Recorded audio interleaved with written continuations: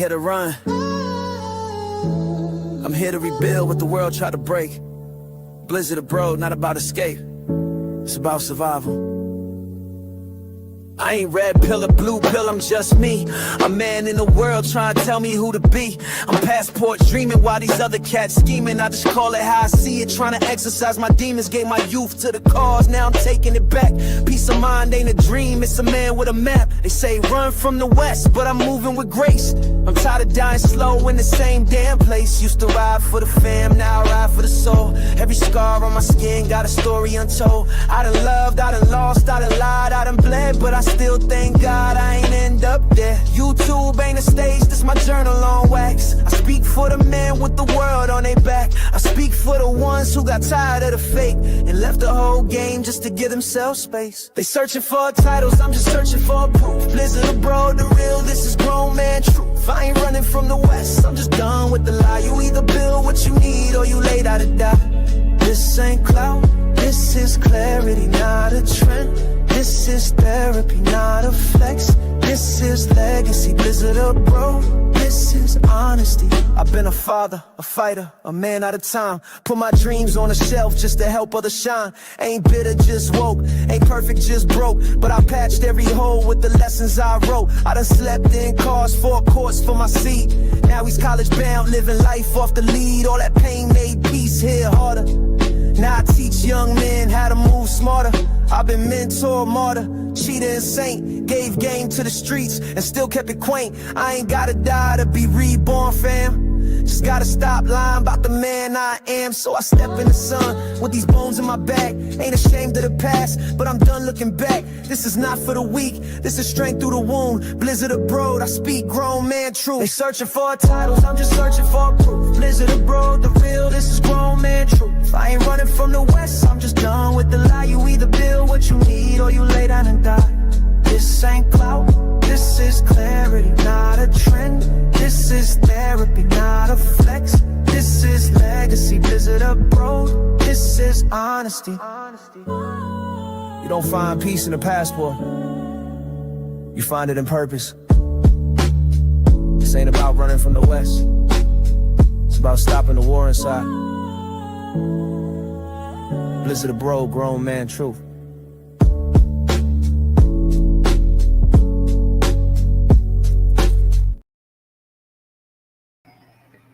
Salute everybody, man. It's good to see y'all, man. Yo, it's good to see y'all in the building tonight, man. I think I got a good one lined up tonight. But first off, man, let me just say what up to everybody. I appreciate y'all. You know, already in the building. We got Cisco, man. Cisco, what up, bro? Good to see you in here, man. We got Q in the building. It's good to see you, man. Frank Tate, salute to you and your wife. Kamal, what up, bro? It's good to see you. What time in the building with his first live? Good job, man. Good job, bro.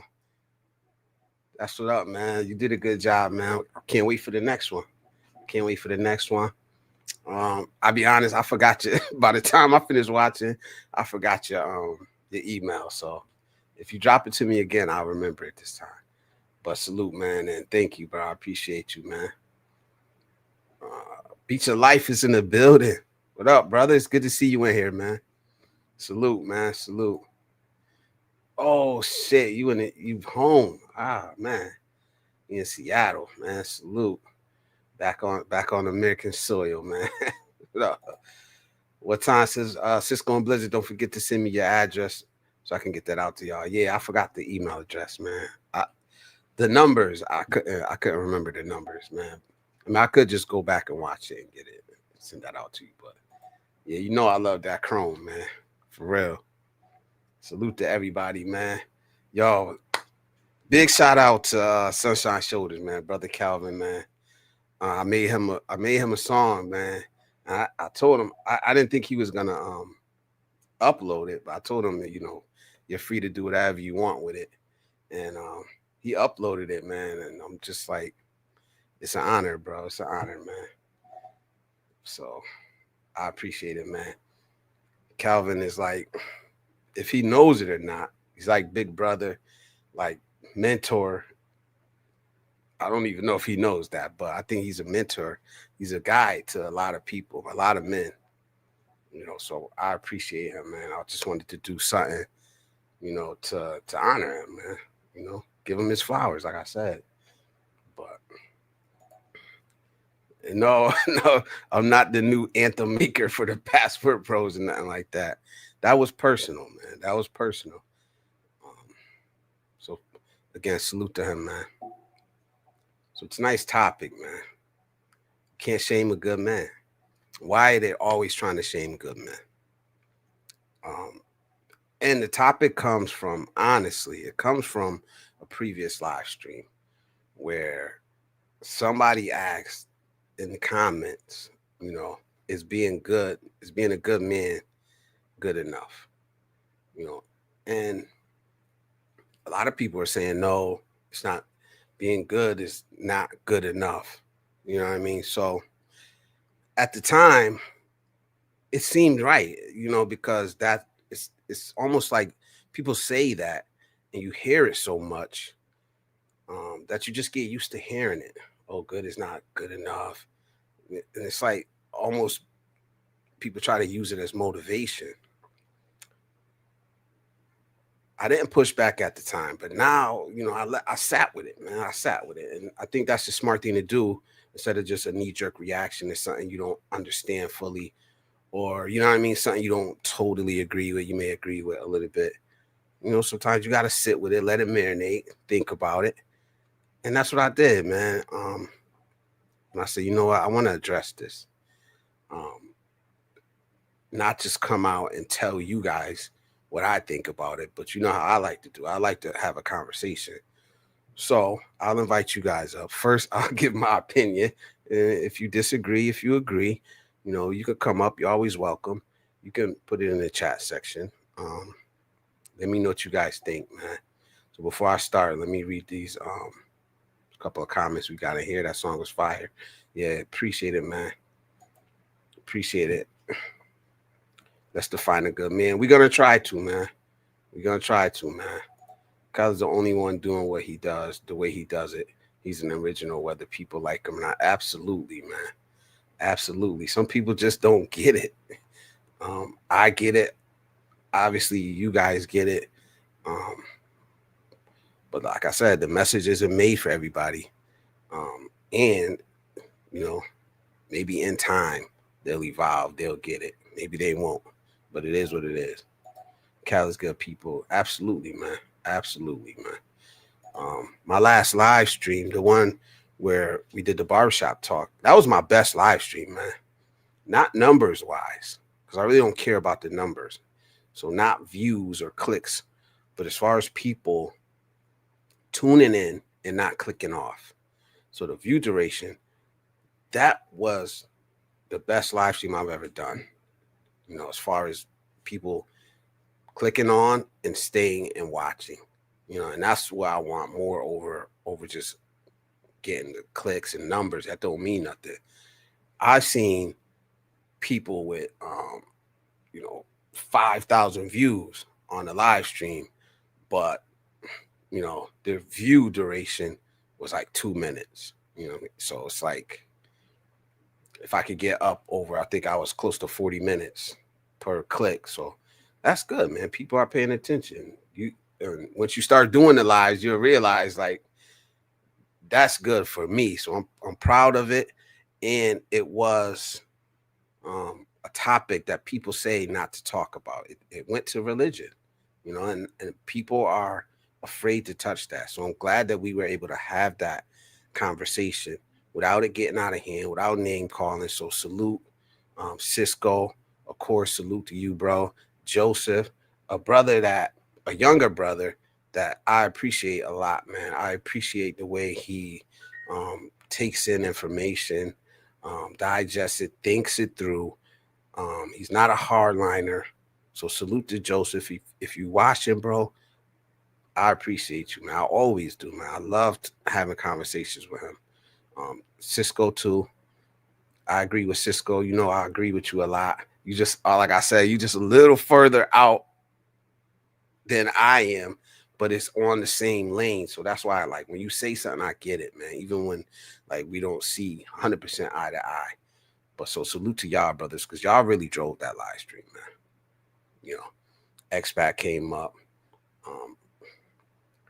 and he was involved. Russ came up. So I appreciate y'all, man, because, like, a lot of times, man, if I don't have something to add, I'm just gonna sit there and listen, and then it is what it is, man.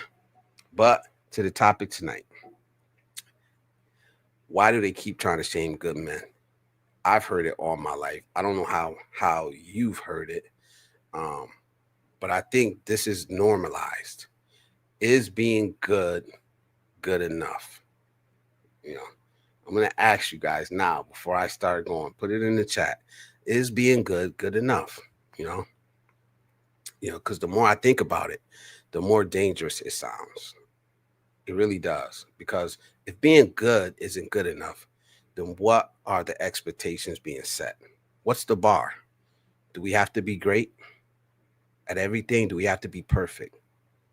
You know, do we have to achieve greatness in everything? Is that where we're going? Is society demanding greatness out of us in every aspect of our life? You know what I mean? Because if so, I think that that's an unreachable bar to set, you know. And the second you slip, you know how it goes. The second you slip, you know, they're going to show you who you are, man. You know what I mean? They're going to discredit you. You're not good enough. You failed. Like, are we setting ourselves up? Brett says, bros before hoes. Cisco says, yeah, bro, I agree. I'm a little further out than a lot of people. No doubt. DC, what up, bro? He says, I love these streams. Blizz usually watch on delay. No problem. And he says, it's all subjective. What time says, a few of the women on my live wants to know you and Cisco. I told them Cisco happily married. Not me. Not me. Bruce, what up, bro? He said, yeah, very happily. Yeah, Cisco. He got the one, bro. He ain't going nowhere, man. You know what I'm saying? So I want to talk about this, man. I definitely want to talk about this because, like I said, we've all heard it, man. And at first, it's like a throwaway line. What does it really mean, even when you say it or when you hear it? Do you really break it down? Or do you just, is it one of those lines where, you know, you just go with it, you just let it go? You know what I mean? Because like I said, I digested it. I thought about it. And I was like, I don't really agree with that, man. Because I think I'm a good man. I don't know. I mean, it's for other people to decide. You know, I'm not out here causing harm to anybody. I'm not doing anything in that way. I think I'm a good man. I think I'm enough. You know what I mean? Because yeah. A good man isn't about money. It isn't about fame. It isn't about perfection. You know, a good man is about, and I think I said this before when I was talking about masculinity, but it's about respect. It's about integrity, like accountability, and consistency. Is that being a good man? Is that enough? Is that enough? And if that's not enough, then what are we demanding? What are we saying that we're expecting out of men? Perfection? You want a machine, right? You talk about AI taking over, but that's what they're expecting out of us. They're expecting robots. If good isn't good enough, if I'm not allowed to fail, you know what I mean? If I gotta fucking hit that bullseye every time, which is impossible, am I not good enough? Because I have flaws? Because I have weaknesses? It's called being human. And if being human isn't good enough, then we're all doomed, right? We're all doomed, man. But that's what I think a good man is. Integrity, respect, accountability, and consistency. What else do you want? Yeah, you can add other shit on. Everybody's gonna ask something different from relationships, but what else do you want? If that's not good enough, then I don't know what any of us are out here doing. Like, look at it like this. You want I take a good, solid person, consistently inconsistent. Nah, because you don't want nobody wants to deal with that person. And that's what I'm saying. Somebody that shows up every day, does their job, they're not flashy, you know what I mean? They're not gonna be the person that anybody praises. You know, they show up, they respect people, they do their job, they do what's expected of them every day consistently. Or the one that's gonna show up and hit fucking threes all day. Like that's how I see it, because I'm a sports person. You know what I mean? I'm a sports person. So I like the hard worker. I don't like the flashy guy that's gonna jack up threes. Even he's gonna miss some threes, you know what I mean? And that's how it is, man. The guy that's gonna give you 12 points, 8 rebounds, 8 assists, you know what I mean? That's gonna do the things, is gonna be in the spot that you expect him to be at. Not the guy that's looking for fame and flash, but you can't depend on him. So what do you want, man?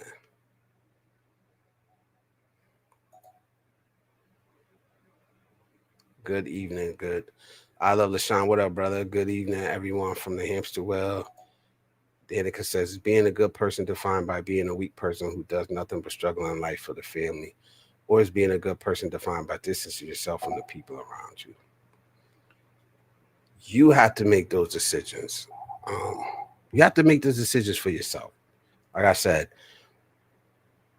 what's right for you and your family? What's right? What's the right thing to do? Maybe by not just distancing yourself for no reason because you don't want to be bothered, but maybe by following your path in life, making yourself successful. Maybe that is what's going to put you in a position to help your family more. You know what I mean? Like, maybe that's the sacrifice you have to make. Not just, oh, I don't want to be bothered with this responsibility. You know, I don't want nothing to do with them. They're too much. But maybe it's like, all right, I got to sacrifice for this moment. And by sacrificing, I could put myself in a better position to help others. I don't know if that answers your question. It doesn't make you weak because you struggle. We all have our struggles in life. We all have different struggles that we're dealing with. Some mental, some financial, some physical. He said, off the cuff adventures with Jamie. Salute, brother. How you doing, man? It's good to see you in here. He says, yes, make an effort. I love the song. Jalay's gotta be ripped, bro. Always on that hamster wheel, man. Danica says, standing alone and struggling alone to prove to them that you can live without expecting anything but your own efforts. See, but I want to stand alone just to prove to somebody else. Like, that's pride. That's pride. Standing alone, struggling just to prove to somebody that you don't need them, especially when it's your family. You know what I mean? Especially when it's your family.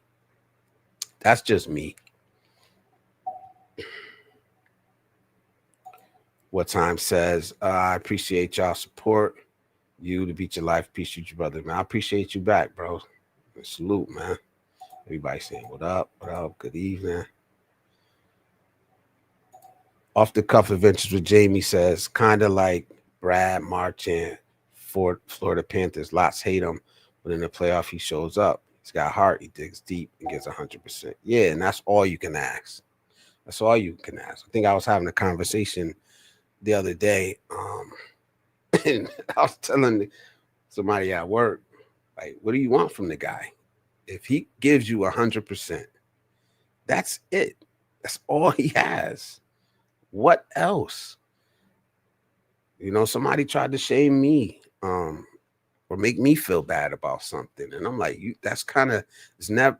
I'm not gonna say it's never gonna happen, but I know myself. I know my worth. I know the effort that I put in. I know how willingly and how much I'm willing to give others.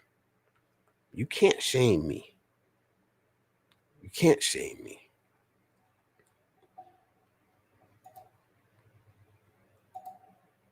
Can't make me feel bad when I know if I've given 100%, that's all I have to give. That's it. There's no such thing as 105% in real life. There's no such thing as 110%. 100% is all you have to give. DC says Brad Marchand is a dog. Integrity, absolutely. Integrity. It's big. You know, why does society and why do we keep trying to shame good men? You know, you can't sell good to good doesn't sell. Good doesn't sell. Just like positivity doesn't sell in this world that we live in, man. You know, it's not click worthy. Good men, it's are hard to manipulate. You can't guilt a good man who knows himself. You can't. I know, like, not to use me as some example that stands above. If I know what I'm doing, and I know I'm doing everything that I have to do, that I need to do, and I'm giving 100%, you're not gonna shame me. You're not gonna exploit that the ability to shame me to get more out of me, because I know I've already given. You know, good doesn't sell. Scandal sells, right? um, Good men build stability. They build healthy homes, healthy communities, man. Right? What y'all talking about, man? Appreciate you. Thank you. Yeah. Just, yeah, I got a high maintenance Asawa. You gotta hit that wheel again. Just kidding. Yeah, so when we start setting perfection as a standard, we start calling good weak. Like, when did we start this? When did this start? Right? When did being a good man equal being a weak man, or equal not being good enough? Because I'm happy being a good man. I'm happy with that. It's not a bad thing. Being a good person is not a bad thing, man. So salute. And I think that was Russ that brought that up. I don't even remember what live stream it was, but I remember seeing that. And I remember the way I felt, man. It's like, do you think society benefits from making men feel inadequate?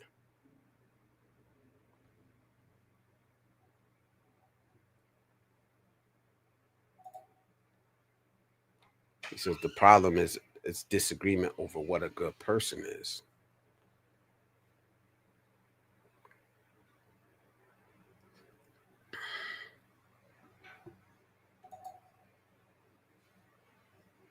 It can't be perfection, though. And I think that's what's happening. Or is it you're not good for me, or I can't benefit off of what you're doing, so you're not good because it's not enough? Is it that?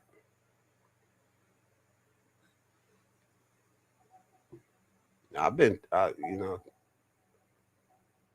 don't know how else to define a good man. other than what I already mentioned. You know, she would be if she wasn't working. Salute. It can be that. Some of the worst people believe they are good. Yeah, I mean, I can't tell them what to believe about themselves. I know what I think about them. Like I know a lot of good men. They're not celebrated. You know, they're not good everyday men. It's like I always say, everyday men. They're not celebrated. You know, and I see a lot of people that aren't good be celebrated. You know, or celebrate what's trending and what's hot. That's what's celebrated. We don't celebrate everyday good people, man. You know, because we don't think that they're good enough. Kamal says, well put, Blizz. As a man of optimism, it took most of my 40 years to comprehend that positivity is the core of civilized society. Therefore, as a norm, good news is no news. Yeah, it's crazy, but I think we got to get away from that because we see where we're going. We see the road that we're going down. You know, oh, he's a good man. Nothing to see here. It's like, yo, good men hold society up. Good, regular, everyday men are the men who hold society together. You know, women too. Good, everyday, regular fucking people, man. That's the backbone of society, man. That's the backbone of society. They're not celebrated enough. They're told they're not good enough. They're not doing enough. They're not. It's so backwards, man. He says, yeah, sometimes you can't be good enough for them no matter what. Yeah. That's what buzzed me the most. Like the Shawshank Warning. I saw Shawshank Redemption, but it was so long ago. But being good is good enough, man. Like I said, being a good everyday man, I mean, that's what builds our communities. That's what builds our communities. That's what builds our families. That's the backbone of society. That ripples out, you know. A good man typically radiates that energy out, even if he doesn't know it, even if he's not celebrated. You know what I mean? When you know somebody's going to show up every day, you appreciate them. You appreciate it so much that you don't celebrate it because it becomes expected. You know, it becomes expected of that person. They show up, they do their job, they do what they got to do. Like, come on. Have you ever been taken for granted? There's nothing wrong with being taken for granted. You know, if you're not being taken advantage of.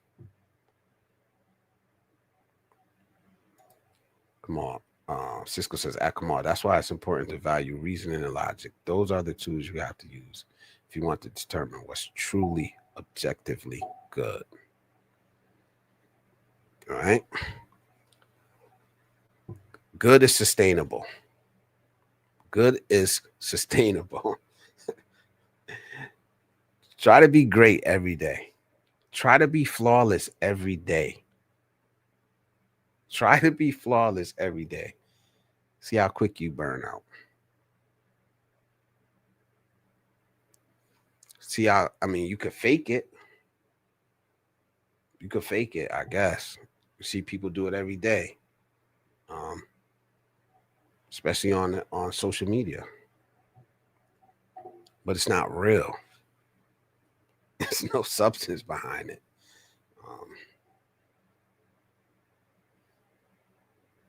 Exactly. We're only human.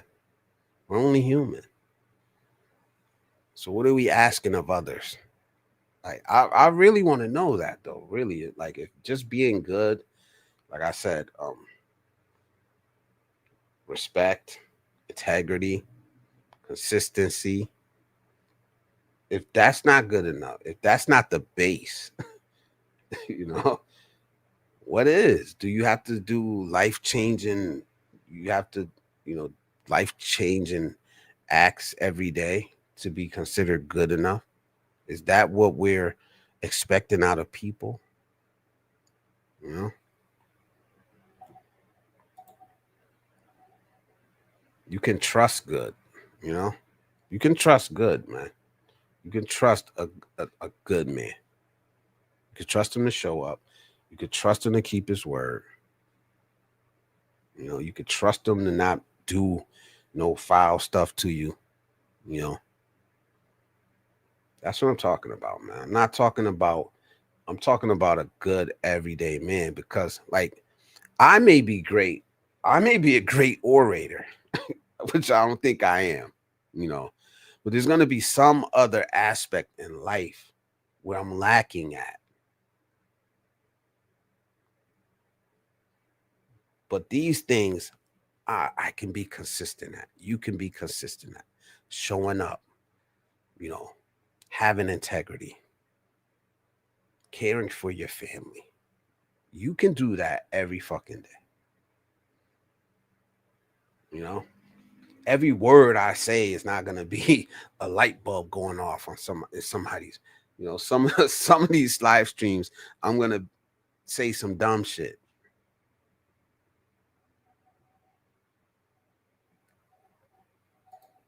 Same as me. I'm never mean unless I'm playing Clash of Clans. I'm not perfect, man. I've failed so many times. I've done I've done some dumb shit in my life.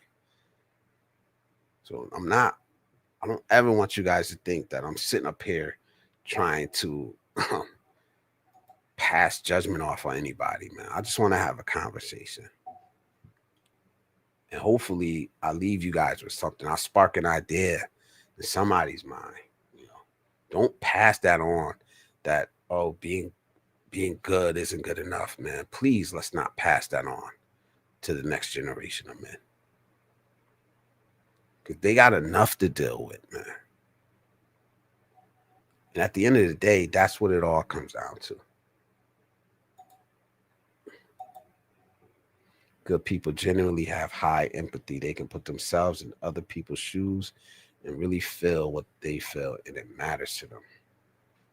But can I be a good man without empathy?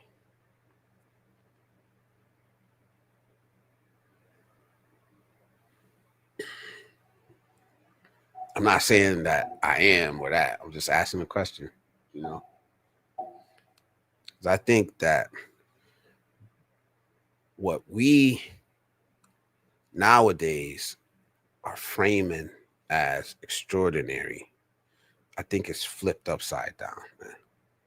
I think ordinary men do extraordinary things. It's not the other way around, man. It's not these one-offs that we're celebrating now. It's a consistency, man.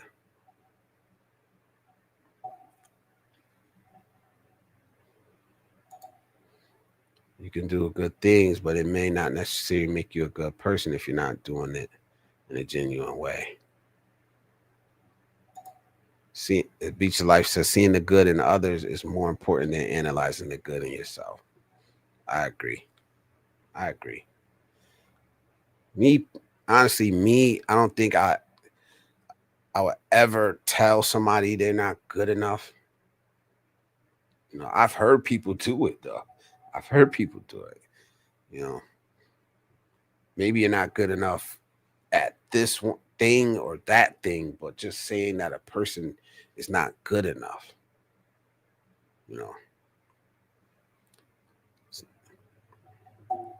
Or if you don't do this one thing right, if you don't have this one characteristics, then you're not a good person.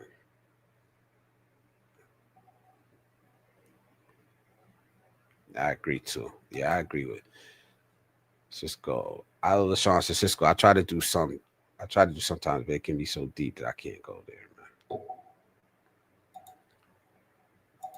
I think we all should have empathy for others because I have it for people. I do. But I think there was a time in my life where I didn't. I did. As I got older, I started to see the world differently, man. I started to see myself differently. You know,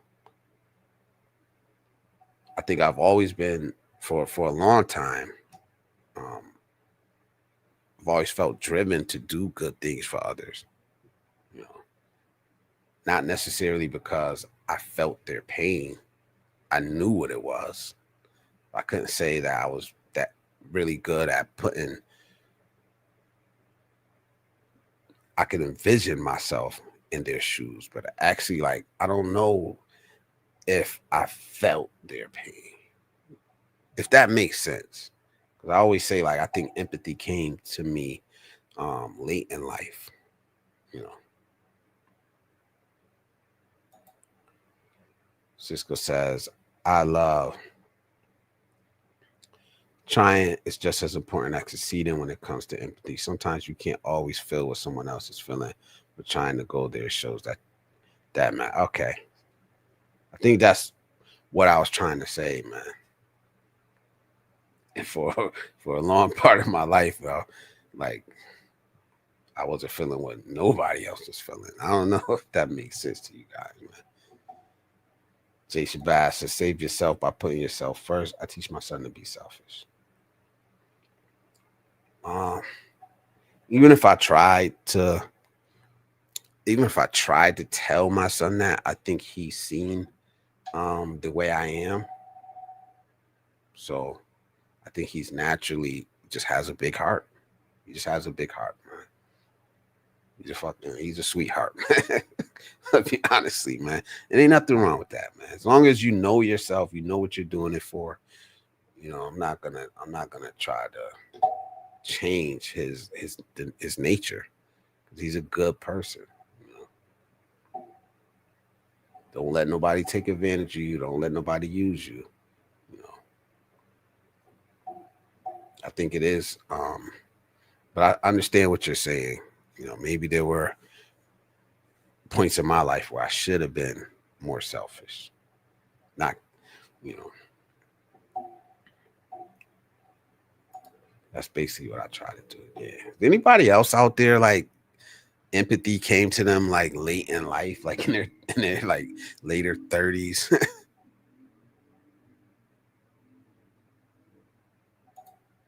Putting yourself first doesn't make you selfish unless putting yourself first hurts other people unnecessarily. Yeah, I agree.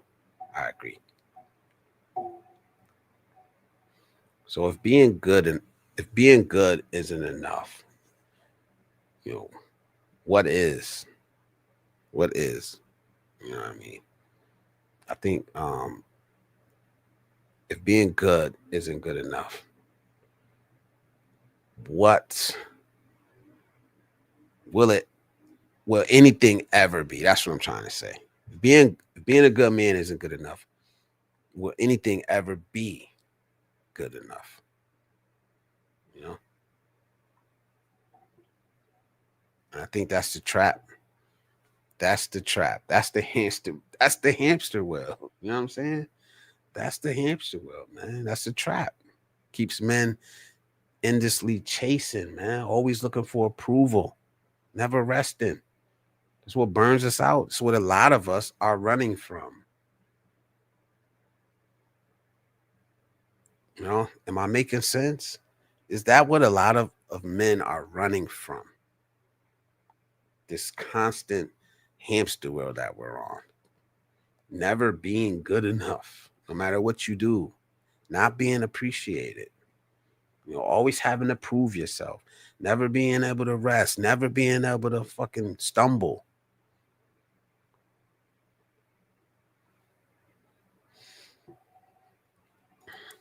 Jay Shabazz says, facts. DC says, empathy came to me in my late 20s due to experience, to be honest. Maybe like 25-ish. Yeah. You have to love yourself first. What time says you have to love yourself first before you can really show love to someone else. That's right. That's right. So are we caught in this hamster wheel, in this trap? You know what I mean? Not all of us are, because I think there are men out here that,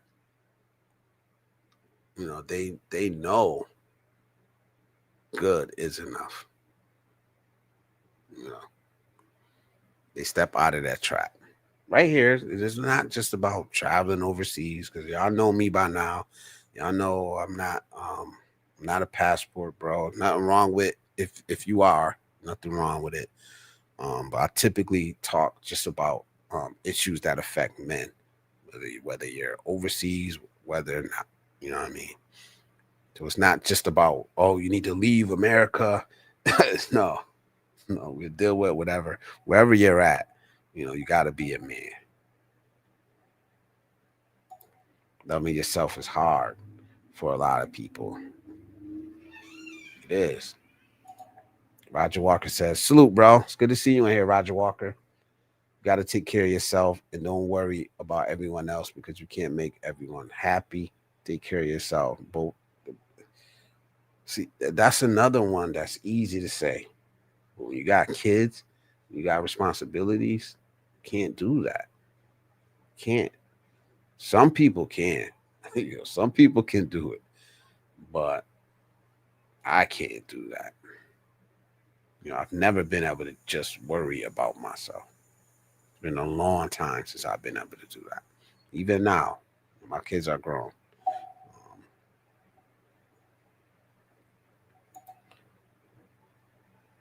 I love, LaShawn says, I guess I look forward to weekends and vacations, but I'm really looking forward to that permanent vacation, man. Yeah, you deserve it too, man. Permanent vacation from work. You deserve it, bro. What Time says, what up, Roger? And the ultimate problem is feeling as if there's nowhere to run. Yes. Yes. And I say it all the time. That's why you're never going to hear me with the doom and gloom, you know, or if you don't escape, then you're doomed because some men can't run. You know what I mean? So I make certain videos. Maybe I need to start rehashing some of those topics, man. You know what I mean? Stop preaching doom and gloom, you know, to downtrodden men, you know, because some of them can't run. Some of them can't escape. Some of them have responsibilities. Some of them feel trapped. You know what I mean? Some of them are on the edge. And that may be the push.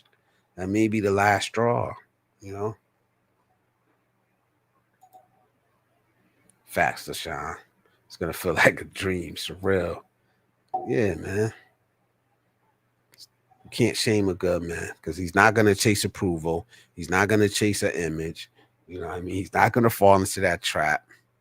You know, he's not. I'm going to ask y'all a question. Do you feel pressured to be perfect?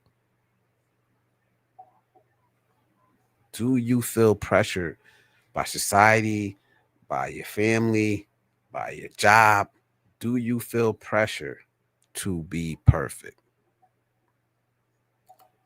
Ala LaShawn says, oh yeah, just a few more years and the dream becomes reality, man. Man, I got a while to go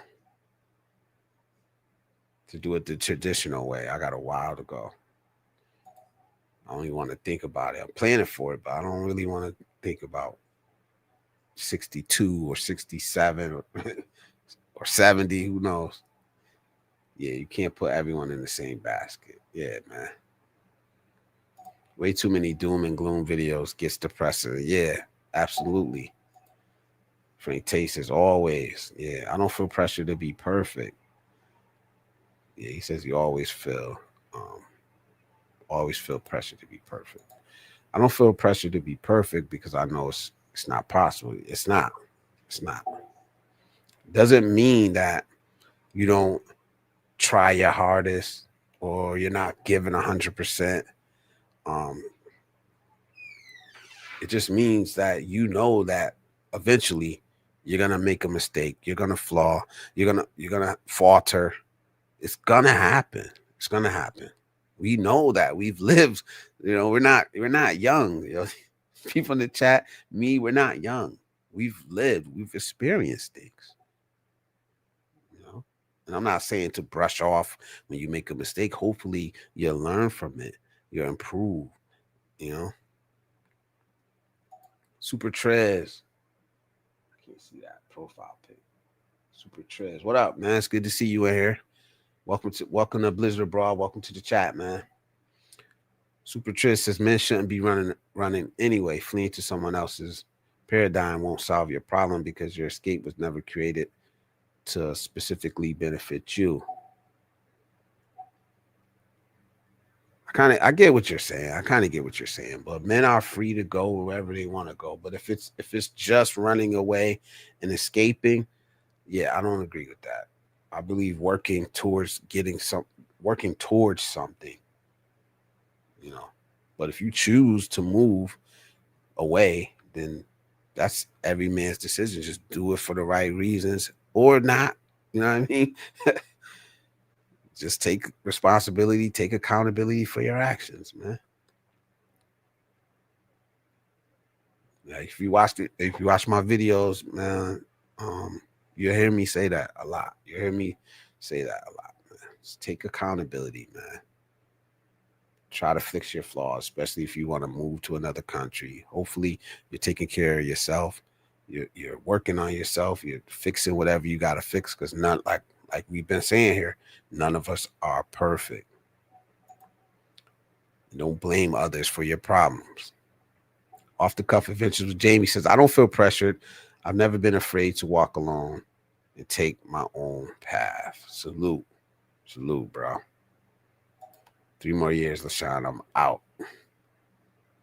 Yeah, salute to what time, man. Check his channel out, man. Check this brother's channel out, man. He did the live stream for the first time, man. It was good, man. It was really good. You know.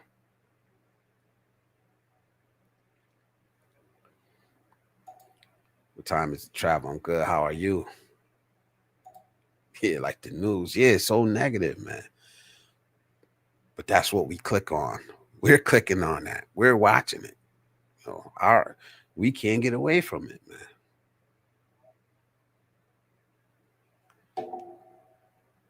My name means perfect, yet I never felt pressured.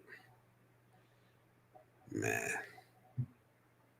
I don't know if I've ever felt pressured to be perfect, but I've always felt for a long time that, you know, more was expected of me than I could possibly achieve.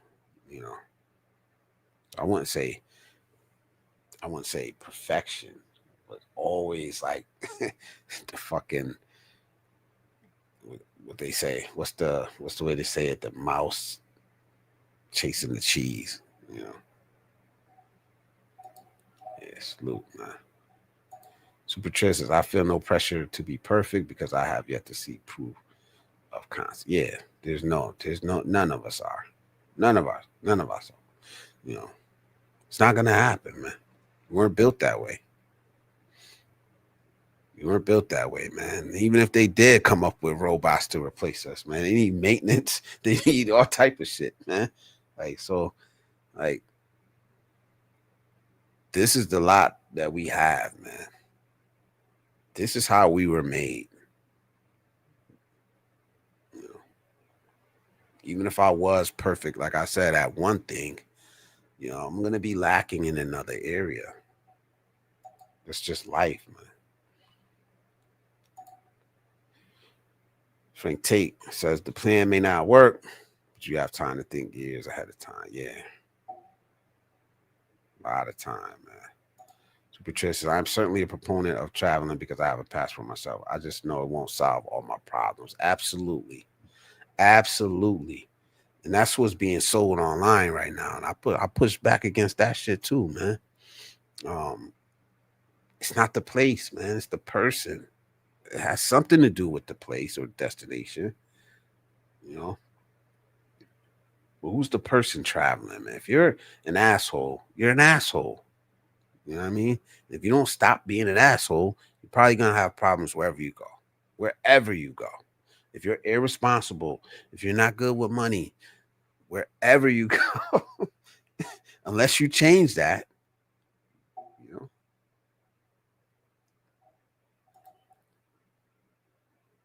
Oh shit, Calvin going live? Like I be checking. It's not like I'm trying to go up against him. I be checking his to see if he has anything scheduled. I didn't see anything scheduled, man. So salute to him. Salute to him, man. Cisco says, honest self-reflection is the key to loving yourself. When you take accountability for your mistakes and recognize that your mistakes don't define you, it frees you to move forward without regret. Yes, absolutely. Wise words, man. Wise words. But like I said before, a lot of us are scared to look in that mirror, man. We will break that mirror rather than look at it. And then we'll blame everybody else. You see a lot of it. Look around, man. Look around. Going live. Damn, man. I didn't know he was going live, man. Real. I was talking to Icy earlier. I said, Icy, I watched for a while before I started doing lives and all that stuff. I just watched. I used to have a channel where like I had my coach. I used to just do a lot of like playlists and stuff for the kids I coached. I uploaded 2 videos, not even to get views or nothing, of my kids playing sports. And that's what I used to watch from. So I watched Calvin for a long time. And I was talking to Icy. I said, you know, if you watch me, you'll see. Like I wasn't just chatting. I was actually like watching to learn. So a lot of what Icy does, I took from it. A lot of Calvin, I took from it, man. Like I watched them and how they operate. You know, so salute to Calvin, man. I'm never gonna stop bigging up Calvin, man. Like I said, bro, I don't care, man. Icy either. Learned so much from them.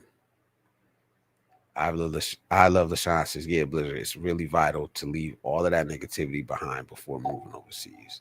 Yeah, absolutely, man. Kamal says 90% of the news I watch is international. Facts. Or the LaShawn lover chasing the LaShawn. Salute. Yeah, the passport isn't always the answer to the problem. But I'm telling you, if you look around, you're going to see a lot of people saying that. Hey, just come here. You'll be fine. You'll be fine. Just come over here. So much better. The West is this, the what, you know, America's this and that. And, you know, so salute, man. Cisco says that's true. A lot of these dudes are the same person overseas that they were back home. They think the consequence for their behavior are less overseas. And you don't have to be perfect overseas either. Basically, you got to be a good person. Be a good person, man. Be smart. You know, obviously learn some customs, learn what not to do, what to do. But if you're respectable, you know, if you carry yourself with integrity, you know, if you're just a decent, good person, I think you'll be fine. You don't put yourself in, you know, crazy situations. You'll be fine. I met you at Calvin's meetup in the not me, not me. I wish I was there. I wish I was there. Nah, probably somebody. If that was for me, probably somebody that looked like me. I don't know, but I didn't attend one of the meet and greets yet. I see a blue dot on Calvin's line, so my computer says that he's not live now. Calvin's a natural live streams, but my favorite lives were when he teamed up with John. Yeah. He says Calvin at 9:30.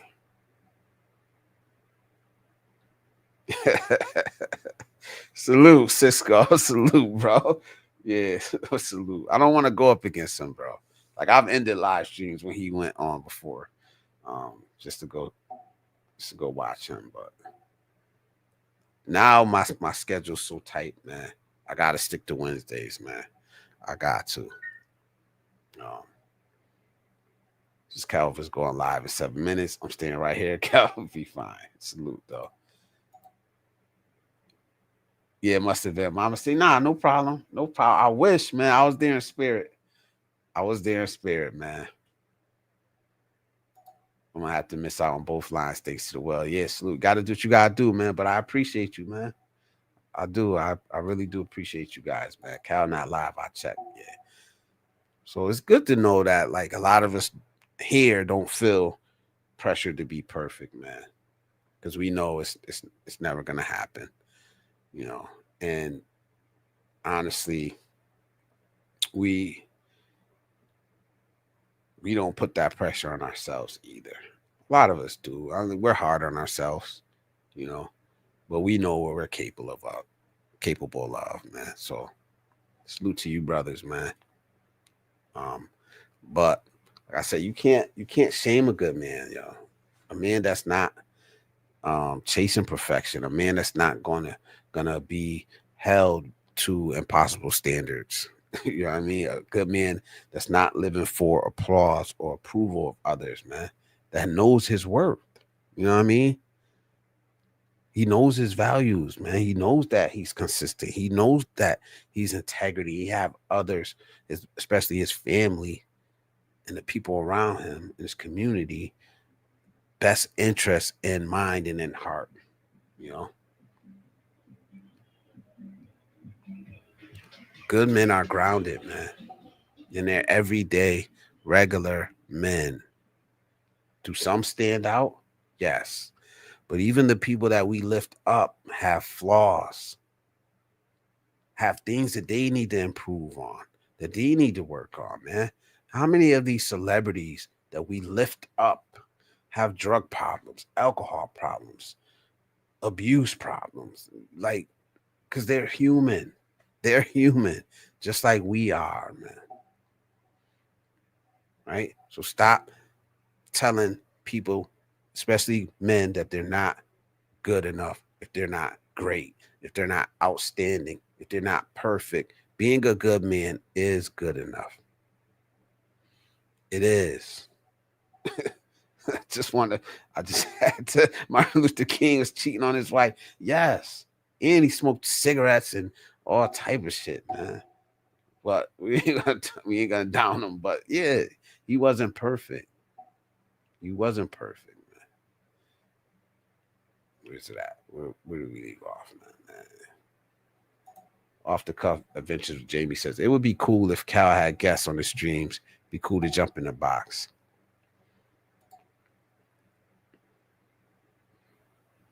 Yeah, I bet he brought me on early. It was cool doing one with him. It was a while ago. Doing a live with him. It was really cool, man. I know Cal would support you, taking a few of his viewers. Once in a while, he supports you, Blizz, man. Yeah, he's the man, bro. Just go, you all right? Yeah.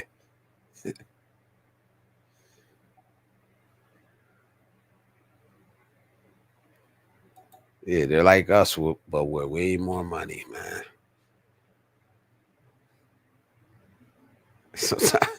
Sometimes Cal asks some wild questions. Yeah, man. I got them in the supermarket, Blizz. Girlfriend is working, gonna cook dinner for them this evening.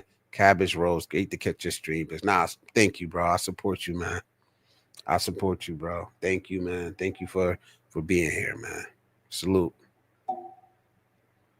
Salute, man. Yeah, a lot of my subscribers are from Calvin, man. Shouting me out. You know, beat your life, shouting me out real early in my, my YouTube journey. I think I had 13 subscribers. Beat your life, shouting me out at Calvin's stream. You know what I mean? Like that's important, man. That's like I said, that stays with you, man. You don't forget that, man. You don't forget that. I swear, if I could go back and look, I don't know if it'll show me how many subscribers I had at that time. But I think the first time Beat Your Life shouted me out, I think I had like 13 subscribers, man. You know what I mean? And here we are, man. I haven't made it. I don't think I made it yet. But I enjoy this, man. I miss it. That week that I'm on call, I think it'll slow down eventually. It's gonna slow down eventually. So I'll be able to do some during the week when it's not crazy like it is now.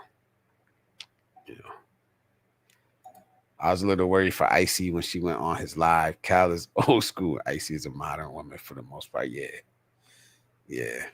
I think I wasn't really worried.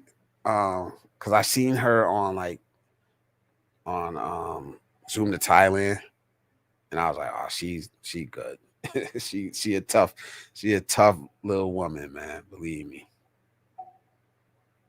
She could hold her own. So after the first time seeing her on Zoom to Thailand, I was like, yeah, she good, bro. They were saying all type of shit in the comment section, man. For real. Shout out to Zoom to Thailand, man. Shout out to Jay Shar. Shout out to everybody, man. But I'm gonna open this up, man. I'm gonna open this up, but y'all know how it go. We have a topic, but man, this is y'all show. This is y'all live stream. So we talk about whatever y'all want to talk about.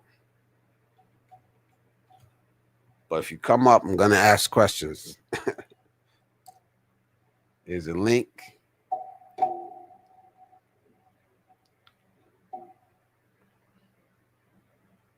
I think I updated that link. If you guys try to hit that link and it doesn't work, let me know. I think that is the updated one. Yeah, I did that.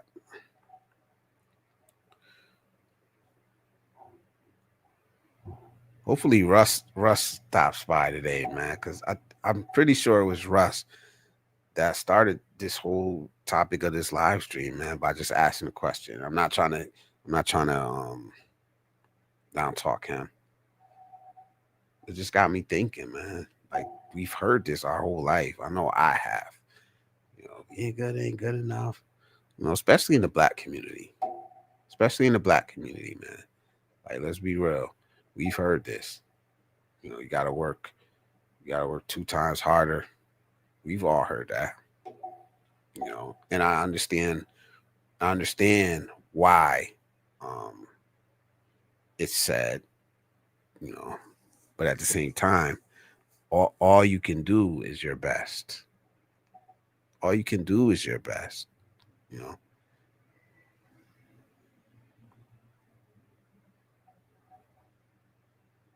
Kind of get a little annoyed when the girls try to hide what they really feel on his lives. Yeah, I knew she could handle it. I just didn't want to see her have to cut a brother. Yeah, that's funny. Funny, bro. Yeah, man.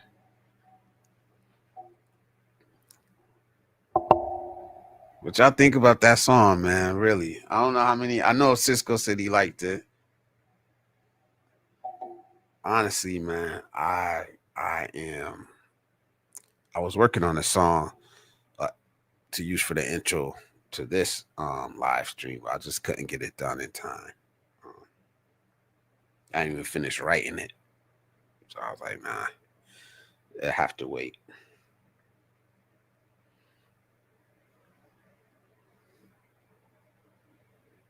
Miss Wishy's in the building. Salute. How you doing? How are you? What song? Yeah, you gotta go check it out. I don't know if you're subscribed to Sunshine Shoulders. I wrote him a song. I did it. I wrote it. I put it in AI. Actually, I did the beat too this time. So even the beat, I did the beat. And it's on her. It's on his channel.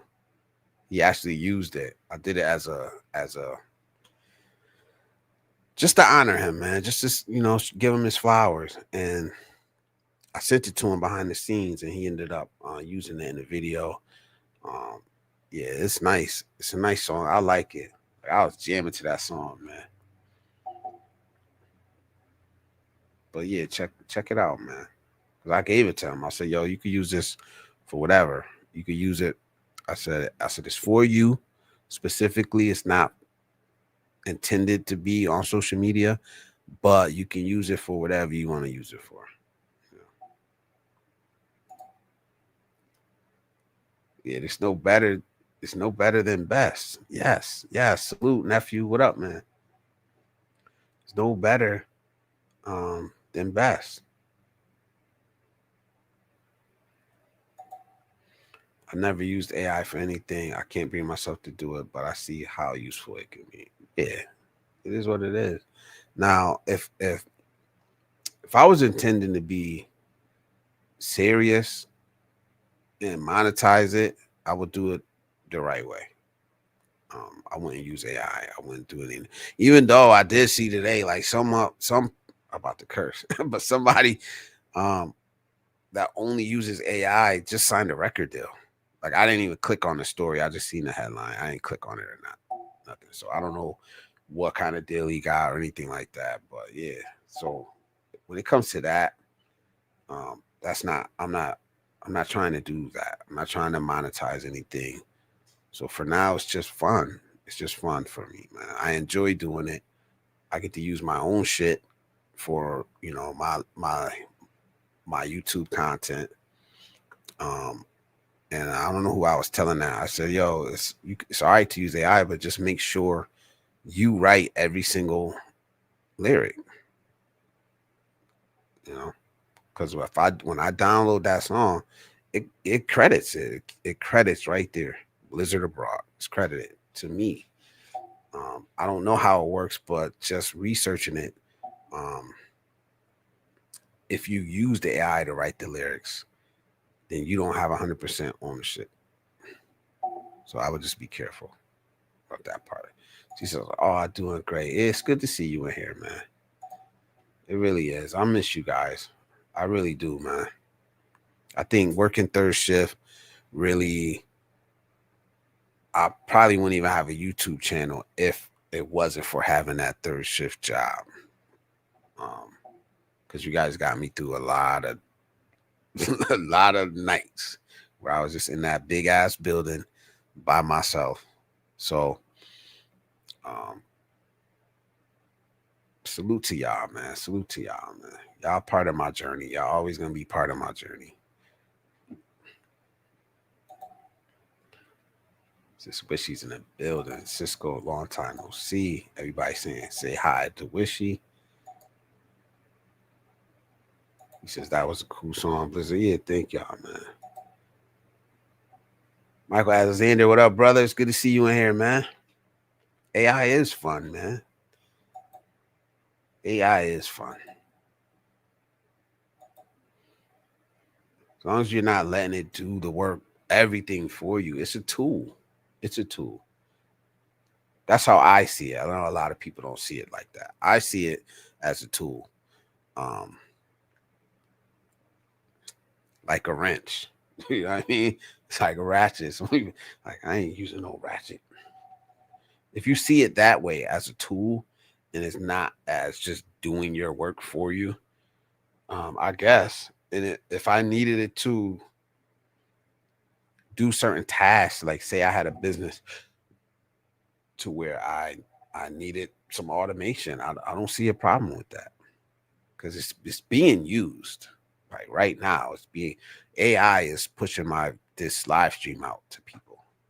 You know, that's AI, whether you like it or not. Um, AI is every time you get on Google search engine, um, that's AI. AI is being used in some way or form. You know.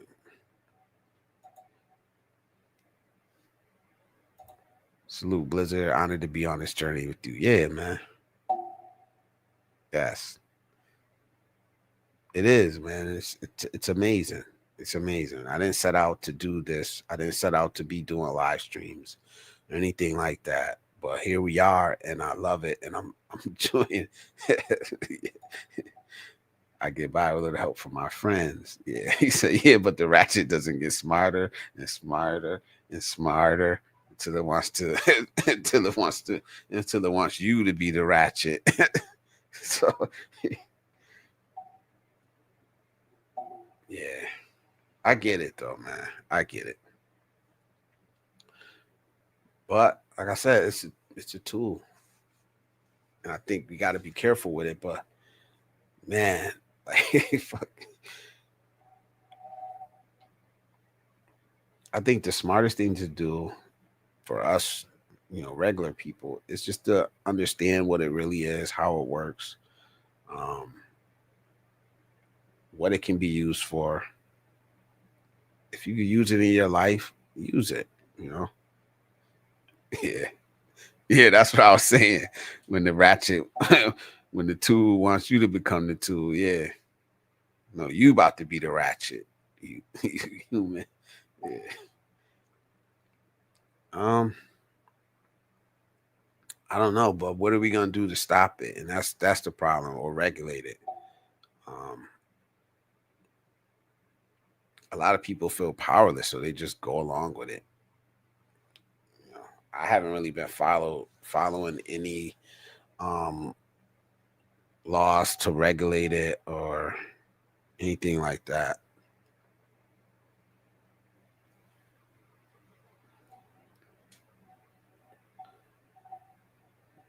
But I don't think it's not. And the thing about it is that AI is not new. It's not new.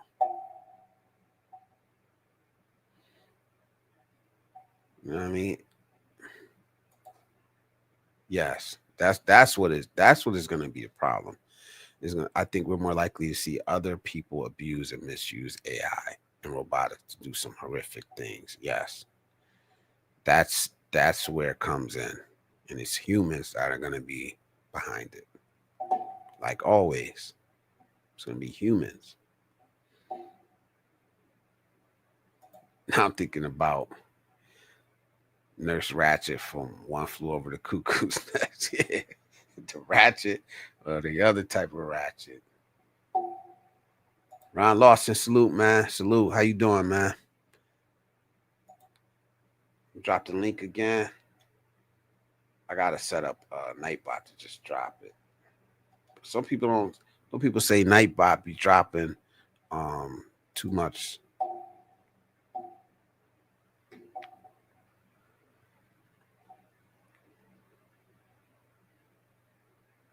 That's one of the fucking greatest movies of all time. Every character was perfect. I don't know, man. I know I seen it. I don't be remembering movies, man. For some reason, man, I have to watch like a movie a couple times. But I know people that could watch a movie one time and tell you everything that happened in it.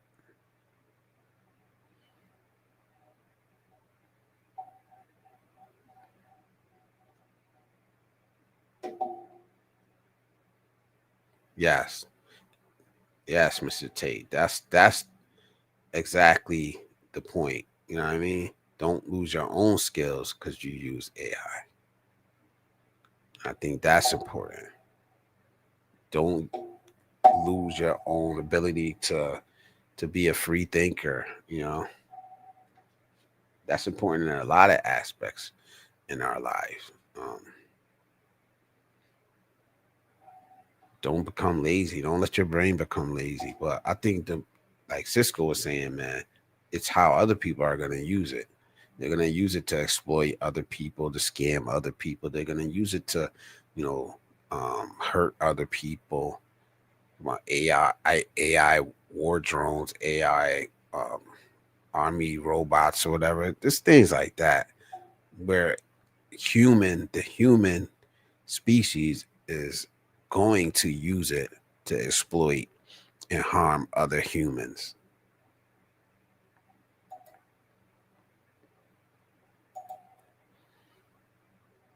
Classic Jack Nicholas. Yeah, that's what we do as humans, man.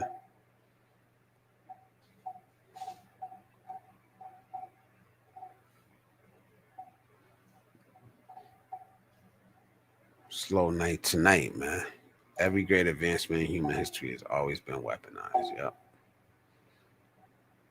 Yep. Always.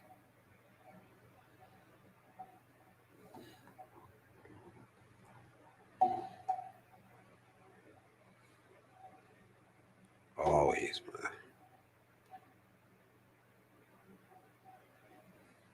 Cisco, when you going live again, man?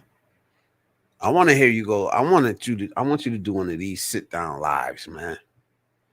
because you're very intelligent brother. Got a lot of knowledge and wisdom to share, man.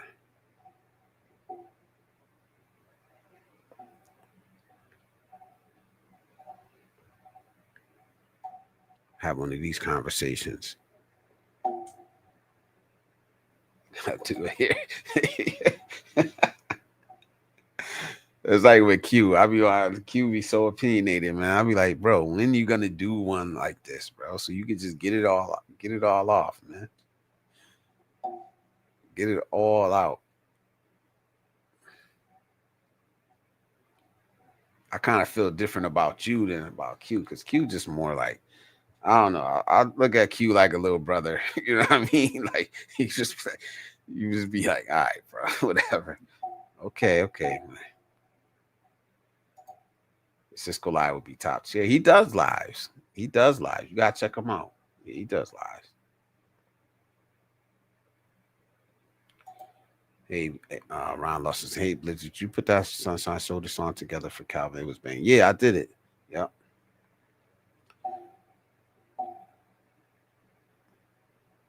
It took me. I started making that song when I did the Salute to the Real Ones live stream where I was giving good men their flowers. I was talking about.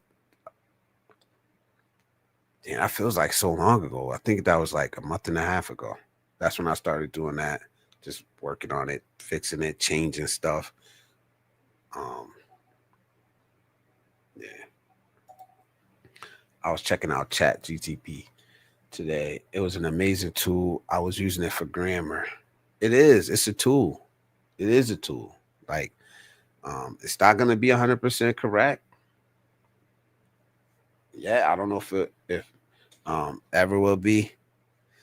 Were those your vocals? I didn't know what, nephew. I'm gonna use ChatGPT for grammar lessons. Yeah, and to learn different lessons. Do you want to learn a different language? It will do lessons for you.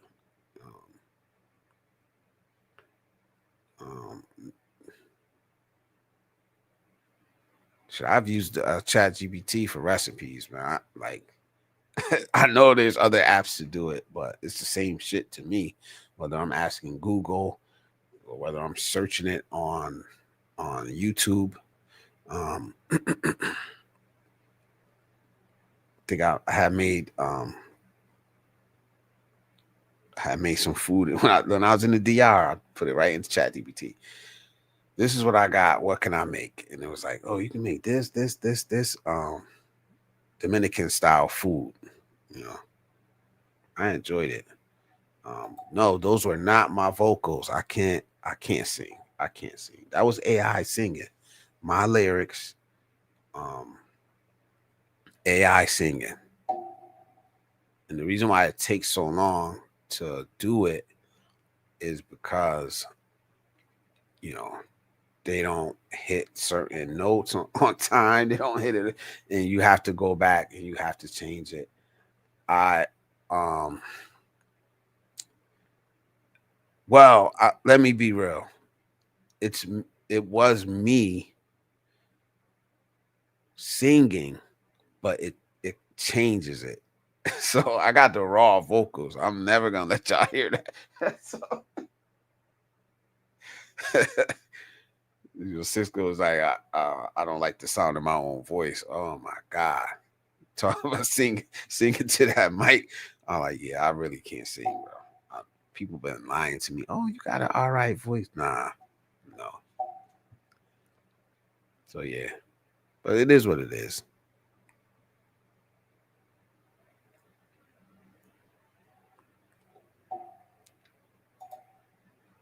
He says, my channel will stay lighthearted. Most of my subscribers are in the Philippines, and it's a positive channel. Yeah. Yeah. Salute. Cal must be live now. Ray, nephew says, ChatGPT is great. I make my daughter bedtime stories every night, and I give the plot of the story and how I want everything to happen. and it fills in all the descriptors. Yeah, salute. It is what it is, man. Imagination is what separates humans from all other living creatures. When we outsource imaginations, we lose the thing that makes us human. I agree. And I think that the problem is that certain people are going to do that, and there's certain people aren't.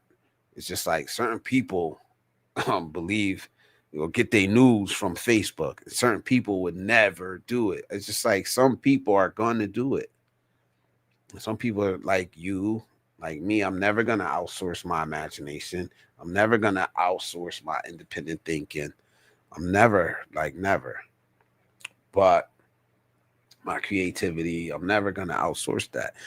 Some people are, no matter what it is, you know.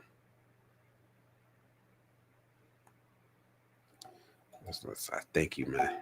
Thank you. Ryan, man, what up, bro? Please type mine so Nightbot can drop your link. Yeah. Salute, Ryan, man. Thank you for reminding me because I'll be forgetting that.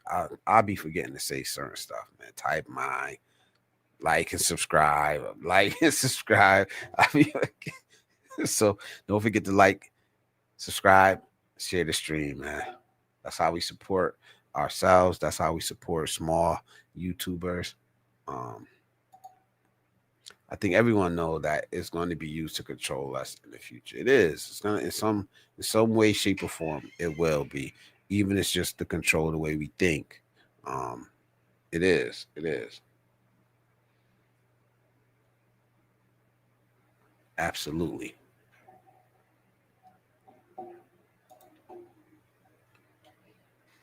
I keep typing. I'm gonna drop this link. You have to outsource. When you have to outsource, it just to compete or live in a society of the future, it's game over. The younger generation will lose the ability to be creative. Some of them will. But I think I think this is on a whole nother level when we're talking about AI. But I think the same thing was with video games or music. This is on a whole, I'm not saying that it's the same, but this is on a whole nother level. Social media in general, AI is a whole other level, though. It really is, man. But it's coming. It is definitely coming. You know, it's here. Shit. What I mean, it's coming. It's here. You know. Ray says, I think two things will happen at some point. We'll get that real virtual reality game like in Ready Player One, where the world is shit and everybody lives in this virtual online world. I don't want that, man. I think we have enough technology now. It should stop now. They'll stop when it becomes unprofitable. And it's not. It's not.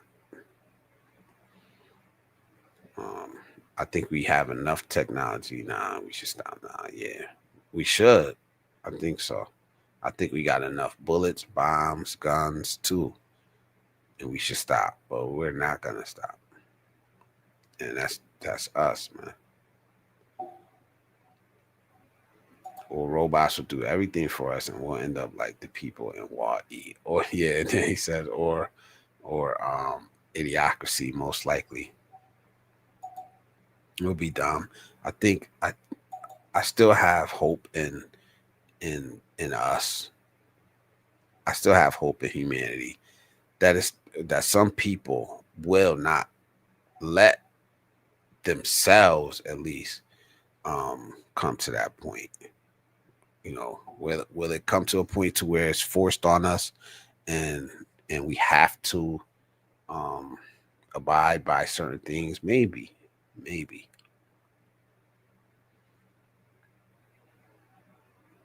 But then, I mean, I don't know. Maybe it'll be under the guise of modernizing the world because there will be a lot of people who won't have access to these devices, and I don't know, I don't know, it's getting deep, but it is interesting, man. It's interesting.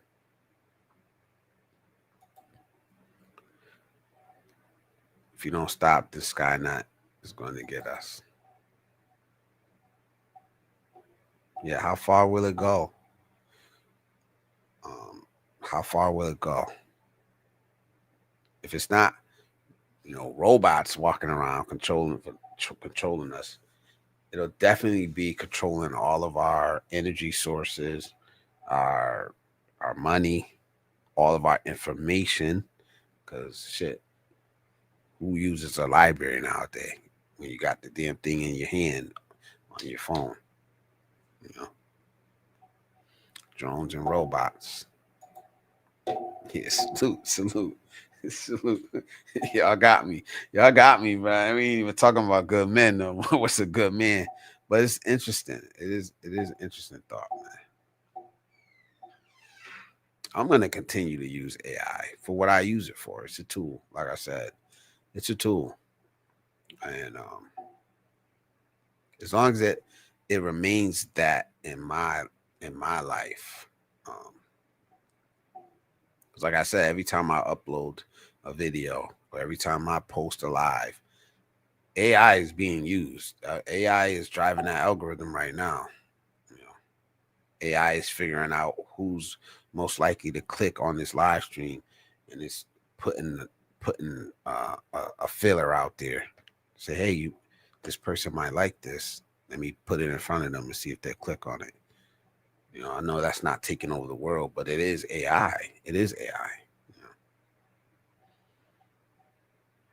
there'll be no jobs left for humans. Should still be shit to shovel.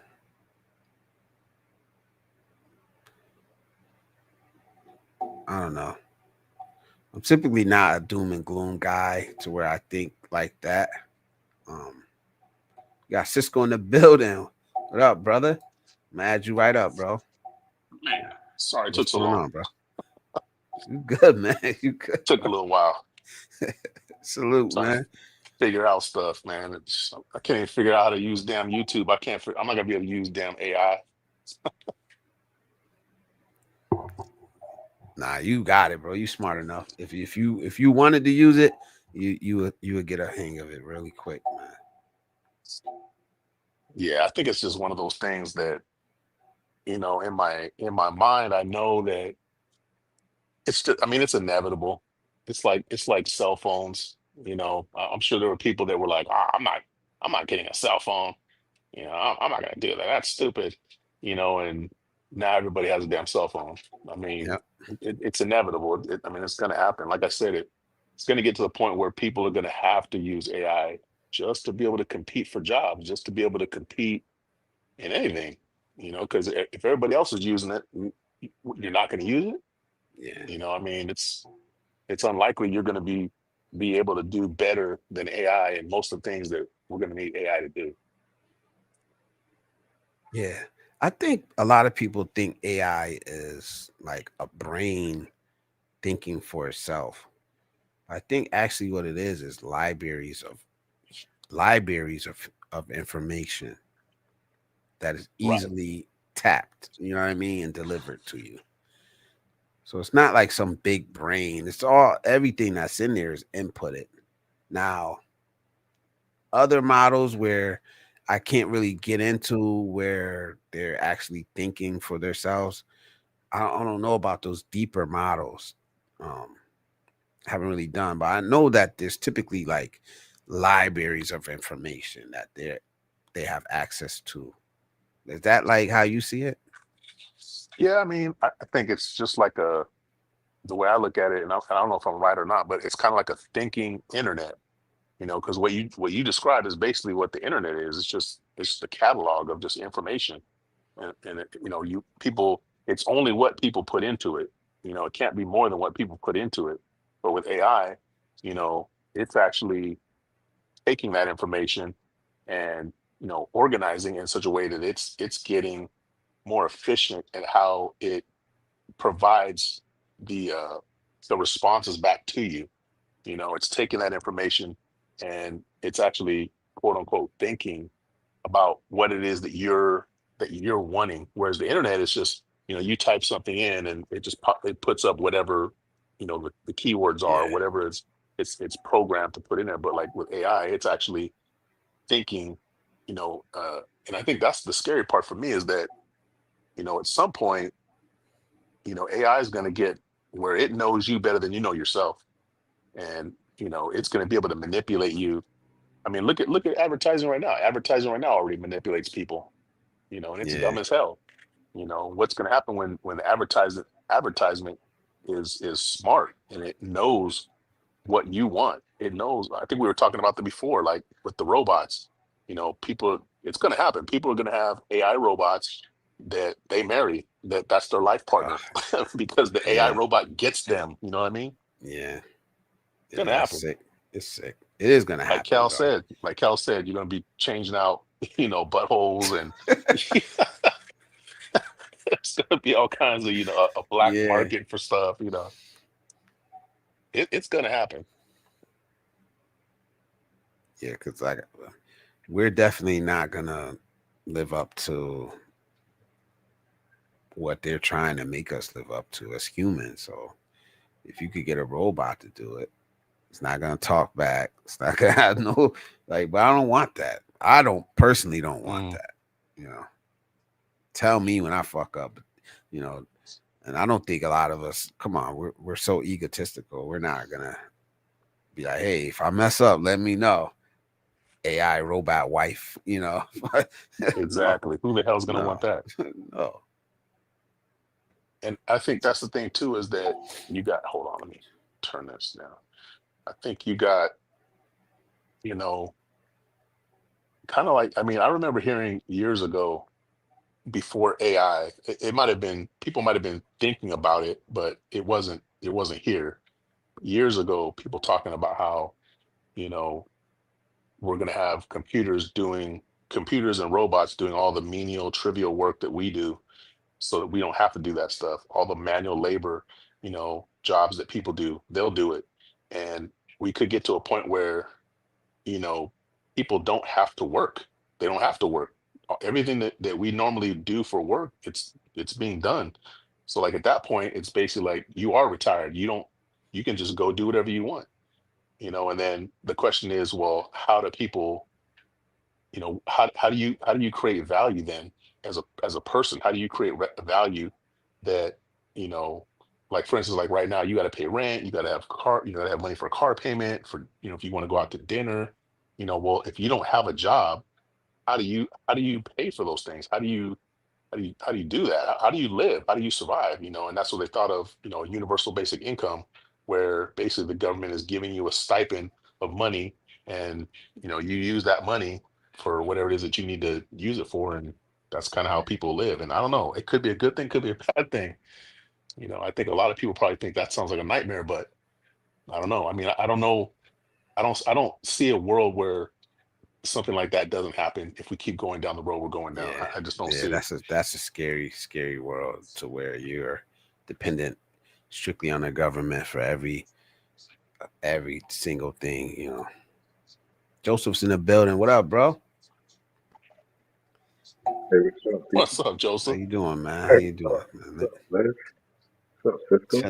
Chilling, man. I was just wondering where Good. you were at. Oh Oh, man, you good know, to just see you. Good to have you preparing up for a here, little man. vacation. Oh shit, where you going, man? New York, man. Oh yeah. Okay. I'm talking no vacation, but I'm whatever, thinking, bro. yeah, I'm thinking you said vacation. I'm like, oh shit, you about to go back to Brazil. Let's go.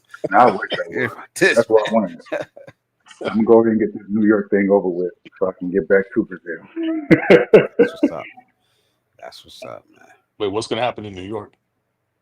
I don't know. Now I know you're not a spiritual man, but all I know is that I got to go there. And I'm not excited about it, but I'm gonna make the best of it. And I got a whole itinerary, got 20, 30 different places. I got a friend down there.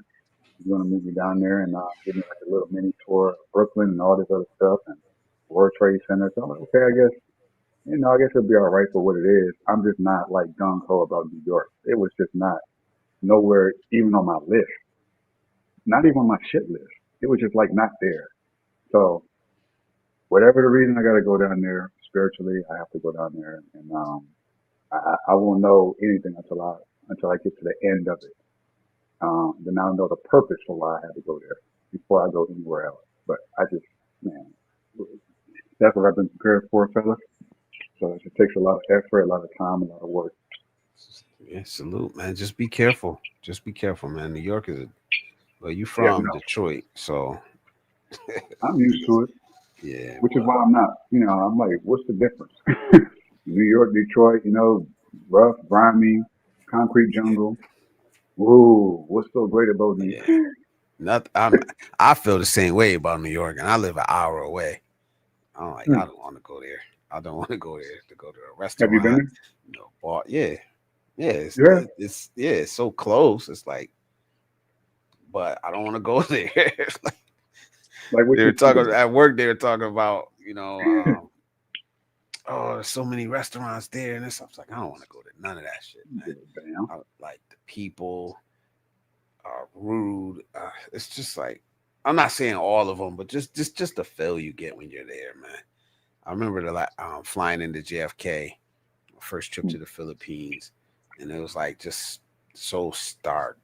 Like I Hmm. get off the plane, and the fucking one of the bag handlers is about to fight with like it's crazy, bro.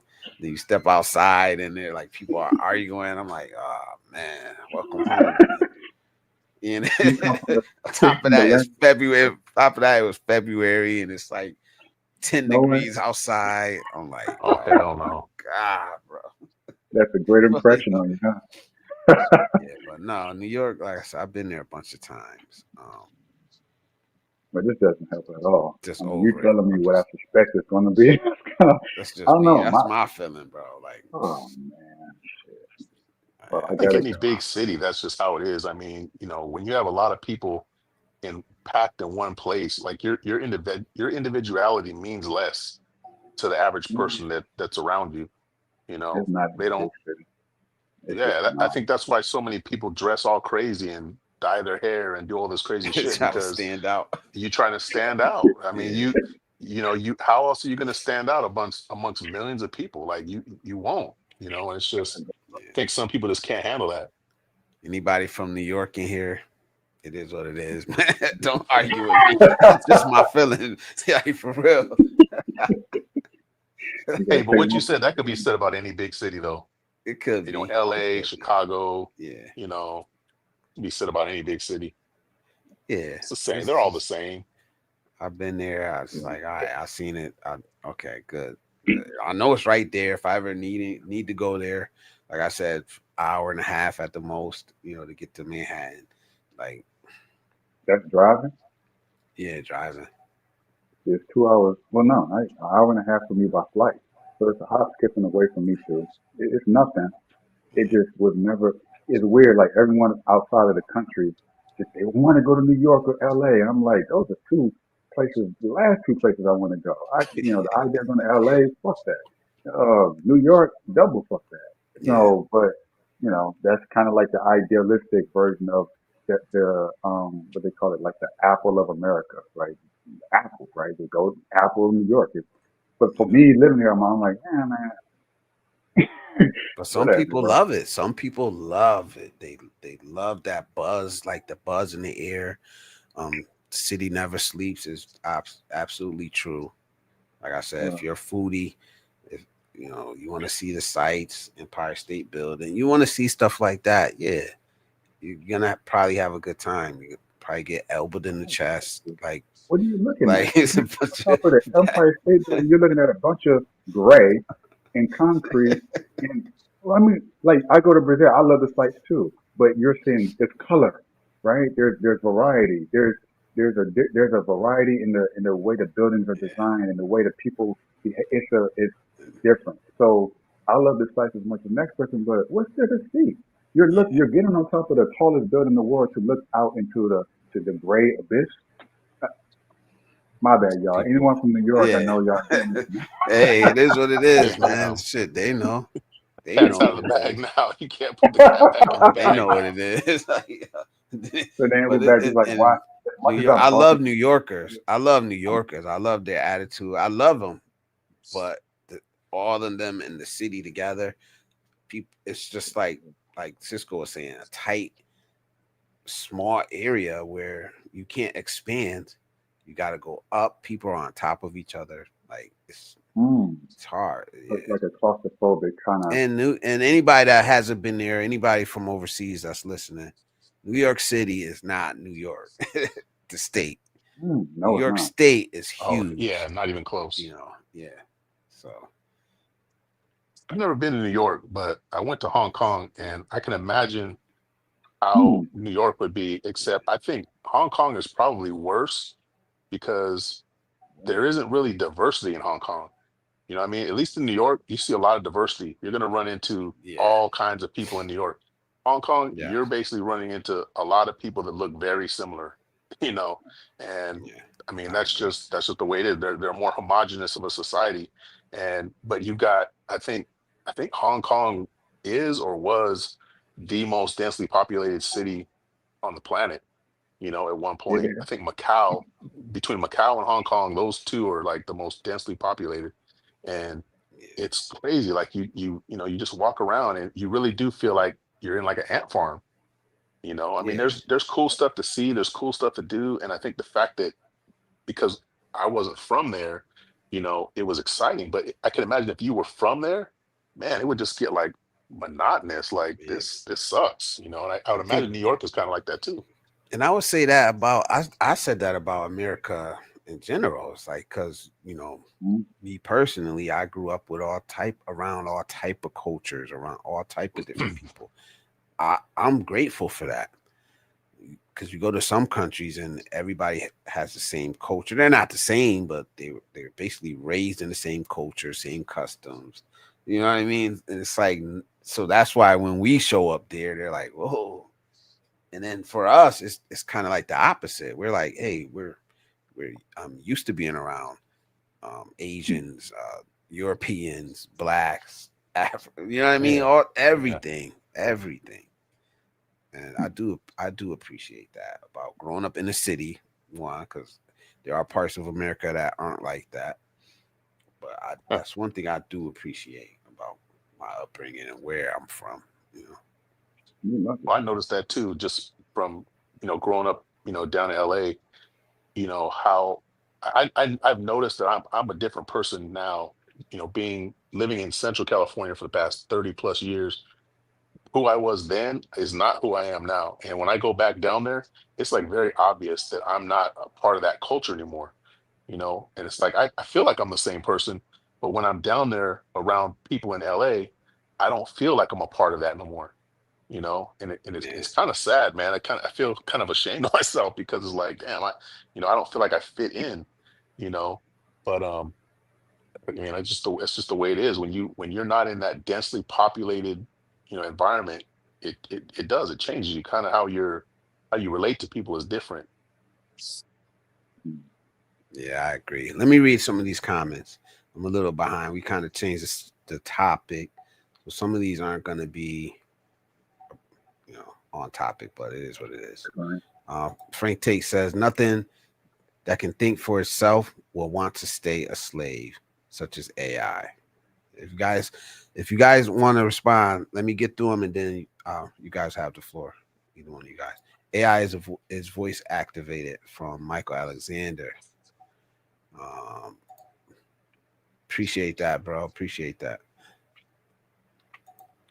Frank, he says, I leverage every day. Andale, andale, mama. AI, AI. Funny, bro. Yo, salute. Is this? Oh, it wasn't even that many comments, y'all. Yeah, we still live, Ron Lawson, man. Salute. We still live. Um, Ask us anything, man. Ask us anything you want in the chat. Whoa, Hassan whoa, says whoa, it whoa. was. Don't mean we gotta answer it. It don't mean we're gonna answer it, but you can ask. So salute. Yeah, ask anything you want. NYC, NYC equals taxes and fines for everything. Tickets for speeding in school zones when school is out. Also, 25 miles per hour is the default. Yeah. And I heard about some congestion pricing they're doing, which everybody was pissed off about. Um, NYC is not New York. Yeah, it's a whole different world. It is. You go upstate New York, and like farm country, it's crazy. Hassan, I think there's fines for everything because when you get a lot of people together, they don't know how to act, especially in the summer when it's hot. Yeah. Mm-hmm. Ray says, I lived in upstate New York, a city called Elmira, not a big place, but it's got a few cool history facts. Birthplace of Tommy Hilfiger. Mark Twain is buried there with his wife and kids. Elmira, New York. If you guys want to respond to anything, go ahead. You guys are, the floor is open. And then Joseph, I know you just getting up here. If you got any thoughts on the topic tonight, why they always trying to shame good men, basically is being a good man enough. Go ahead. If not, I'll keep going. Um, I don't know. I see. I don't have that issue in terms of being. I mean, at least I've been called a good man. I'm always wary about saying I'm a good man. I'm a good. I mean, I don't think. Maybe I am. Maybe I'm not. I'll let other people be the judge of that. I think that is a better barometer of if a man is good or not. But if you had to call yourself a good man, to me, that's a red flag because you may not be as good as you think you are. If Yes. people are not treating you as such, which to come back to my point, um, I feel like I'm being treated as a good man because I actually am, but not because I say I am, or not because I think I am, but because other people, by and large, perceive me to be such. In fact, I'm always the one to say that I have issues too. I have flaws. I have trauma. And I'm not afraid of letting people see that, so they don't have this illusion of me. This because I think people get blinded by the perception of me. I know that actually. They see me and they assume a lot of things.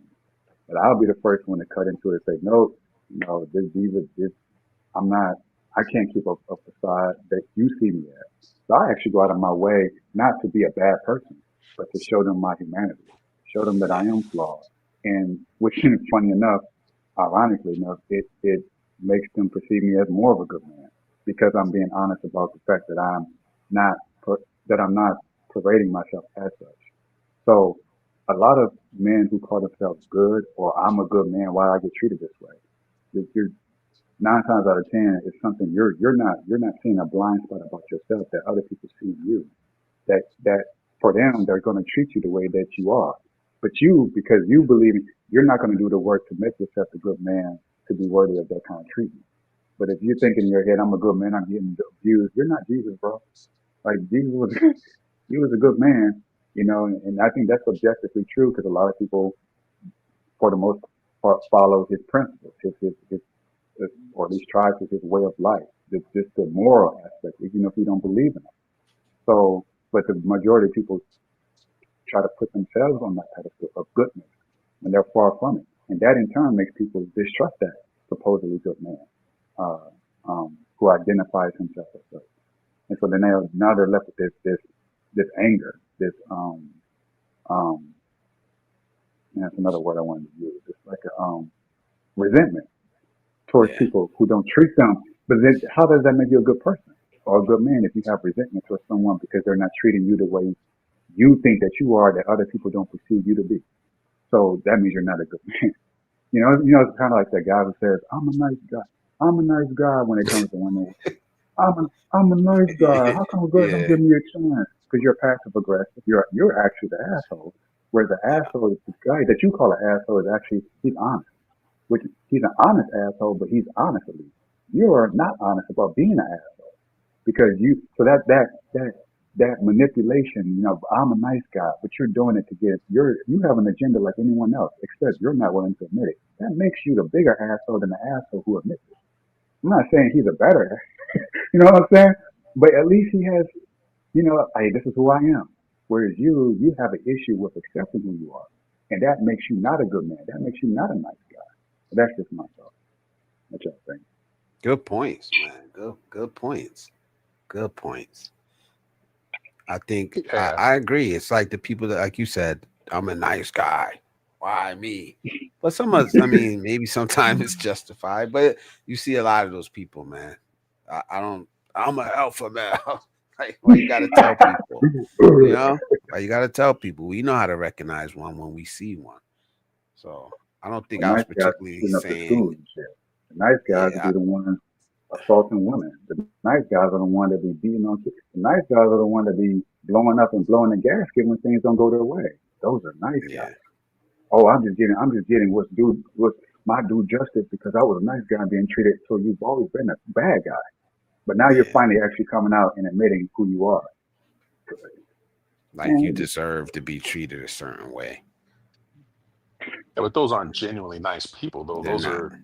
Those are, you know, wolf in sheep's clothing people. Those Yep. aren't like genuinely good people. But I mean, I do feel like, and we've all heard it before, and maybe some of us have experienced it before, where, you think you're being like when it comes to women, you think you're being a quote unquote nice guy, which I think most of us would define as treating women how they want to be treated, how we think they want to be treated. And then you're doing that, and yet some other dude who's just a damn narcissistic POS, he comes along, and then the woman runs to him, and it's like, what the hell? I think that's kind of what Joseph was talking about, where mhm. some people think, I'm a good guy. How come, I'm not getting the results I want? Well, that's the thing, is No. being a good person doesn't necessarily give you the results you want. Exactly. It doesn't. I mean, That's and unfortunately, life isn't set up for nice people, you were Mm. doing that nice act, Mm. expecting well, it's not something in even an act. return. Expecting something in return. You it, know? it's not even, it may not even be an act. I mean, for some people it is, definitely, but like, True. again, those people aren't genuinely good people. I'm talking about the people who are genuinely good people, where it's not an act. They're doing those things because they feel like, I want to treat this person, in a way that's going to make them feel good. But again, like I said, the world is not set up for nice people. It's set up for what it's set up for. And in any individual circumstance, being nice may not be the thing to be, and I mean, that's just the fact of life. I mean, like they say, nice guys finish last. That's true a lot of the times, Yeah. because aggression is what generally will get you further in life than being nice. I mean, that's just a Uh, fact. that. It depends how you define nice. Does nice mean letting people walk over you? Mm. Or No, is that's not nice being just being nice. courteous? You know what I mean? Like just being courteous and kind to people. You know? Yeah, you can be courteous, but then, like I said, if you're dealing with a lot of people who are aggressive, you being nice is going to actually put you further behind. That is true. I Yeah. Damn, mean, that's and you may sleep Certain better at things. night knowing that I was a nice guy, but you're still going to be last, And so sometimes you got to think about that. Is it more important for me to be nice, or is it more important for me to do what I need to do to, get to where I need to get to? And that's where I was saying Yeah. earlier about, being selfish.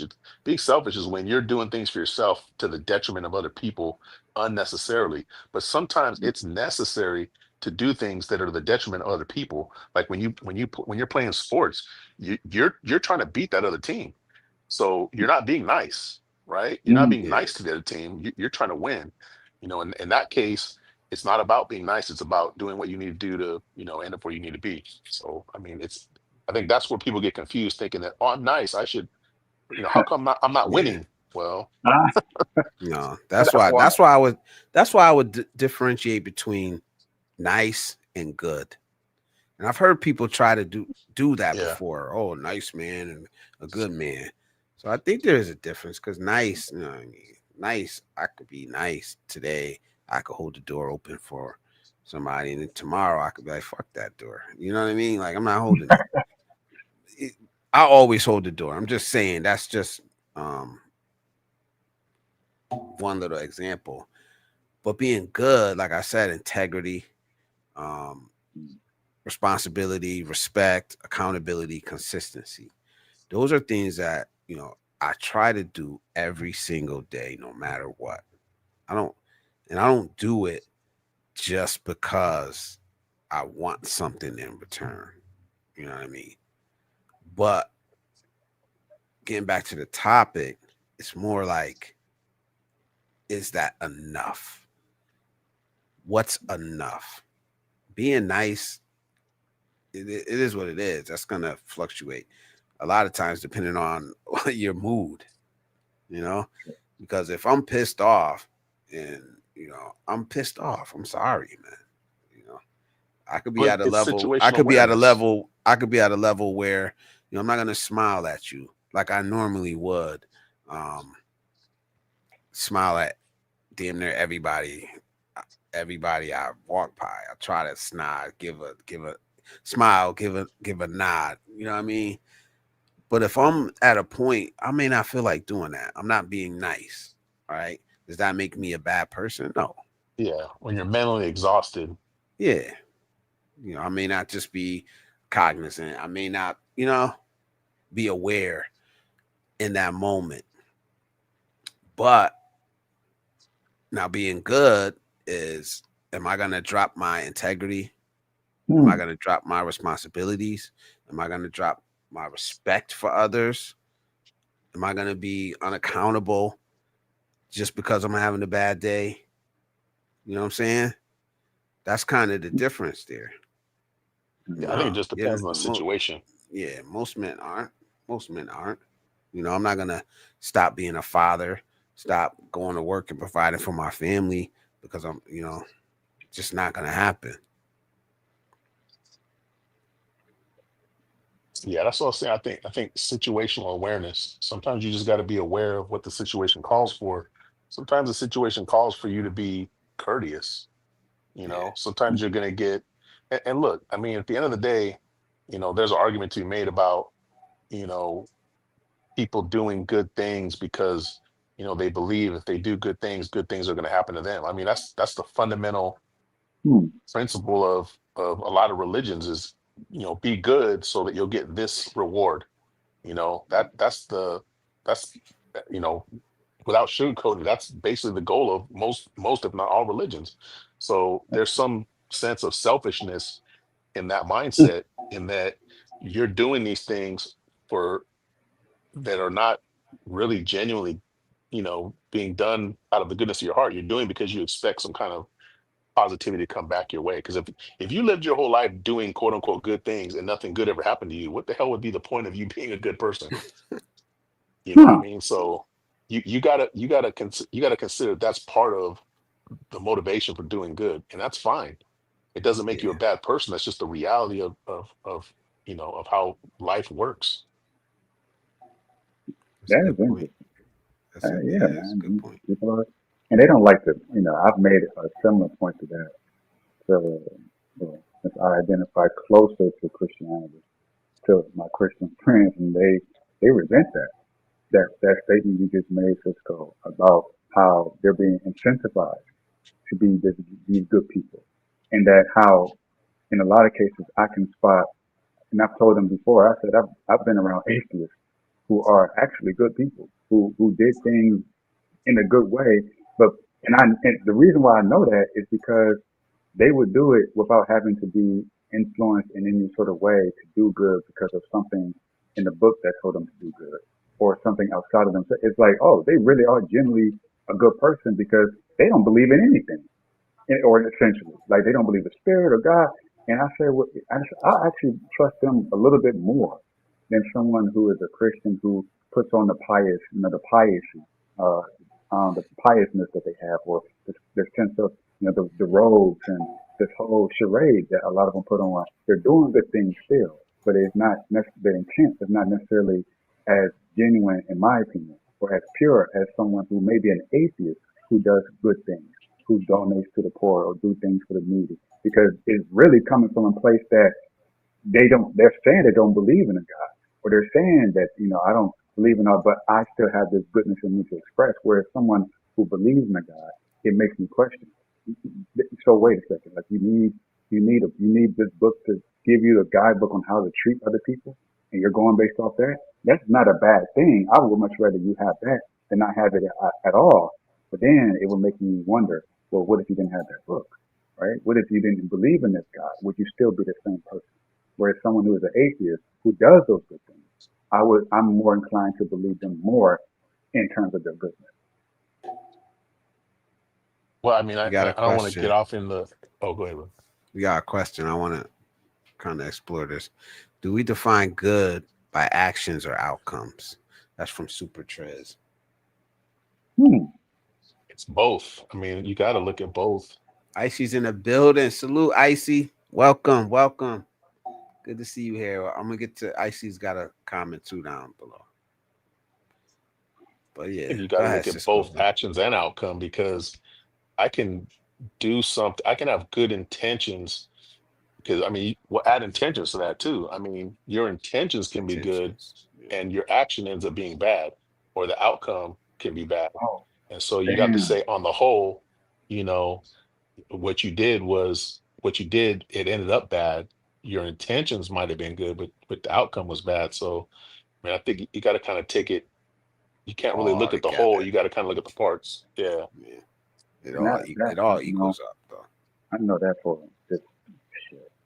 I don't like, man, that question is kind of like, I know Kind that's of, gonna be yeah, it's kind of tricky question because tough it's like, because you know, we've all you're, had people that intentions, my intentions were good, but you ain't think it through. You know what I mean? Like you or didn't think it maybe, all the way maybe you through, bro. did. Maybe their intention and their intention it could be a right one, and let's say it's the truth about something that someone, um, let's say for example, someone's burning or there's a house on fire and someone's in the house, and your intention is you're screaming at the person, get the hell out the house. But that person might look at your intention and say, wait, why are you screaming at me? They're focused on you screaming at them as opposed to you warning them to get out the burning building. So they take it out on you because now they think you're the person that's actually causing the most harm, not the fact that they're in the burning building. So that's the good intention, but the bad outcome. Ideally, we all hope that when we have good intentions, that it follows up with a good outcome. That's not always the case. That's not always reality. Sometimes it depends on how the other person perceives the intent that you have. Now, your intent could be absolutely correct, or it could be absolutely wrong. It just depends on the person. You could have been telling the person you're going to burn the building. Actually, it was the building next door. So actually, your intent was genuine, but you was mistaken in who you targeted your intent to. Or it could be the fact that you targeted the right person with the intent, and that person still takes it out on you because they feel like that they are in a safe environment, and that you are trying to take them out of it. And that's the equivalent of me saying like you're telling someone the truth about something, about themselves or about a situation that they don't want to hear. That even if they know that that's the truth, because you told them, it's like shooting the messenger. You become the fall guy. You take the one for the team, and you know for a fact that my intention was good and that you were actually right.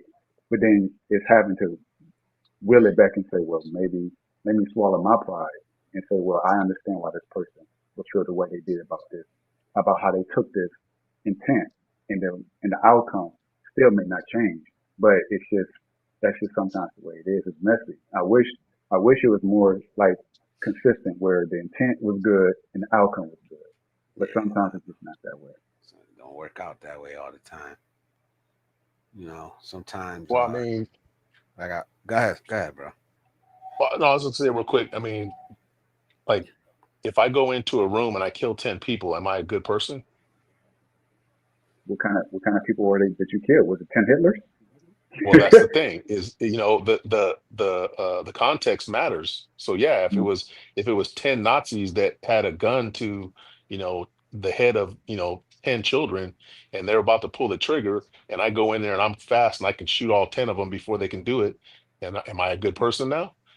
I mean, Mm, most people say, okay, yeah, you killed 10 people, but you had to kill 10 people because if you didn't, they would have killed 10 people that were innocent. So you killed 10 people that were bad people, you know. And then I mean, you could get deep, deep, deep into it. And it's like, well, what if you found out that those 10 kids were going to grow up to be Hitlers? And these 10 people were Yeah, trying to that's kill too the deep. 10 Hitlers. So I mean, it's a lot of it has to do with perspective and context. Yeah, But I mean, I think at the end of the day, I mean, you can sit down and talk with people, and that's why I said reasoning with people and going thinking through things logically, you can pretty much come to an agreement as to what things are good, what things are bad in general.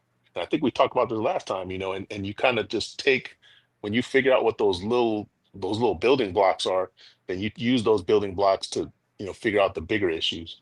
Like we can all agree on these small things that are all good. Now, when we put all those things together, what do they turn into? What do they actually, build? Those are the things that are good. When you build something on a good foundation, it's generally going to be, a good building. And right and wrong is kind of built the same way. Like when you start with good intentions, generally speaking, your actions are going to be good too. It doesn't mean they're always going to be good, but they generally will be. And that's kind of how you have to look at it. Yeah. And that's why I keep trying to bring it back to a basic couple of things. You know what I mean?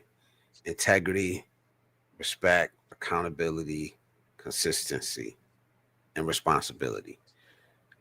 I I think as a man, those are the foundation. Now, of course, you're gonna have people. I don't know if you can argue with any of those being the base of what being a good man is. Who doesn't want somebody that has integrity, that's responsible, that shows respect to others, that's accountable, and that's consistent. You know, I if we mean, can all people agree with bad on that, intentions probably wouldn't want it. with people, yeah, exactly. If that isn't the base of a good man, if you say that that is not enough, that's where it's kind of like, all right, you lost me. And I know Ray had asked earlier, who's shaming good men? Society, society. I think society overall, because we don't celebrate these qualities in people. The most important qualities in a man are those 5 things I just stated, you know? And when we start celebrating all these other things that are unsustainable, that won't last, that's where we get lost. Mm. These things can last. These things you can do every single day. Now, there gonna be some days where you're gonna fall short. You know, you're gonna be some days that you're gonna fall short. We all know that because we're human. But these are the things that every man should be striving to provide for our family, for our communities. So if you're telling me if I hit all 5 of those aspects right there, if you're telling me that I'm not good enough, like that's what it's about. Am I good? If I provide these 5 basic things, because if you're providing those 5 basic things, then you're hitting a lot of these other fucking marks already. Wait, what are those 5 things you mentioned again? I said integrity, accountability, consistency, respect, and responsibility. I mean, yeah, I mean, those are definitely good building blocks. I mean, that's kind of what I was talking about. I think though all of those things you mentioned, I mean, people acting in good faith, people genuinely wanting good outcomes for other people. I don't really see how you can look at any of those traits and be like, nah, that one's not good. You know, those 5 things, if you consistently use those 5 things to build on, you're generally going to have good outcomes, not Yeah, just for yourself, but for other people. but some people will look at that and be like, "Well, that's not good enough." That's what I'm talking about. When you look at that, when you can look at a man that's moving like that and say, "That's not good enough." Man, yeah, what the hell are you What else do you what is want? your goal? I mean, yeah, what else do you want? And what I'm saying is that this type of man may not be rich, he may not be flashy, he may not be celebrated. This can be your everyday man. This can be your everyday man. That's what I'm getting at. That he can move like this and be a garbage man. You know what I'm saying? And be told that he's not good enough. I think I got a theory, but I don't know if I want to call it a theory, but because it's kind of like you can't see it, and this is based on my experience from what other people tell me, what they perceive about me before I even speak to them. These people don't know me. I can be dressed looking like I just got out of a garbage can, and people perceive me to be good. So they perceive me to have these 5 qualities you mentioned. Um, but almost as soon as I walk in the room, and I'm actually questioning how they would know these things. They don't know me, and they say, "Well, this is just something about you. What is that?" I think that goodness, that those qualities, I think it starts in the energy level. Because a man, you can, okay, for example, a man can amass a large amount of wealth. You can say, let's say $1 million. But that doesn't necessarily mean that man has integrity, accountability, consistency, respect, responsibility. Or they can still be scumbags just because you had the outward showing of wealth. And a similar outward showing of integrity, accountability, consistency, respect, responsibility. But if people, when they get around you, they feel like the ick around you, and they can't really explain why, but they can see outwardly that you're displaying all of these things that a man is a good man is supposed to display. That's kind of like it's a conflict somewhere there. So people are kind of going to be like, I see they're doing good, but it's something about them internally. I don't know what it's an aura, it's an energy about that person that doesn't it doesn't resonate with the things, the actions that they're doing. The good actions, but the person itself is not good. It's the weirdest thing. You have people who do that. It's a posturing of this, wanting to be good, acting good. But there's a difference between acting good, acting like a good man, and being a good man. Yes. That's what I was trying to get at, and that's what I'm actually still learning. I would say mostly from women, but also from men. There's a certain level of respect. Oh, I see you as a leader. I didn't do anything to indicate that I'm a leader yet, but you already put me in that position. So I'm actually asking, well, how do you know that? It's like, I don't know. It's just something about you. I didn't make a command. I didn't say do this, do that. I didn't bark any orders at nobody. They just de facto, you are the leader. When it comes to women, oh, I just the other day, she's breaking down things about me that it's impossible for her to know about me. As if she was psychic. Never met her before in my life. And she said, well, can I just be honest with you? I'm going to tell you what I feel about you. This is why I perceive you to be a good man, an alpha, and all these other things. I said, will you please tell me? So she's telling me things that I never told her a day in my life. Just one day. So women perceive these things. Men can sense these things. People in general, because we're energetic beings, sense these things. That is the mark of a goodness in a man. It's not his actions per se. Generally, the actions will follow his internal qualities. But I feel like there's a lot more men who express outward qualities, but they lack the internal goodness that makes people go, yeah, but it's something missing there. They can't quite put their finger on it, but they're good things, yay, bravo, clap. Or they might kind of be like, yeah, but you're not really good. What do you mean I'm not good? I'm doing all these good things. I'm expressing all these good qualities, integrity, and kind of all this. Yeah, but I can't trust you. What? When I'm doing all of these things? So it's a tricky one, and I think a lot of men are confused about that dynamic because they assume that if I'm doing X, Y, Z, I'll get a certain result, like Cisco said. That doesn't always work that way. It's how people feel around you. Do they feel like you're a good person first, and then from that, all those other things can come about. It's not always guaranteed. Right? You can still be an asshole and people who consider you good, but you be an asshole because you internally you're good somehow. That is the thing that people look at first. It's like a spiritual eye that people have, whether they realize it or not. We all have it, and we don't always. Oh, I just get a good feeling about that guy. He got tattoos all over his body. He probably look like a skinhead. You don't know why you feel good about him. You're confused. He looks like someone I shouldn't trust, but it's something about him I like. It's something about her that I dig. it's an internal thing first before it's an outward expression of that. And it's too many men who are focused on the outward expression, but they're neglecting their inward man, so that it emanates from them and people perceive the goodness as opposed to them acting out the good. Okay. That's it. Well, I Perfect. think Ray said something really that good. is kind of important. He says those 5 things are voided once they realize you don't believe in what they believe in. And I mean yeah, I've definitely experienced that, because kind of like how Joseph was talking earlier, I don't do the things that I do because I feel like when I die I'm going to get rewarded with something. That's not my motivation, because I don't believe that.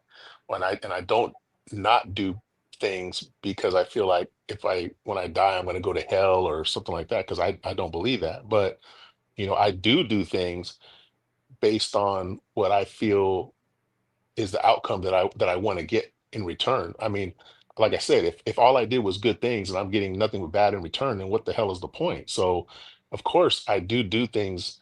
I do good things with the expectation of, well, hopefully the good things will come back my way too, and I avoid doing bad things so that the bad things won't come my way. But if I'm the kind of person that has those 5 traits, I think my motivation for why I do those things, it does matter to some people. Like, if somebody knows that I do all of those things, but I'm not doing it because of Jesus or Allah or whoever, that matters to them, because Hmm. ultimately in their religion, doing something good is not the point. Doing what God wants you to do is the point, because Huh. there's what they call divine command theory, which basically says that if anything that God directs you to do is inherently good. If God tells you, hey, see those kids over there, I want you to go over there and brutally murder all 3 of them. If God tells you to do that, and if you believe God is all good, all knowing, all powerful, all those things, if he tells you to do that, then it's good, because he said Hmm. it's good. There's nothing objectively moral about any of it. It's just he said it's good, so then it's good. So some people, they literally believe that that's the way, that's true, and that's the way it should be. Whereas if somebody just does something good because they just want to be nice to you, because they feel like they care about you, that means less to them than Hmm. me doing it because I'm doing it because God said to do it. You know what I'm saying? So, Yeah. like what Ray said Yeah. is true. I mean, people, your actions don't matter to some people. Your motivations for those actions, and Icy hit on it too, about people trying to do good things because they're basically, they have maybe like they want to market themselves as a good person, so they do all Hmm. these good things to look good, but they're not really doing it because of a good reason. But like I said, at the end of the day, Yeah. their intentions don't necessarily matter if good things are happening, until their intentions their true intentions manifest themselves, and now you see that they're actually trying to do something bad. So I mean, it to me, your intentions do matter, but I mean, people don't really look at just the actions. That's why, what I was saying, you got to kind of look at both. What is your intention and what is your action? You kind of got to look at both. Oh, Yeah. Yeah. absolutely. Yeah. Let me catch up on these chats a little bit. Well, first I'll say how you were saying, like, about God telling you to kill this person if you truly believe in God, then, but it's like they would just say that that's the devil. You know what I mean? Ah. Like, so Well, but it's not though, because I it's know, not though, I because we know, can read the Bible, and when God I know. tells them to go down and kill all the Canaanites, that's not the devil, that's God. When God, God Yeah. tells them to murder all, when God goes and kills all the firstborn babies in Egypt, that's not the devil, that's God. that's God Yeah. So, doing it, saying it. who But who but who who here thinks that going and murdering killing babies is a good thing? But God did it, and if God did it, it's good. That's how these people think sometimes. yeah, Whew. My goodness. but Yeah. yeah. Dang. Let me read these. Joseph was like, "What? Wait, what?" Hey, Let me read these chats, man. And all right. if y'all want to respond, just let me get through Wow. these and then we'll open the floor up again. Icy says, you hit that correctly, Cisco. Intentions matter a lot. They let you understand how to deal with people through learning their intentions. Any thoughts? Let's see. Let me skip a little bit. What about bad intentions but a desirable outcome? Like I said, guys, if you want to respond, hold on to it for a little bit and then we'll come back to it. If anything like stands out, just go in the chat. Also, double duty. Intentions matter when it comes to judging if a person's character is good. Icy says, I do believe in that too, Kuya Frank. It's a matter of choice. What you want to prevail, good or bad. One of the things that's shaking my head is helping because they might help you in the future type of shit. When does helping become like a debt? Any thoughts? Oh my God, I got a story about that one. But let me get through these chats first. There's this culture in the Philippines, they call it debt of gratitude, or in Tagalog, if there's Pinoy in the chat, untang na naloob. I really think that's so toxic. Any thought? Time to tell. All we can do is try to be fair in what we do to others. I think if everyone buys into that philosophy, then it's generally a good thing, Icy, but we know everyone doesn't. I agree. A lot of people think they're good. Sometimes they themselves market it like a PR. Yeah, see. They're good without waiting others to do it. Yes, I agree. Another start again. Yep. What time says what up, Icy? The reason I pick who surrounds me. Mm-hmm. Yeah. Hi. She says, Joseph, you're ignoring her. You're ignoring Icy. Hold up. What the hell? All right, hold up. Those 5 things. Oh, this is what you're saying. Yeah, that's what you're talking about, Cisco. Yeah, Ray's that's comment. because I mean that he's Yeah. right. I mean, he's absolutely right. Yeah, absolutely. Road to monetization to help this channel play through my playlist. What it will be appreciated, man. Thank you, Icy. As always, thank you. Always looking out. Last time I checked, I was like 83 hours. 83 hours to the first level of monetization. It's a Man, goal now. nice. It's a goal now, man. I'm trying to get there. It wasn't at first, but now it is because it's within reach.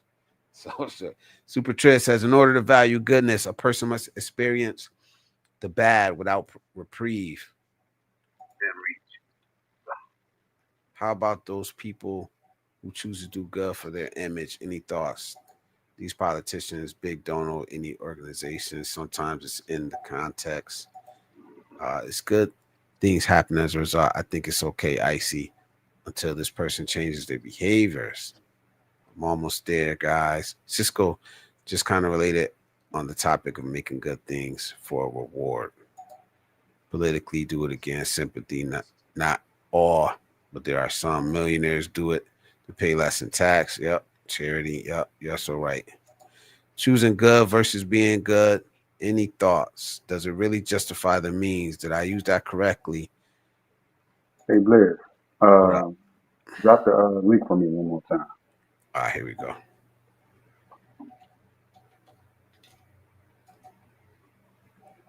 All right. Where was I at? Just got back from the supermarket. Let the stream roll while I was gone. Thank you, man. I appreciate that. The vial in the building. Also, how do you know someone's true intentions if they don't outright say it? People will interpret your intentions if they don't like the outcome. I agree, Yeah. man. Oh, that's true. I agree.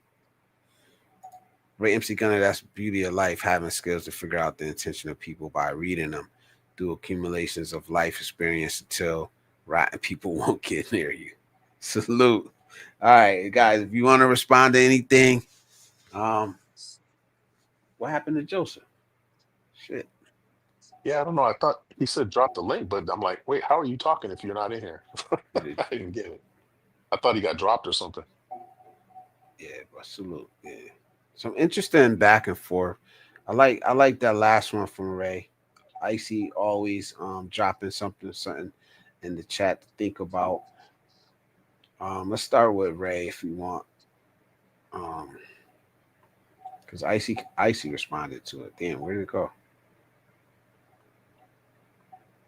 He was It's right talking here. about Yeah, people there it is. interpreting your Well, okay, I'll tell you like this. This is something that I've thought a lot about. So let's just let's just take two people. Let's take Barack Obama and Donald Trump. Okay. You take those two men and take away any political things that you think about them, whether you agree with their political stances or not, you know, left or right or what have you. Take that out of the equation. Just look at them as a person. Don't think of them as presidents. Think of them just as human beings. Let's just pretend neither one of them is or has ever been a president, right? When you look at Barack Obama, those five traits that you talked about, that man exhibits all five of those traits like naturally. He just does those things. I mean, it's demonstrably true that he does that stuff. Am I saying that he's a perfect man or that he's always a good person every second of the day? No, but generally speaking, he does embody a lot of those traits. Integrity, character, consistency. He does that stuff. And you look at Donald Trump as a person, he doesn't do that stuff. He doesn't have very good integrity. He doesn't have, you know, um, the character that we would look at him as an individual, not whether we agree with his policies or not. I'm Yeah, saying just look at him as a man. I think most people, you know, would instinctively be more attracted to hanging around with a Barack Obama than they would a Donald Trump. Even Donald Trump's followers, again, setting aside all the political stuff, just as people, as human beings, it's demonstrably true that Donald Trump he's just not a good human being. He's just not a good person. I mean, just based on what he's done in his life, in his lifetime, and so then you ask yourself, why do people vote for somebody like Donald Trump? Because they agree with his political beliefs, and that matters more to them than who he is as a person. I think most Donald Trump followers know what a POS that he is, but because they want the things that he's talking about, the things that he says that he supports, the thing that he says he's going to do, they want those things, and so they'll overlook all his character flaws and even make excuses for those things just to get those things that they want done and accomplished. And so, like what Ray's saying is, I believe that it's true that you know those people will look at your intentions and they will assume the worst about you if your beliefs don't line up with theirs. I mean, I don't know how anybody could be hateful towards Barack Obama justifiably, aside from you not agreeing with his policies just as a human being. I don't really even see how you could make that argument, but I mean, people do it, and that's why, because their belief system is so far apart from yours that it will make them read into your intentions bad things. yeah, absolutely, bro. You kind of like made my point, you know, and I agree with the comparison there between Barack Obama and Donald Trump, stripped down to just them as men. You know what I mean? 100% on. I agree. There ain't too much I can add to that, but that's you kind of made that point, man, perfectly. No, I appreciate that, man, because I think, yeah, people I think just people absolutely will interpret, you know, the outcome, because that's what affects them. You know, it's what affects them. Especially if we're not. I don't know you personally. I don't. You know what I mean? Like we're not family. If we're family, I can get all right. I knew your intentions. I knew what you meant yeah, by for the that. most part. I know you care for me deep down.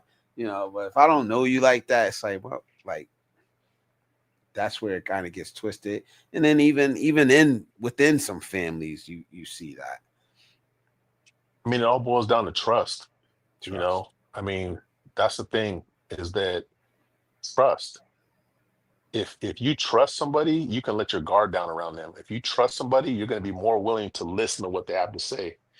If you trust somebody, you're more willing to support them and help them than somebody that you don't trust. And I think that's why we are in the position that we are in this country, is that unfortunately people don't trust other people, and some of it's justified, and I think a big part of that is because we are such a big mixed group of people that when we look at each other, we see, oh, they're black, they're white, they're gay, they're straight, they're this, they're that. We label each other so damn much, and we put all these general stereotypes on each other. It's hard for us to trust each other because we don't see ourselves when we look at other people. We just see what we want to see.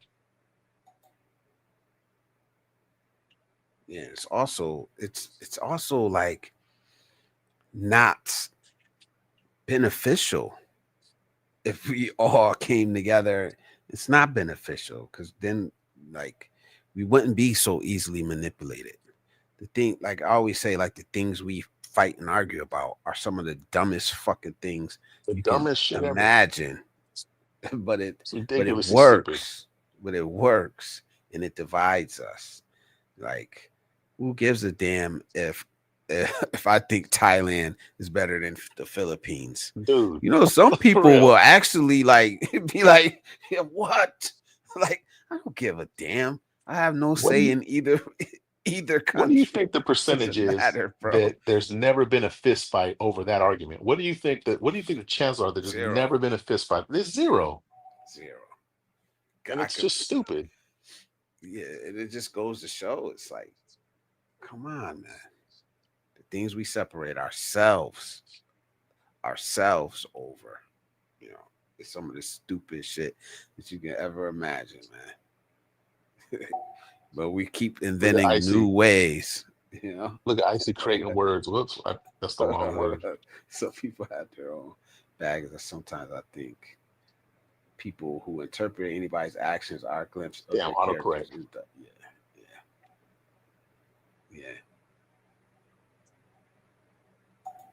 People are biased without critical and logical thinking in the equation. This things does happen. People love to stick with what fits with their narratives. Absolutely, it's the lens we see life through, and we tend to like see other people's actions through our past experiences. I could have the greatest intentions, and still be seen as harmful or potentially harmful to somebody that's been hurt before. And that goes back to trust. But if I've shown myself to be consistent, to have integrity, to be responsible, maybe that will get people to trust me more. Maybe it won't. Some people don't even let you get to that point. And that's the part that, like, we were kind of talking about that earlier about, I can't remember what the context was what we were talking about, but I was thinking to myself, that's one of the things that really bothers me, is that I know what my intentions are, right? I know what I'm thinking. I know what I'm feeling. And, there are people out there that, I have nothing but goodwill for them and good intentions for them. But they look at me and they see, what they see. And I can't overcome that. I can't overcome what they see in me if they don't even allow me to like demonstrate that I'm not what they think I am. And so that's what creates a lot of problems too, is that, you talk about, being a good person. Sometimes being a good person is not enough, because you could be a good person, but if nobody recognizes you as a good person, then you're not going to get that that unbiased treatment. You're not going to get a fair outcome, because they think you're evil for whatever reason, because your skin color, because your sexual orientation, whatever. But what else could you do on top of that? Yeah, I don't know. That's the thing. So it's like, all right, like, where do you go from there? How do you elevate from just being an all-around good man? I don't know. I think you just have to be yourself. I mean, you just have to be true to yourself. That's it. Yeah. And hope that, the person eventually sees it. Yeah. And I think Or- the point The point of this Would not live fit. stream was to recognize when we do this in ourselves, when we do it to others. That was the point of Yeah. this live stream.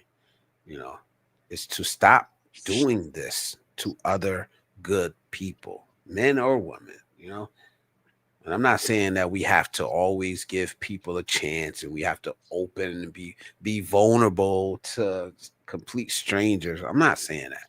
But don't be so quick to discount people or brush people off or attack people because they don't like a lot of what we're seeing people are saying in the chat because they don't have the same belief system that I have. That doesn't make them a bad person. They can still embody all five of those qualities that we talked about and not believe in Jesus or not believe in Allah. They they still absolutely can, you know. So we Objectively if they can, but not in some people's mind. Like I said, if yeah, your yeah, whole philosophy is built around what my God says is good, if you're not even believing in that God, then I mean you're bad, and there's nothing you can do that's going to change their mind. that's the sad part. That's sad. And like I said, hopefully we can start seeing these biases basically Mic check, mic in check. ourselves. We hear you, Joseph. Okay, cool. Hopefully we can see this in ourselves before we go out and we start shaming and putting down everyday hardworking good people, good men, good women. You know, just because they don't move with the glitter, the gold, just because they don't believe every single thing we believe, just because they don't have the same politics as we have, you know, if they embody these five qualities, then they're good. They're good people. They're good men.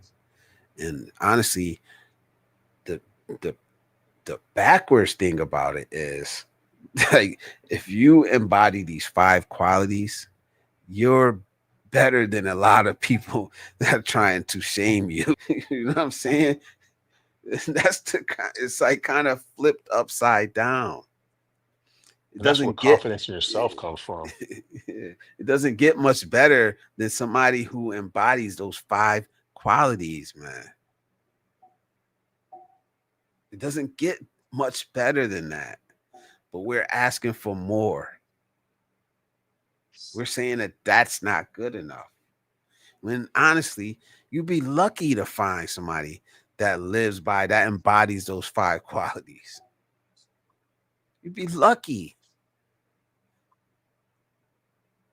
And they have to be taught. I mean, those traits have to be taught. They have to be modeled so that, kids grow up with that, and Yeah. unfortunately, yeah, it's not for a lot of people. Yeah, because we're not gonna celebrate the guys that that that move this way. They're never gonna be the headline. They're never gonna be trending on social media.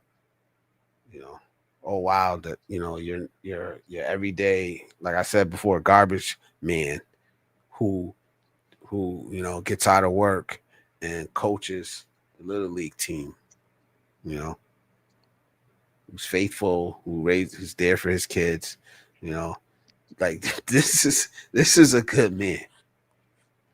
This is a good man, but he's not the man that today that we're gonna put on this pedestal. You know? Yeah, I So, mean, and he doesn't. being We a don't good need person to. is not sexy. And we don't. And that kind of person, they don't need to be put on a pedestal. Probably don't want to be put on a pedestal. But we damn sure shouldn't be shaming him and telling him he's not good enough. You know. Yeah, that's hard. I mean, again, people, male or female, will express that they see these qualities in me. Um, Again, it's not me going to them saying this is who I am and da da da. I don't know. I literally am oblivious to it, and they'll tell me, "Oh, you're so responsible and this and that." So people do value it. I just don't. I personally don't experience the animosity towards someone who does embody these qualities based on how other people perceive me to embody these qualities. Like they say these things about me, and I have great experience. I mean, amazing. Like I get rewarded for for having these qualities. So when you're saying that, there's a lot of men who have these qualities, but they're not being rewarded for it in kind, that they're not being respected or being honored for these same qualities, I really don't understand it. Because from my experience, just personal experience, I guess you could say anecdotal, people do value it because it's so rare. So then it makes me wonder, like, well, if all these men have these five qualities, these men who complain in a lot of cases or are up in arms about, well, people don't want these type of men that I am today. Then it's like, okay, maybe there's something again, something missing that he doesn't recognize he's missing, that people sense about him that he doesn't recognize he's missing. Maybe it's a lack of integrity, but he believes I, himself to I have see need full the of five integrity. qualities again. And I'm not saying that I hear a lot of men complaining. It's me recognizing it, and it's me recognizing what's going on. And like I said, there was this previous live stream out there. I don't remember which one it was. It was like 2 or 3 live streams back. When I remember Russ put in the chat, is being a good man good enough? And a lot of people said no. There were people that said no, it's not good enough. It's not good enough. Like, you know Yeah, what I'm but what do they saying? mean? I'd like to know what they meant by that. I don't remember. I have to run it back. I'll have to run it back. Hey, what were the It was five qualities again? IC was asking what they were again. A the recap. 5 qualities: integrity, responsibility, consistency, respect. What was the last one? Did I say accountability? Oh no, you did. I had it written down, but I had it written down, but I lost it. But yeah, integrity, responsibility, accountability, respect, and consistency. Now, if a man shows up, if anybody shows up with those 5 qualities, like, how do you say that that's not enough? That's what I'm saying. How do you say, like, you're not good enough? And not everybody's going to show up with that. And I don't hear a lot of men crying and complaining, but I damn sure heard a lot of people saying a good man is not good enough. Being a good man is not good enough. And what I'm saying is that when did we turn being good into not good enough? When did that switch happen? Because good is good enough. I'm not saying that, not to try your hardest, not to push yourself beyond your limits at times. Of course, if you embody those 5 qualities, you're gonna do that. You're already gonna do that. I would say it's probably like kind of what Joseph is saying too, that I don't know that so much that people shame people that are that way as much as they kind of put on a pedestal other less noble, traits. So like again, go back to Donald Trump, like, you know, that dude's the president of the United States right now. People decided to vote for that dude. And I mean, if you were to ask most of these people when they're calm and just sitting there, minding their own business, hey, do you believe in integrity? Put it this way, do you want to raise your kids with the values of integrity, responsibility, accountability, respect, and consistency? 99.9% of people are going to be like, yeah, I do want my kids to do that. Well then, would you want your kids to behave like Donald Trump acts? I think most people, if they're being honest, they would say no. They wouldn't want their kids to act like that. Again, setting aside political beliefs, would you want a human being like that to live next door to you? Would you want a human being like No, that to be the person that is taking care of you in the hospital if they're the doctor? no, Hell no.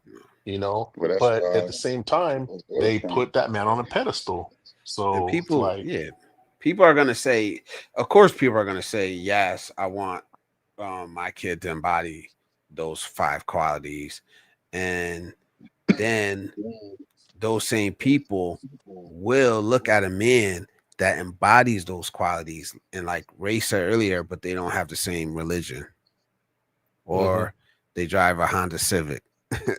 You know what I'm saying? Well, Or you know what I mean? So it's like, no, this is a good man. This is a good man. This is what a good man looks like, regardless of all those other things. He's still a good man. He is enough. He is enough. And then maybe those qualities are obviously subjective. Like what you consider to be someone to have integrity, accountability, consistency, all that. You might not see it in someone, but there's other people that do. So it's not a one size fits all thing. And you would say, well, a definition is a definition, you know, but you I was run gonna the say risk that. of, huh? I was gonna say that, but Oh, okay. So I'll beat you to it. I yeah. thought about it. I said, wait a second, because Cisco made a point. He made a good point about Trump. It's like, well, clearly he doesn't have, and well, listen, the fact, a lot of people find the fact that he's willing to say what he actually thinks. When I said it earlier, that is integrity. Now, it might not be the integrity that looks good to you. Like, oh, well, it's not. It's not. He's not speaking good things, but he's speaking exactly what he thinks. And you have a lot of people, perhaps like an Obama, who might think, for example, and I think this is actually a good skit. The anger translator with the Key and Peele skit. There's a reason why I believe they made that skit is because we can see the seed in this and the way he's more poised and controlled. Now, to you, it might seem like integrity, but to other people might see like, man, why don't he just say what he really think? So we laugh at that skit because there's truth to it. Because we know, like, come on now, you're not sitting up there like talking like this the whole time and acting all poised, but we know behind the scenes what you really think, what you really feel, what you want to say, and that is actually not integrity. But someone like a Trump who would say things that you would say is offensive, and it is offensive.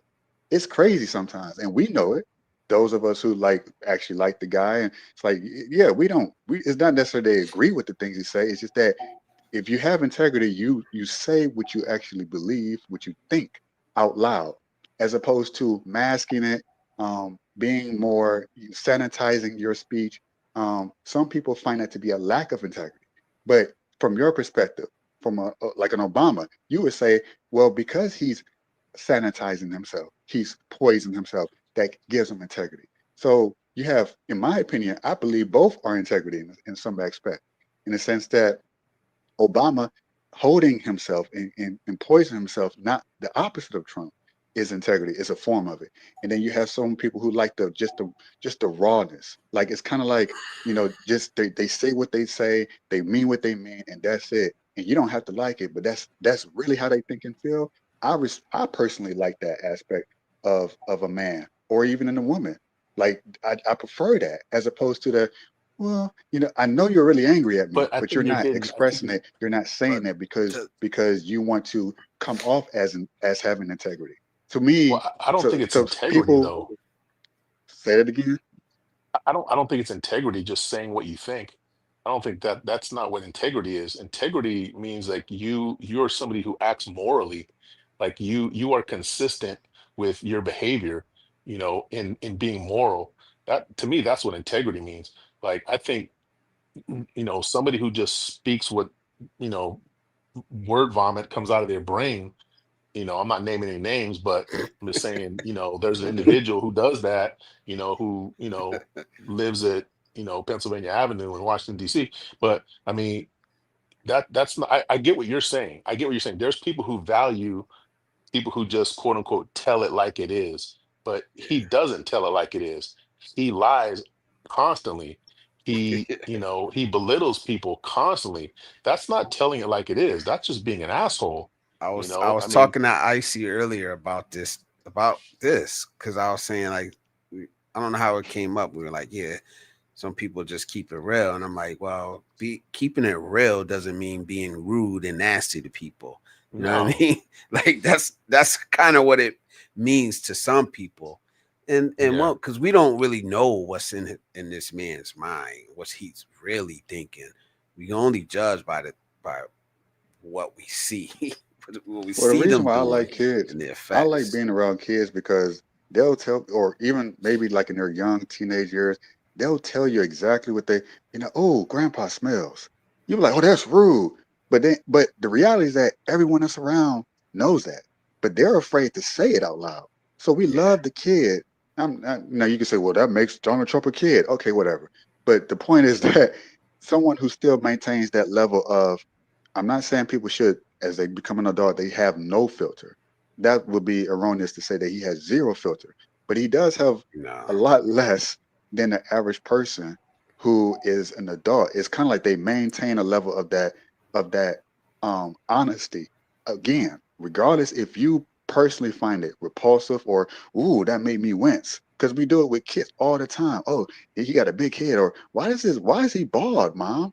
Like, yo, say it out loud, and you be like, "Oh goodness, well, I can't believe you said that." But everyone knows it's true. But the people But there's a pretend it's not difference. true. I get It's what you're that saying. that's not integrity. Yeah. The I the get what you're integrity is in saying, the. but that Go ahead. would mean that you believe everything he's saying to be true. Like there's no scheming Right. going on. There's no plotting. There's no political mind or business mind behind the things he's doing, saying, and the actions, that he's taking. And I don't think Donald Trump is as stupid as people think he is. He may not be I the think he smartest man. is. He may be. I don't know. I don't know. Like I I don't mean, know he's these got the person intellect. unless He's got the verbal intellect of like a third grader. I mean, that's a fact. That's not even up for debate. Like, I mean, Well, if he you has he sat has the down, he has the intelligence to know how to speak to Middle America and the majority of people who speak like that and who have I don't perhaps think the it's education. intelligence. I just Wait, think wait, that wait, wait, that's who wait. he is. I'm telling you, I'm being because when you're saying that he has the intellect of a third grader, it's No, I didn't first say of the all, intellect. wait, He has the please verbal. Wait, be wait, wait. patient, Well, be I know, patient. but wait, you're misstating what I'm saying though. That's why I want to stop you before you make a whole point about something I didn't say. He has the verbal intellect of a third grader, meaning that his verbal uh the words that he knows in his vocabulary. brain, his vocabulary is that of a third grader. His intellect is not a third grader by any means. I mean, it's not far, but it's not. He's not a third grade intellect, but his Just throwing vocabulary. shots. He throwing them I'm shots sorry, out man. I there. shouldn't, It's good, I bro. shouldn't do that. I'm not being a good person right now. No, it's I'm political. gonna It's admit I'm political, gonna hold bro. It myself is what it accountable. is. Donald Trump, and I'll say this real quick, Joseph, and I'm gonna shut up. But Donald Trump is just like all of us. He was raised by parents who were raised by parents who were raised by parents who were raised. Donald Trump is a product of his environment. He is not a bad person. He does bad things, but he is not a bad person. I don't believe in bad people. I think people do bad things, and that's as real as I can keep it about him. I don't like the things he does, but I understand that he just is who he is. And I mean, it's not his fault that he is who he is. You know what I mean? We all are who we are because of reasons. You know what I mean? That's true. Well, his the fact that That's the best thing I can his say vo- about him. his vocabulary is a third grader. Well, maybe not quite that low. Fifth grade, sixth grade, that would be probably maybe up to seven. But I wouldn't disagree with that. But that speaks to his intelligence, that he knows how to speak, and like we can speak with you could say a higher vernacular. We can be more detailed and use a lot more vocabulary, a lot more bigger words, and because but that's not the majority of America. His intelligence is knowing how to speak to the people at their level of intellect.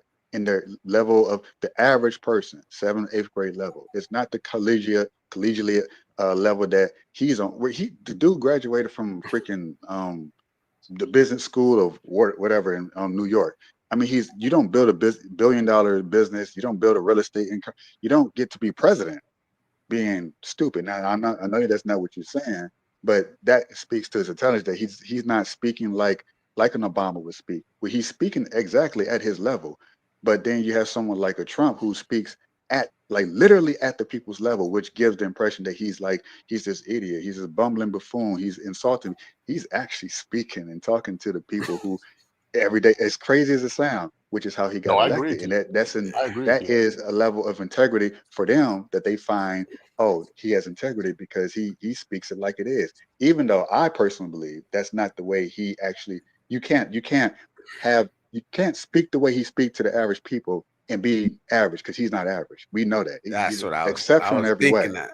That's what I was gonna say. Like, that's why I really don't believe a lot of what comes out of his mouth. I'm not a huge Donald Trump fan, but I'm not a Donald Trump basher either. But it's like he convinced middle America, poor people, that he's one of them. Like, I was like, this is, No, he's Yeah, for they're them. completely wrong about him. They're he's completely one wrong of about them. him. He's one of But them. I mean, it And worked. for them. Yeah. Yeah, and I Mm, don't think that he does it because he's intelligent. He does it because he doesn't know any other way to be. He only knows how to be himself. It's not like he's like when he's off camera, all of a sudden he's a college professor.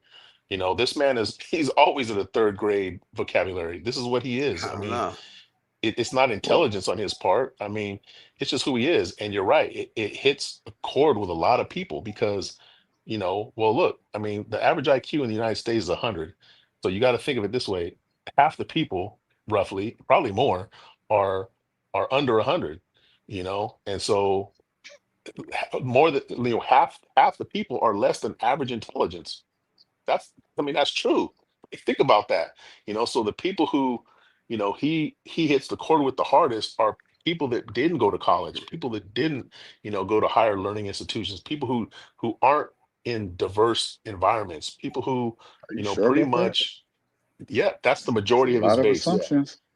No, no, Now I'm just, wait a that second. no, I hold on that's factual. I mean, it's one factual that the second. majority of his Just base, that's who the majority of his base is. one second. Just I can now. I'm not even talking about what I've seen online.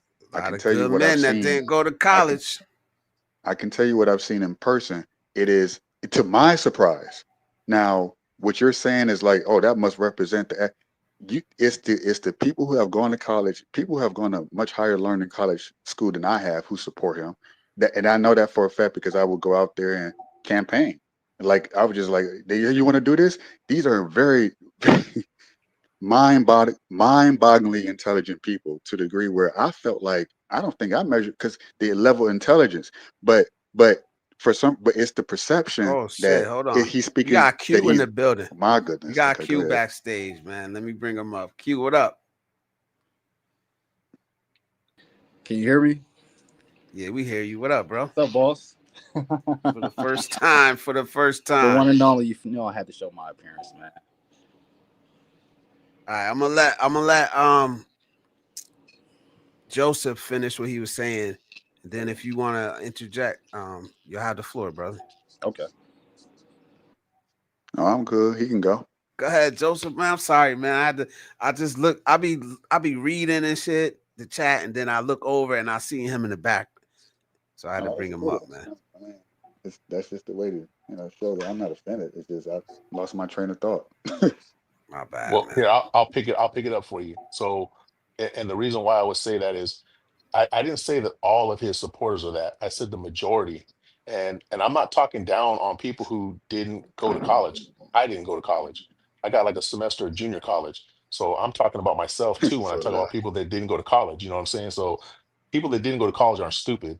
I'm just saying that it's a fact that people who tend to have higher education tend to lean one way, and people who don't have the higher education tend to lead another way. It doesn't mean that everybody falls in those categories, but that's just the way that it is. And I think Donald Trump tends to speak to the people who didn't go to higher education, because he does speak at a level that people can understand. He does kind of what do you call it?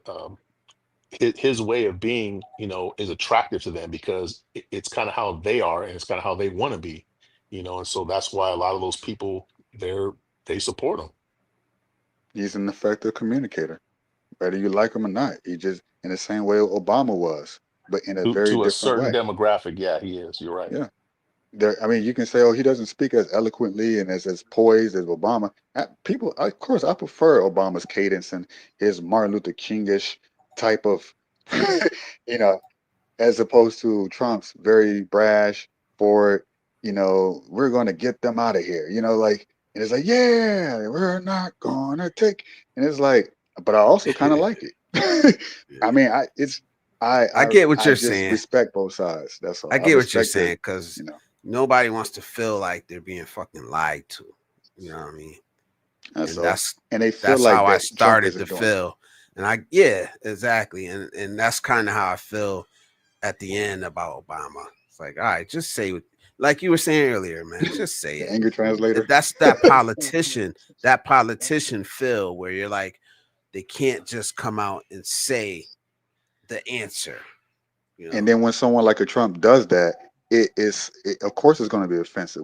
We want something that, can you just say what you actually mean? Let's make a skit about the anger translator and we laugh about it. But then when the people actually get it, you have a lot of people that say, oh, he's rude, he's mean, he's nasty. Yeah, the truth, the truth is sometimes rude, mean, and nasty. And you're going to perceive it as being non-truth. You're going to say he's telling lies, even if he's speaking the truth as far as he knows it, and the people who voted for him, as far as they believe it, it is the truth.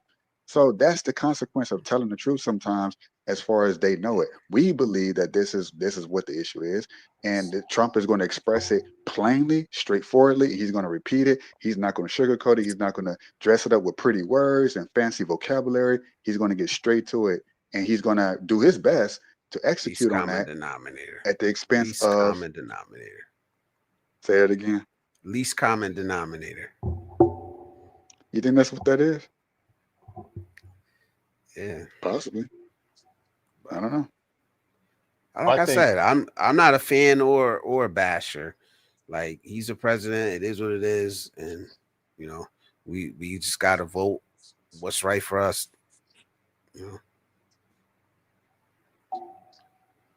But anyway, Q's in the back. Q's in the back, man. What's up, bro? What you feel, man? Any thoughts? Anything you want to add? Any thoughts? Well, first of all, I just want to say thanks for bringing me on a panel. I feel like it's been long overdue, but time is the essence of all, and a virtue. But I'm here nevertheless. Now to the topic: is being good enough? See, I feel like with these conversations, you're always going to have a debate. You're always going to have people on the left or right. Hell, some people say Superman was good. I relate more to the Joker. Somebody who's not perfect, somebody who who was talked down upon. I relate more to the Joker. So in my eyes, the Joker is good. What do you think about that? I don't know. I'm not really I know what the Joker is from. I know he's from Batman, but I don't really like. Okay, the last movie, the actual the one with Joaquin Phoenix. You talking about that Joker version, or which version Joker you talking about? I'm just saying, like, in general, superheroes versus supervillain. I relate more to the supervillains because they always have a past. They always have a background that they've been done wrong. They was once a good person until something happened. But I can't relate to the superheroes. Everything is perfect. They got the perfect life, perfect wife. Everything is perfect, and I can relate to that. In my eyes, I relate more to the villain.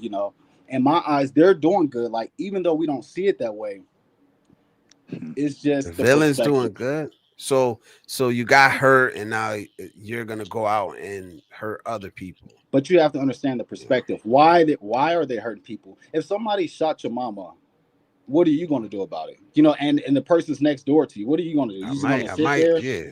I'm gonna go get them. I'm gonna go get them though. In a certain way, you're the Joker. But on the same flip side, you're the good guy. Nah, I would, if I went to jail, I would take that ride though. You know what I mean? So I would be willing to take the punishment, but I would get that person, and I wouldn't go out and try to cause harm to You know, I'm not gonna go shoot up a school or a supermarket, or you know what I mean. Like some people would, But you or say that, not react at all to the person that caused me the pain, but still inflict pain upon other innocent people. that's the reality though. Most people, it's easy for you to say that what you would do when you haven't I been know put what in I that would do. situation I of know having what to I would make do. that choice, of where you're in that kind of distress, where you're just targeting the one person who's responsible, or you're doing like what some of these school shooters do. They paint them as these crazy people. They just randomly, but you look at their background, their childhood, how they were raised, orphans, how they were beaten, abused, sometimes sexually, and then is a combination of them beating, abusing, and shooting and hurting multiple children because they want children to feel the way they felt in their childhood. Now you can say That's that doesn't justify them doing it. makes no That would sense make to them the me. Joker. But that's Makes technically what that is, right? makes no You would sense want to them to. me. I'll stop. I'm just saying, like that logic makes no sense, I especially when we're talking about that. I think you're thinking at it. You're looking at things from like a normal perspective.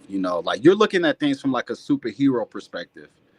But you have. I feel like we all have been. Um, what? How can I say it? We if you're not perfect, you can see where the Joker comes from. So with that being said, justice needs to be served. Now, whether it's moral or not, it depends on the person. Everybody can be good. It just depends on who you ask. Did the Joker, like, and I said this, the 5 qualities that I spoke about, they're not always going to be maintained perfectly. They're gonna, you're gonna slip, you're gonna make mistakes. It's not about being perfect or no damn Is superhero. is It's God about good? Let me being just say that. Is human. God good? Is God good? You know, Say that is again. God good? Is God good? Because he's If so everybody if claims you he's if so you believe in perfect. him, if you Everybody believe in him, claims he's so perfect, he's almighty, he don't do no bad. Is God good? That's the question I want to ask. Absolutely, if you believe in absolutely. him, Okay, now let me say this. If God is good, then why is there evil? Well, because I mean, well, here's the thing: if God is good and He's given us free will to choose to be good, but we choose not to. His goodness is in a sense allowing us to choose to be good or not. If he's not good, in my opinion, is if we were automatons, just robotics, we were pre-designed to be good, as opposed to given the choice to be good. So giving us the choice to be good, to then choose goodness, but if we choose not, is an element of his goodness. It's like, hey, I'm giving you the choice to choose to do right by yourself, by people, by me, God. But if you choose not to, then sister. that's just like you giving your child the free will choice to express themselves how they see fit, right? Within certain boundaries, of course, which is why we call it planet Earth, right? We can't go out there and destroy the universe, but we have the capacity to destroy ourselves if we so choose, which, as crazy as it sounds, is a level of goodness. Because then you have people who say, I don't want to destroy myself. I don't want to hurt people. I want to choose good.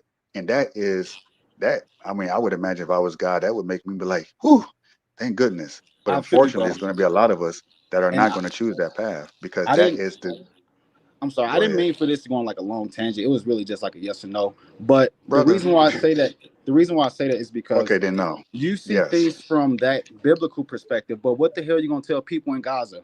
What the hell are you gonna tell people who mom got killed at a park by some thugs who just did a shoe out? What are you gonna tell them? What am I going to You tell them? Well, that we all go through things and have experienced things that would make me question the goodness of God because of people But that what I I'm lost in saying my is, life. I guess Can you, I guess the point I was trying to make is that it's all okay. subjective.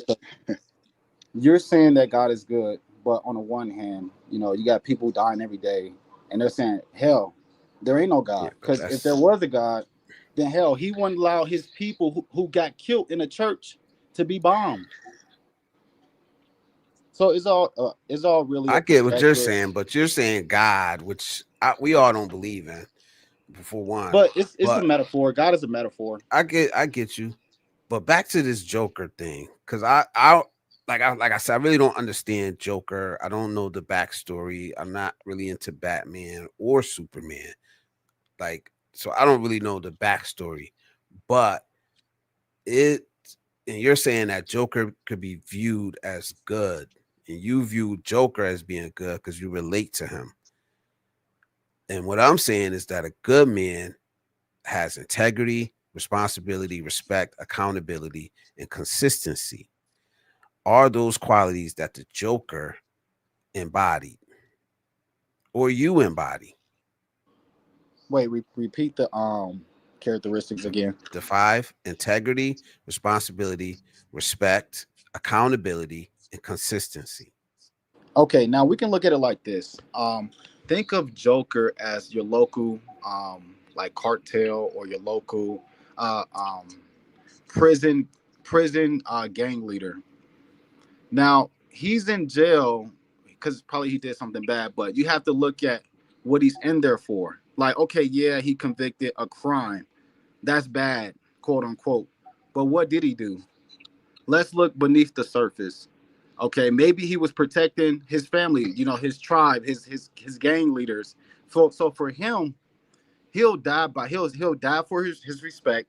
He'll die for his people. He's willing to risk it all, even if that means putting himself behind jail. Now, the society, we may deem that as okay, yeah, he's a bad guy, but his folks in that prison yard, they're looking at him like, yeah, he's our leader. He stood there when nobody else was there. So everybody else deemed him as the bad guy, but then on the inside, he's the superhero. I guess. Hmm. I mean, I don't know. I don't know. I get what he's saying. But I get what you're saying. There's a I reason mean, to some behind people what he's a he's doing. superhero. To some people he's a villain. And From the and and outside and, looking and in, my bad, bro. no, you good. Are you You were good? saying to some people he's a superhero, to some he's a villain. Yeah, and That's that's it. the whole idea of is good enough, or is being good, or whatever the question was. It all depends on who you ask. Which might be the reality of people. Might And be. it's kind of like my point about Trump, really. You can say he's a villain, he's a bad guy, but then you have a half the segment population who feel he's a superhero. And but you can say, well, he's this and that, but I guarantee there are people in your personal life who see you as the superhero, and a segment of people in your life and personally who see you as the villain. So in a way, maybe, now correct me if I'm wrong, Q, all of us are the Joker. Absolutely. And look, you can win a goddamn $1 million. You can win $1 million, put your whole family on, buy everybody a house. You'll still have that one family member like, damn, well, why he ain't buy me a Ferrari? Or why he ain't do this? True. I You the get it. Joker. It doesn't Yeah. matter. Somebody's Yeah. always gonna have something negative to say. And I guess that's my I guess the point I was trying to make is somebody Absolutely. always you're gonna be viewed as the bad guy to someone, no matter what. No Yeah, matter but how good you are. I think I seen Frank said it. He says they've been there, but he don't hurt others intentionally, and that's the difference. I think that's the difference that we're not really getting, the point we're not getting to. Like I said, it's not about being perfect. It's not about being flawless. Are you doing things to intentionally hurt other people? And if the answer is yes, I would say that you're not a good person. Well, that's Hmm. again, that's not objective. That's subjective. Because if somebody, like I said, if somebody killed my brother, I'm telling you, I don't give a damn if they live next door to me. I'm doing something intentionally. Like, and that doesn't make me a bad person. Like to my family members, like I said, I'm a superhero. But to everybody else, I'm the bad guy. Man, So, Yeah. so even if it's intentional or unintentional, that doesn't even matter. What matters is, I guess, if it's all subjective. But To if I think if we want to, like, I'm sorry, I just want to make to this last point. go ahead, go ahead. I was looking up the definition of what a good man was, and it basically said someone who possesses those traits that you were talking about. Strong moral principles, treats other with honesty, integrity, respect, whatever. Um, and I guess I came to this conclusion: being good, is it good enough? I would say no, because if we were just good, then we would no longer we would still be in hunter and gatherer days. You have to be better. That's the only way that society will progress as a nation, as humans. That's the only way we're going to progress. So if I'm working as a goddamn bicycle driver for work, my goddamn son better own a goddamn bicycle business, and then it has to progress forward. That's pretty much it. Thank you. I get you. And to both of those, like I said, being good doesn't mean being content with, you know, mediocrity. It doesn't. It's just, do you move with these five qualities? And then to the other point about the mom, me, if I went and murdered somebody, I know that it's not good. It's vengeance. You know what I mean? It's me taking out my vengeance. Doesn't mean I'm doing a good to society. I'm not thinking of somebody killed my mother. I'm not thinking about what good am I serving to society or not. No, I'm getting my vengeance back. That's it, clear cut. And then whatever, I'm not gonna go ask for leniency because I was doing justice. No, I'm gonna go do whatever time I have to do, and I'll take that. You know what I mean? So there's some nuance in it, but there's really not. There's really not that much because in the end of the day, you're still doing something bad, even though you're revenging a bad. You're still doing something bad. Hmm. So, okay. Well, then, question for you, since you want to go there. If you Go was in ahead. a position, man, I'm so curious. If you was in a position where you had the opportunity to take out Hitler, knowing what he was doing, and you said, well, two wrongs don't make a right, or something like that, and you choose not to take his life, given the opportunity to do it, would you just choose to like, well, killing him won't solve the problem because that's bad. If that's your logic, what would you answer to that? I didn't say I wouldn't do it. I said I would do it, but I wouldn't try to make it good in my own mind. Like, oh, well, I'm doing a good deed. Hitler makes it stand out differently. It's Hitler, right? We know now what he's done looking back. You know what I mean? Because we We have knew the, then. a lot of people didn't understand the propaganda that was being told to them. You know what I mean? Now I'm talking about you But knew and that I'm he not was gassing justifying that. people. You was in the inner circle, and okay, you say you would take his life. Okay. But it boggles my mind that you even after taking his life, knowing the millions of lives he was potentially going to take, had you not made that action, you still would consider yourself having done a bad thing. To me, that's a great thing. But I don't understand how you would see it. Oh, I made a yeah, I took his life because I had to, but man, I feel bad about it. Well, You would personally feel bad about that? You would personally think that's wrong? I would say that it's vengeance. I would say that it's vengeance. Just like a lot of these wars we fight that we come up with ways to justify. You know what I mean? I'm pretty sure, like he mentioned Gaza, I'm pretty sure there are people in Israel who absolutely agree with what's going on in Gaza. Just Yeah, like who there were cares about people in Israel? America who absolutely agreed with killing people in Iraq and Afghanistan.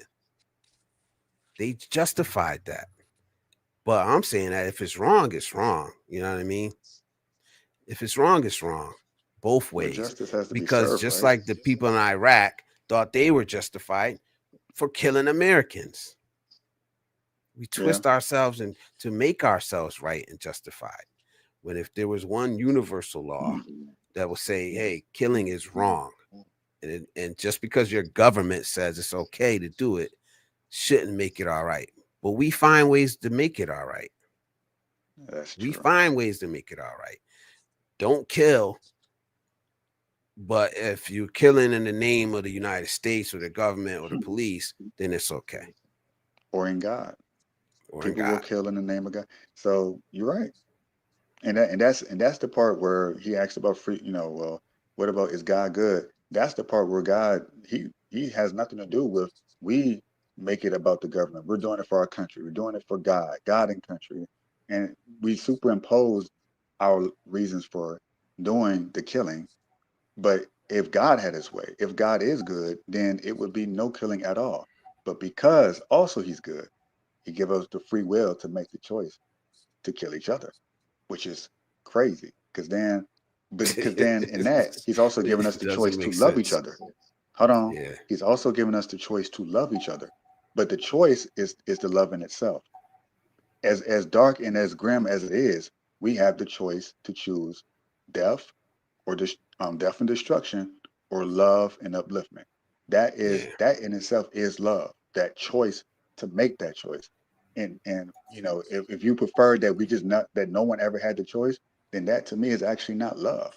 But it has nothing to do with God Himself. If most people probably don't believe or whatever, or the idea of him, then that is the level of freedom. If I give my child, hey, I don't want to put my child in a position where they have to do everything I tell. I don't want them to think exactly. I give them the principles, I give them the guidelines. I say this is what I would prefer you do. This is what I raised you to do. But if you go out and choose to do the opposite of what I teach, then that's your choice. And then you find that people still love their child, even if they go and do dastardly things. Oh, yeah, my child did it, but I still love my child, Yeah. right? Because that's still a free will choice, and it's that choice is not always pretty, unfortunately, and that's just the kind of love that he has for us. You know, not saying he likes it. He's not up. I can't imagine he's up. Man, I'm glad they're doing this to each other. No, he could stop it in a heartbeat. But then he will also be stopping us from having the free will to choose love, which is not love. That's force. I get you. Yeah. Right? Would you make I the girl get you. that you love you? Well, if I could make her love me, then that's not love. It's the same exact thing. The woman that you love, the child that you love, you want that child to freely love you, not be coerced into loving you or forced to or programmed to. You want that child because that's how you know it's love. So I hope Yeah. that, you know, makes some No, sense. I get what Because you're if they saying. because if they I don't get. love you, I'm gonna send you to hell. I mean, how is that not coercing No, somebody? I get what he's saying. Love me or you're gonna go to hell. That's not a coercement. Totally. If I told my That's wife, super love me, crazy. or I'm gonna shoot you right in the head right now, but you have free will. You have free will. You can do what you want. But just know, if you don't love me, I'm gonna shoot you in the head. But it's your free will. Do what you want. That's not love, man. Come on. No, you I you That's get. make a I terrible great get logic, what point. bro. he's. I, I know, no, you're right. I'm not one to. I don't put people in that category as someone or the street preachers that talk about you're going to go to hell if you all these sinful and you don't turn and repent. I'm not of that kind of ilk because that goes against the nature of God just because it says it in the Bible. So people get that confused. They it's in the Bible, therefore God. No, man still wrote the Bible, and therefore all of those unloving things I just mentioned, we But wait, superimpose those you're things you're a onto God. man. You're a man too. What makes you think that what you're saying about God is any more truthful than what's in the Bible?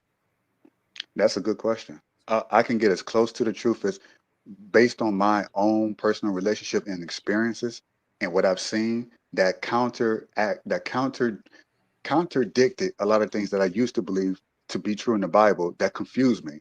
And so it would be like it's not like I'm seeking for that opposite of what I'm thinking now. It was something outside of me that helped me see higher, but that doesn't mean that I am at like a pinnacle or I'm thinking at a much higher place. I think maybe slightly better. It's kind of like levels, right? You got stairs, but maybe I perceive myself to be a level 10.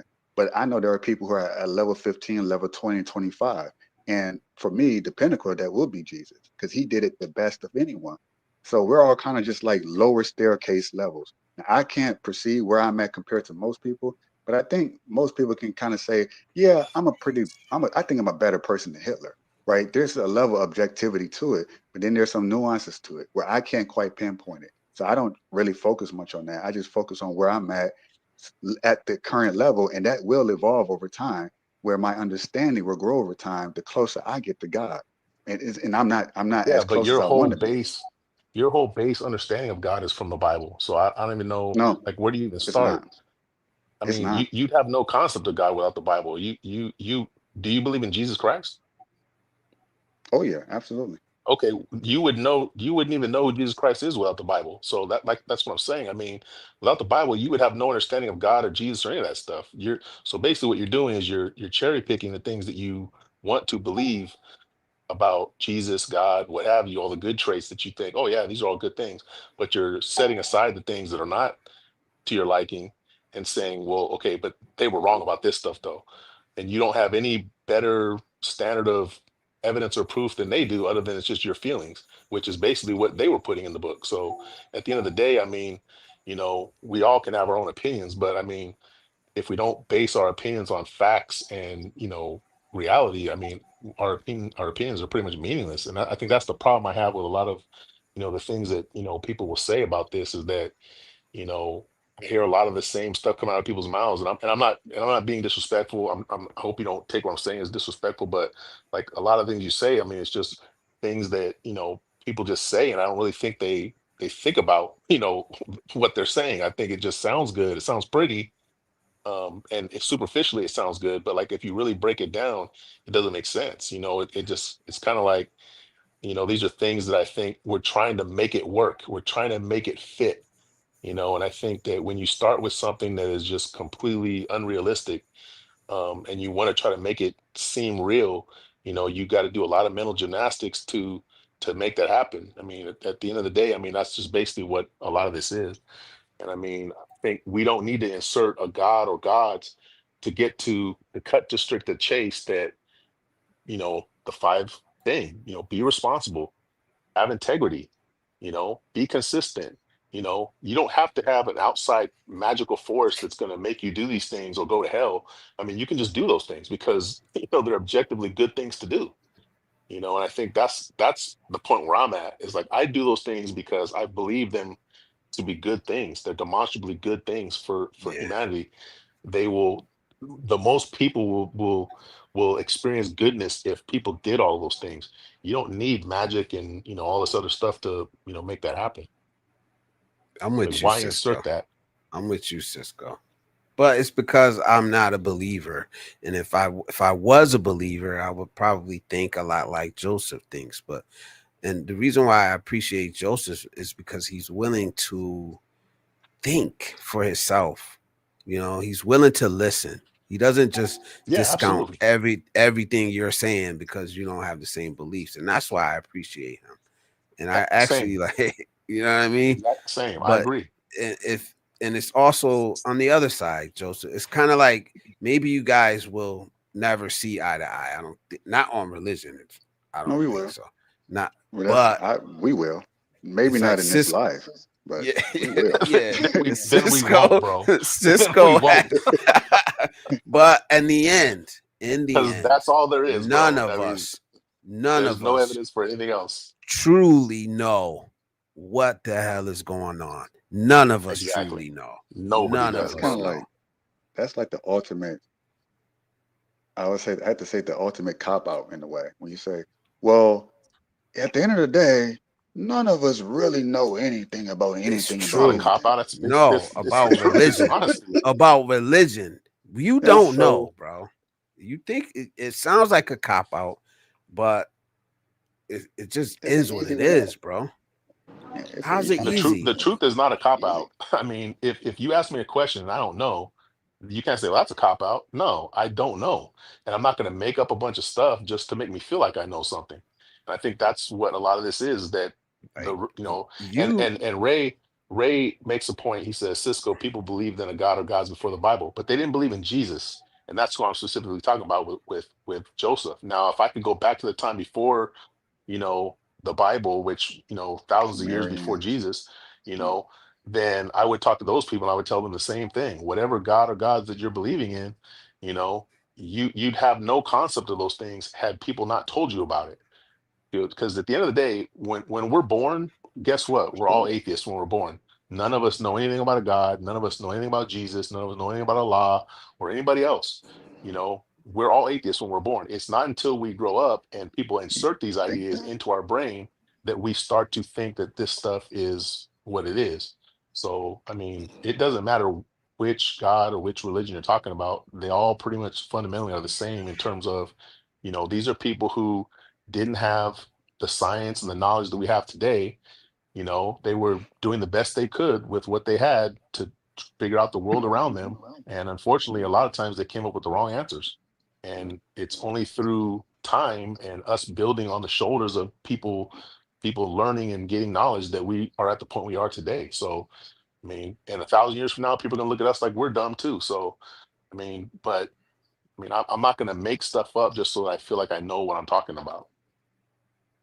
Yeah, No, you don't have to. You're right. I just feel like we don't know. We don't know. And people But if you don't like want the evidence, you could say, I heard the voice of God. You're never gonna convince me of that. And you don't have to. You know what I mean? And I'm not gonna shame you for that. And I'm not gonna say you didn't. I don't know. Maybe you did, maybe you didn't. Maybe 60 years ago they would have put you in a damn insane asylum for saying something like that. And I'm not saying they should, but we don't know. I We respect truly Joseph's don't know. opinion. I respect And his opinion for real. me too. But my only pushback would be, like, what mm-hmm. happens to Cisco made a really great point. What, because we're born and we're indoctrinated into these things. Now, what happens to those children who were born of a different religion? Do they still go to heaven? What happened to Hitler, who slaughtered a whole generation of people, and then on his deathbed, he decided, you know what? It's a Tuesday. The wind is blowing kind of good. I decided, you know what? I'm a believer. Does he go to heaven? So That's a those are my good only pushback. man. There's a lot of contradictions in the Bible that I can't really resonate with. But other than I that, I feel the do same. respect your opinion, brother.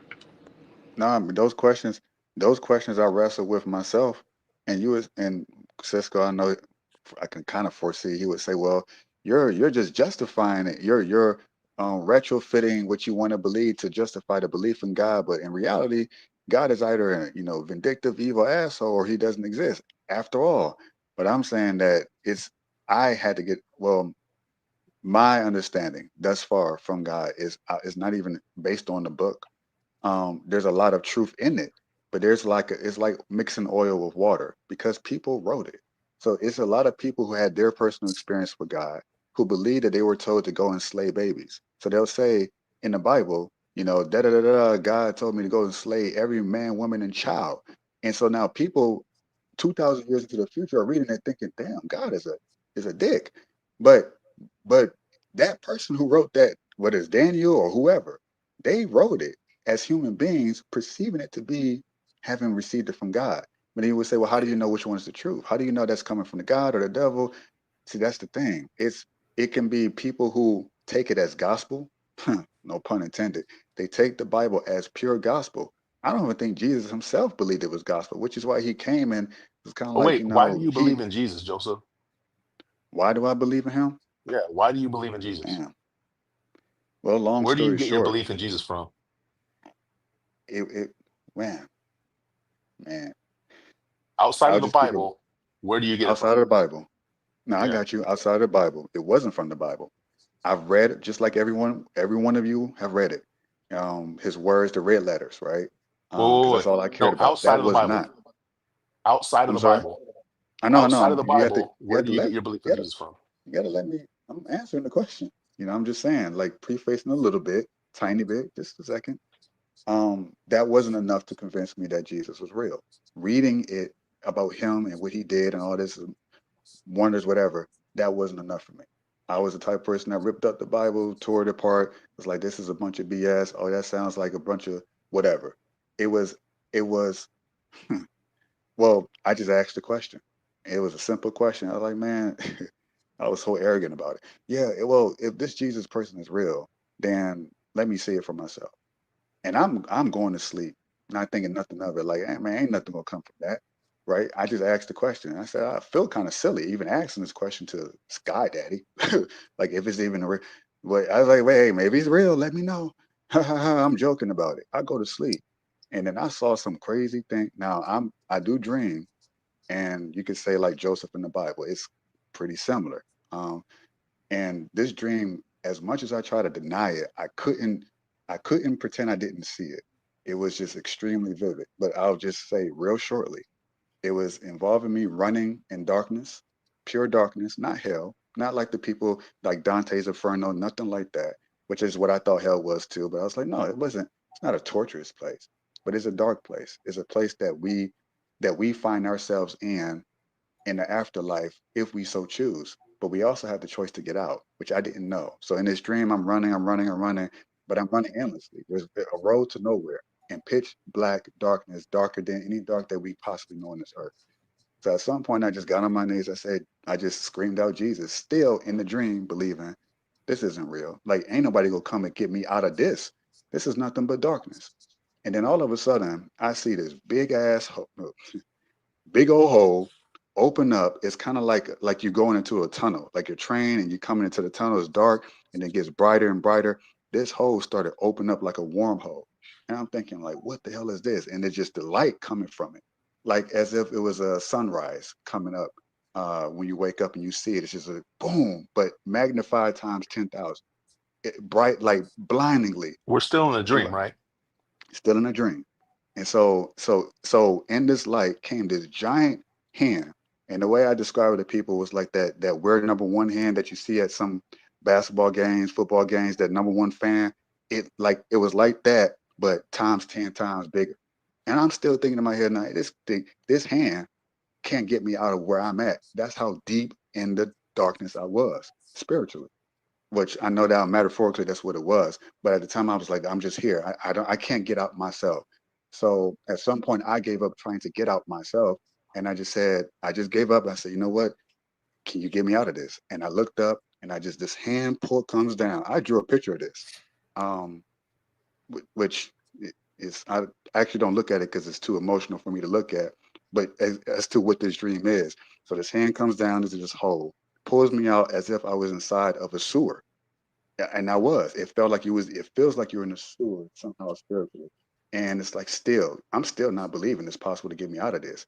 But somehow this giant hand is taking me. My hand is like the size of a baby's hand. It looks like a baby, but this hand was just massive and ginormous.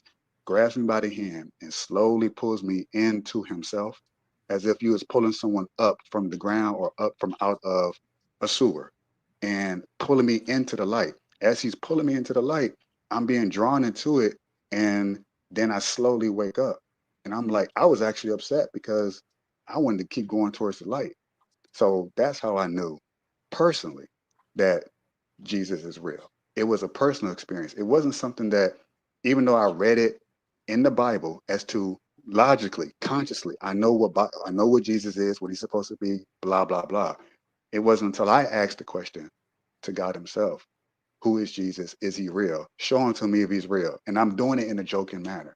And then it broke me down in tears. There was nothing that no one told me, even though I'm telling y'all this story. It was nothing that no one Well, could have the did to Bible convince told me. you.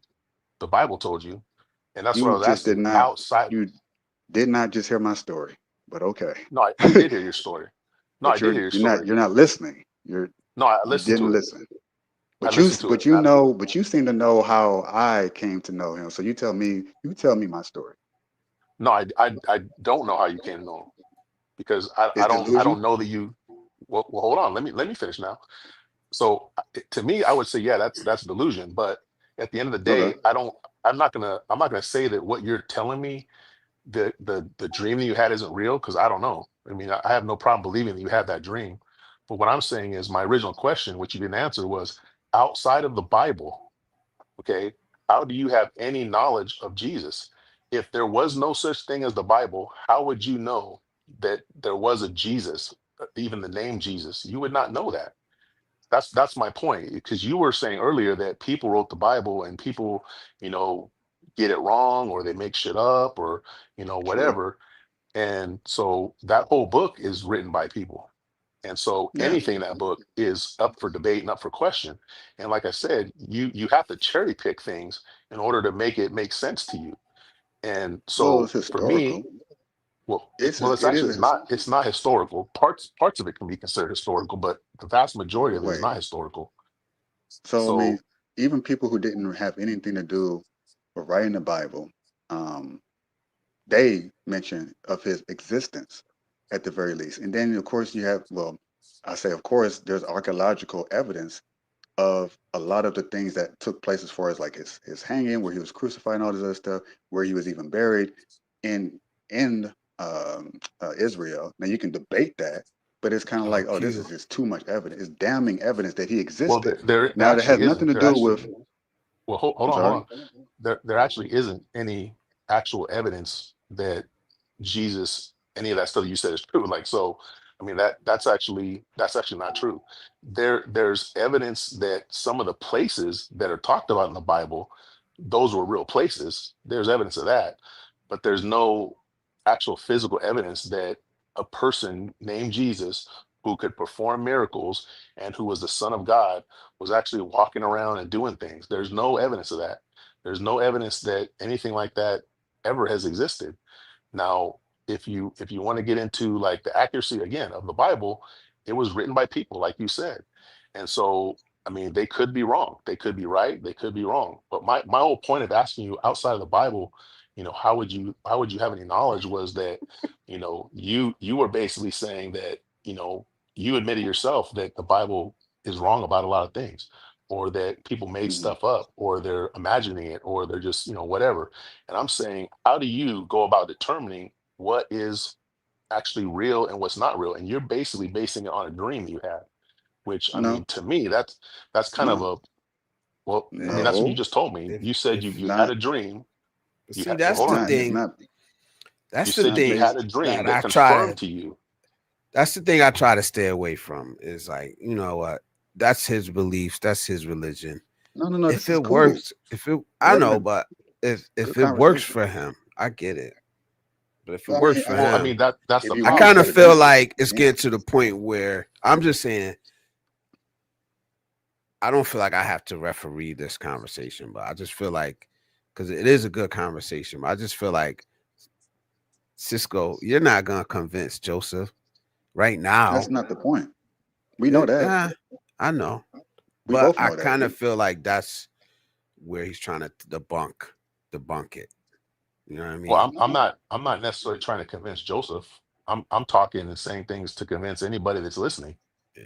I mean, it's But not even why? specifically aimed at Joseph, But and why is it important to you to debunk it? why is it why is it important for me? Because I Yeah. think religion on the whole does more damage to human beings than almost anything on the planet. I mean, I think that the belief in things that you have really no evidence for, um, is very dangerous. I think that there's people who use people's belief in a lot of these religions for their own benefit, for their own good, and people are, wars have begun by claiming religious reasons. I mean, and I don't think it's the religion itself that's causing it; it's the people that are causing it. But they're using the religion as a tool for that cause, and there's really no real good basis for a lot of these beliefs, but people will believe it because they have very irrational and illogical reasoning. And I mean, even like what Joseph was saying, I mean, if he had said, hey, if Mickey Mouse is the real God, then show me. And he goes to sleep and has a dream about Mickey Mouse. I don't think he'd be waking up saying, oh, Mickey Mouse is God. you know he wouldn't do that.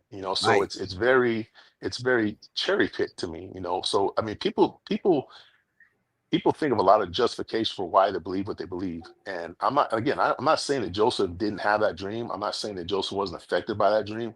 What I'm saying is, it's a dream. You've Yeah. dreamed probably hundreds and thousands of dreams in your lifetime, Yeah. but you don't take those dreams and run with them and base your life around them. It was a personal experience that you had, and I think you take it strongly because you feel that that's what you should do. Because, like I said, Yeah. outside of the I mean, Bible, I get you what would you're have never saying. come up with that idea. I get what you're saying. I agree. I agree. Well, But dreams. Dreams are dealt is with. it Okay. religion or is it the concept of God? Because we just sat here and said we They're really the don't same know. thing. We really They're the don't. same Is it thing. the concept of a higher being or is it practicing religion? It's the same thing. Two different things. It's Oh, two No, okay. different they're things. absolutely the same In thing. my mind, it's two different things. Very different. Well, you want me to tell you why they're the same thing? Sure. I just Okay. want to know if Give it's me, give me, so give me.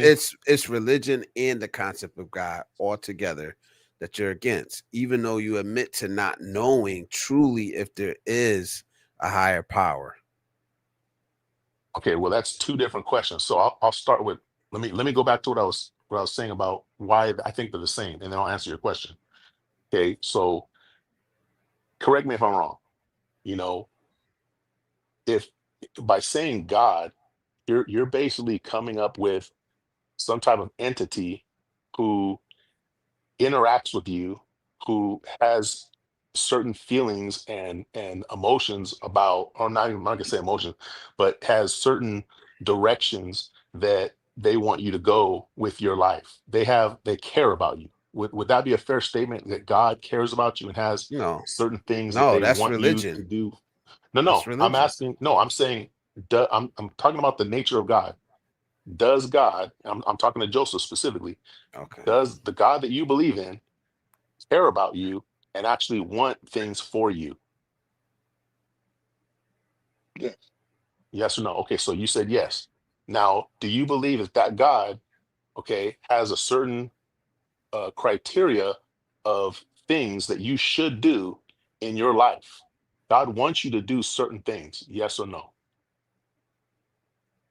He'd like you to. Yes. He would like you to. So he'd want you to. That's Okay. religion. So That's religion, bro. well, exactly. That's my point. That's my Right. point. God, my description of God that Joseph just agreed with is religion. You can't have one without the other. You can't have a Yes, you religion can. without a God. You can't have a God without a religion. It Yes, you just can. doesn't work that way. Yes, you can. Well, give me one, give me one God on the face of this planet, okay, that people believe in, that there's no religion based around. There's a concept of God, and then then there's what we make up. What is the What we make up name one in God. order to Name one tell God. ourselves how to believe in him. There's a concept of God. If there's a God, I don't know. Yet maybe yes, maybe no. I don't know. But what I do know is that we've come up with a way to worship him, to try to understand what God is. That's religion. Okay. It's two to I me, there's two different things. I One, agree with maybe there is, maybe there isn't. It's not man-made. The other one is 100% man-made, which is religion. religion is to give structure to our limited understanding of the nature of God. And in that, there's going to be flaws. And the Muslim faith, the Christian faith, obviously, crusades and such. Um, even Let me probably put even the it to you like Buddha. this then. My goodness. Let me put it All to you right, like go this ahead, put then. it to me. Teach Do you have an understanding? Do you feel you have an understanding of God? me. That's an interesting question. No, I don't. I mean, it's a pretty easy question, really. I mean, do you have an understanding, some sort of understanding of God? I don't. So you have That's the no understanding paradox. of God whatsoever. You have no understanding of God whatsoever. That is the paradox. Well, I it's not a paradox. I mean, you either do have an understanding or you don't have an understanding. If you're saying you don't have an understanding of God, then you don't believe in God. Because if you don't have an understanding of him, how do you even know he exists? You have to have some type of understanding. I mean, will put it this minimal as way. it may be. Well, okay. Here's the thing. Well, I can put I it mean, more you primitive. obviously have some Brother, understanding because let you me believe that he wants things to happen for you in your life. You I'm believe that he directs you to do things. So you have some understanding of him, correct? but listen, I'm you gotta let me answer the question. Okay? Because there's a reason why I'm saying I don't feel like I have an understanding of God. But I believe that it's probably a lack of confidence. And it's because I feel like because that's how much more I want to understand.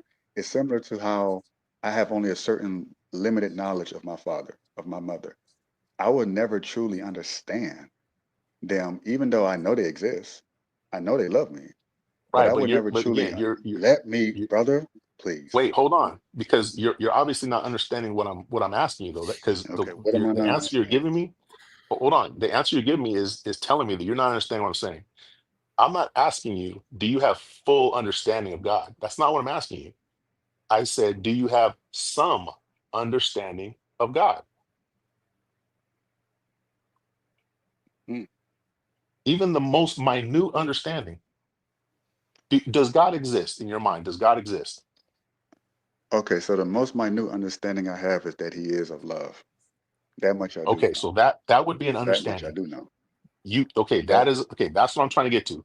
That is part of your understanding of God. It may be all of your understanding. I don't know, but it is a type of understanding. Your understanding of God is that He is love. Correct?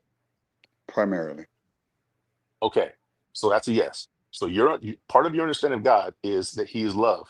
Okay. Well, guess what? The fact that you have some understanding that He is love, that leads to a lot of other things in your life. It directs how you conduct yourself. It directs how you see yourself. It directs how you see other people based on that small bit of understanding. And guess what? That's a religion. If you direct your life based on your belief in a God or gods, that's a religion. It doesn't have to be a Bible. It doesn't have to be a whole, 1,000 people with you, 1,000,000 people with you. If your life is directed by your belief in a God or gods, that's a religion. That's why God can't be separated from religion.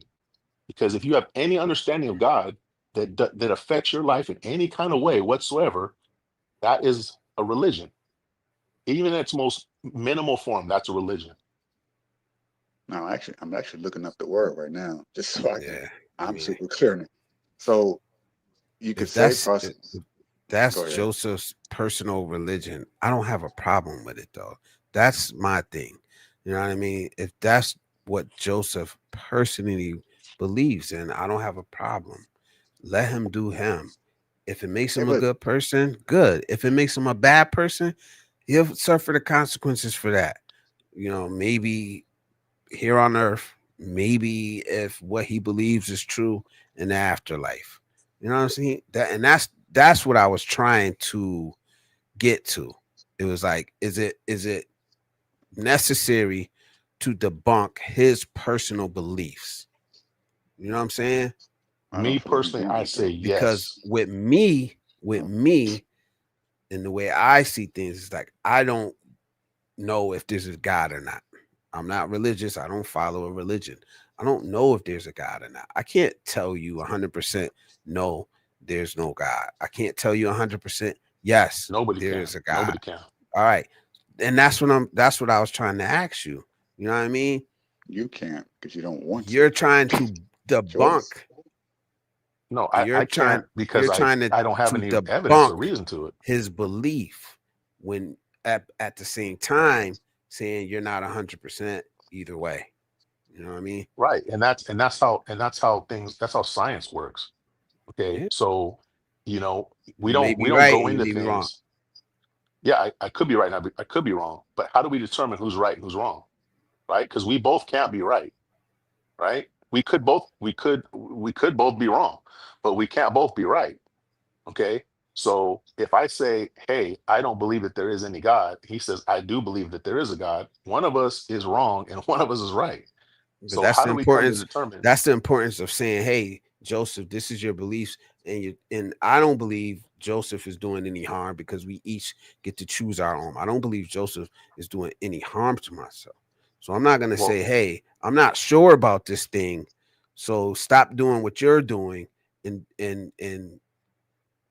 come over here with me and believe what I believe, even though I'm not sure about it. Because at the end of the day, like you said, both of you may be wrong. Well, I mean, right. listen. But All I can say is this: is that it's these kind of conversations. It's rare for me to have. Actually prefer them because it's more. I enjoy the challenge. I you should have enjoy. more of them, bro. You should have more of them. I I enjoy people challenging um, my thinking process, my beliefs, even my personal experiences. Unlike a lot of people who I would assume would enjoy the challenge, they don't take too kindly because it's kind of like you're taking someone's left foot and you're telling them you're going to cut it off because a belief. is extremely entrenched in people, so much so that you have people who will commit suicide in the name of Allah for doing so, or in the name of Well, I Jesus, mean, they if will that's go their belief, why you can't question it though? I mean, you can't be against that though. because beliefs are just it's just so. I I don't mean, hold would personally you so agree with that? strong. Say it again. You then, hey, if that's their belief, I have to respect it, right? If they believe that God is telling them to go and blow people up, you have to respect that, correct? Well, You don't have obviously not, because and I tell you don't you Why have to not? why. respect it. You don't have to I'll tell you respect it. why. But at the same time, Then, or you should Because just you're leave them more alone, man. You should just leave them no, alone. If you they want to wanna go you and blow people up, like I you're said, more you're you tell more me, you tell me you're 100% they didn't they didn't get that commandment from God. You tell me 100% right now. I, And I then you don't I don't know 100%, but I don't have to know 100%. okay. I can so know That's what I'm trying 99%. I that's what I'm can know trying to say. 10%. But what I'm that saying is action. that going back to what I said, on another conversation we have about knowledge and belief. Okay, all knowledge, all when you say you know something, all you're saying is I believe it, as much as I possibly can believe it. That's what you're saying when you know something. You could still be wrong, but when you say you know something, that means you believe it. It's your strongest level of belief. That's what knowledge is. Okay, so it's never going to be 100% because you could be wrong about anything. We've all been wrong That's about not things the we felt we point. were 100%. No, no, that's the point is. The point is, I don't have to know 100% that Joseph or any other person that claims to hear God is 100% wrong for me to act and say, you know what, I don't think I want Joseph to go run into this building where a bunch of people are sitting with a bomb and blow it up. I don't need to 100% know that he's not hearing God to stop that. Okay, who the hell would think that they have to be 100% sure to go and do that? I only have to be a little bit sure, and I'm going to go try to stop innocent people from being killed, right? So my thing is, it's not Joseph that's running into buildings blowing people up. It's not Joseph that's going out and doing a bunch of crazy stuff in the name of who his God is. So if it was just Joseph, or if it was just people that had that level of belief that Joseph has, I wouldn't really have a problem with it. But the problem is there are people who are going in and blowing up buildings. There are people who are committing genocide based on their religion. And the problem I have with the Josephs, and I'm not talking about you specifically, Joseph, but people who have your level of belief, is that your level of belief provides cover for the people who have the really extreme beliefs. Because if we can say, well, we don't really know if God is real or not, I think there is one because I had a dream and I think he's real and yada, yada, yada. Because you have that belief, you cannot now tell the guy who's running into a building with bombs strapped on his chest that he's wrong for going Wait, and doing what? that. Because listen to what I'm saying. If I've been you listening, but you listen, just need if to take a you you need to take a second and recall what I said earlier about the main thing when you asked me, well, what is the main thing? What's the small little something that gives you an inkling of belief in God, and that's that feeling of love. What you okay, just but wait, described. but wait, wait, Wait, wait, wait. That's that. Wait, hold brother, on. Hold on. That's your you. belief, Joseph. That's That's not a your belief. listen. That's your belief. That's not a Your belief belief. is that no, that's a That belief. is a You believe that reality. God is love. No, that's a belief. We just said you That can't is know a 100 things. reality. Wait, Joseph. Didn't we just say you can't know anything 100%? We all agreed on that, right?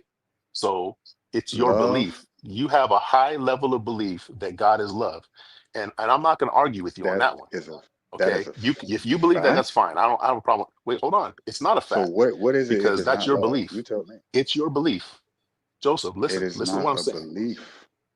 But Wait, if Joseph, you listen to want what to I'm saying. say it's a belief, you can. It's fine. Joseph, as strongly as you feel about that, the guy running into a building with a bomb strapped on his back believes what he Believes believes too. otherwise. Right. And I'm He telling believes you, it just as strongly as what you believe. Okay. the How do foundation. either one wait, hold on. How do either one of you determine what's right? If he believes he's hearing God telling him to go run in the building, how can you tell him that he's wrong? You, If he's believing that God told him in a dream you're that asking he should go rhetorical run in the building questions. with a bomb, no, it's a question. No, If it's he not, because had a you I'm dream not that gonna he have should more wait, than what 10 see, seconds to you won't let answer. me finish, bro. You won't Bro, let me finish because you just asked the question and now you're saying but go ahead. That's fine. the, the Go ahead. the question is is if this guy had a dream just like you did, he said, you know what, God, if you're real, show me a sign. And he had a dream about him strapping a bomb on his back and going and running in the building of a bunch of innocent people and blowing them up because in his mind, they're all sinners. Okay. How can you tell him that he's wrong? Okay, Joseph. Is he sure? All right. I can't tell him anything. It is, Exactly. I can't personally tell him anything. It would have to be, well, first of all, he's blowing himself up. He's going to go meet, if there is a God, he's going to go meet somebody. He's going to have to answer for his actions. And he's going to find out from, if there is a God himself, whether or not his actions are right or wrong. And so And he's will the going to 100 find people out, in that building that he just killed. say that again. And so will the 100 people he just killed in that building. So you're okay with that? Why would I be okay with that? I'm asking you, are you okay with that? Because you're more focused on him meeting his No. maker that may or may not be there. I'm asking you, how can you tell that guy that he shouldn't do that? What moral grounding do you have to stand on that can tell that guy that he's wrong? Well, hold on. Ask that question one more time. Okay, so what I'm asking is, this guy had a dream that he was supposed to go run in a building and blow up a bunch of innocent people because he was told in his dream by God that they're sinners and they need to die.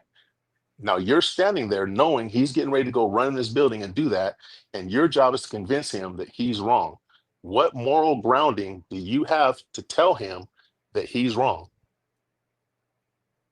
What moral ground do I have to tell him that he's wrong?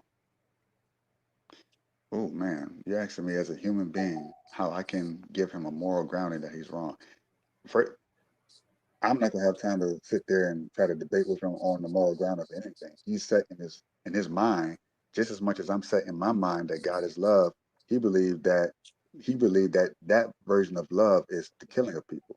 But we know innately, all human beings, to a great level, to I guess some greater extent than others, that killing is wrong across the board. It just is. So that to me is the grounding I would stand on. But if that person who had that dream is convinced that that was a loving that was a God, that was a dream from God, and that was his mission, and that would be a loving thing to do, it is obviously delusional. That would be like me hitting my wife and saying, I love you, I love you, I love you. But then you would say, you're trying to ask me like, well, how would you can't convince someone that person is obviously crazy. But we all understand Wait, to some why is he degree what love crazy? Wait, is. why is he crazy? Huh? He had a dream that God told him to do this. He's not crazy. He heard God Oh, okay. say this. That's a good question. Well, there's not just God involved in this. Now, some people will say devil and all. I don't personally believe that there's a big bad guy with the red horns and all that. That's, but that's kind of like an amalgamation of let's just say that that's okay.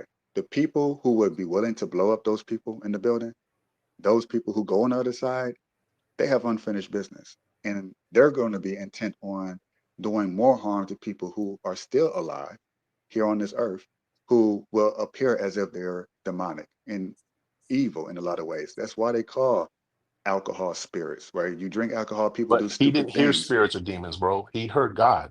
He heard Brother, God. just relax. I get what you're saying. I understand what they believe they heard to be God, which is a deception. Then you can say, well, how do you How do know, you know you're Joseph, not that being this? I Exactly. I know. Yeah.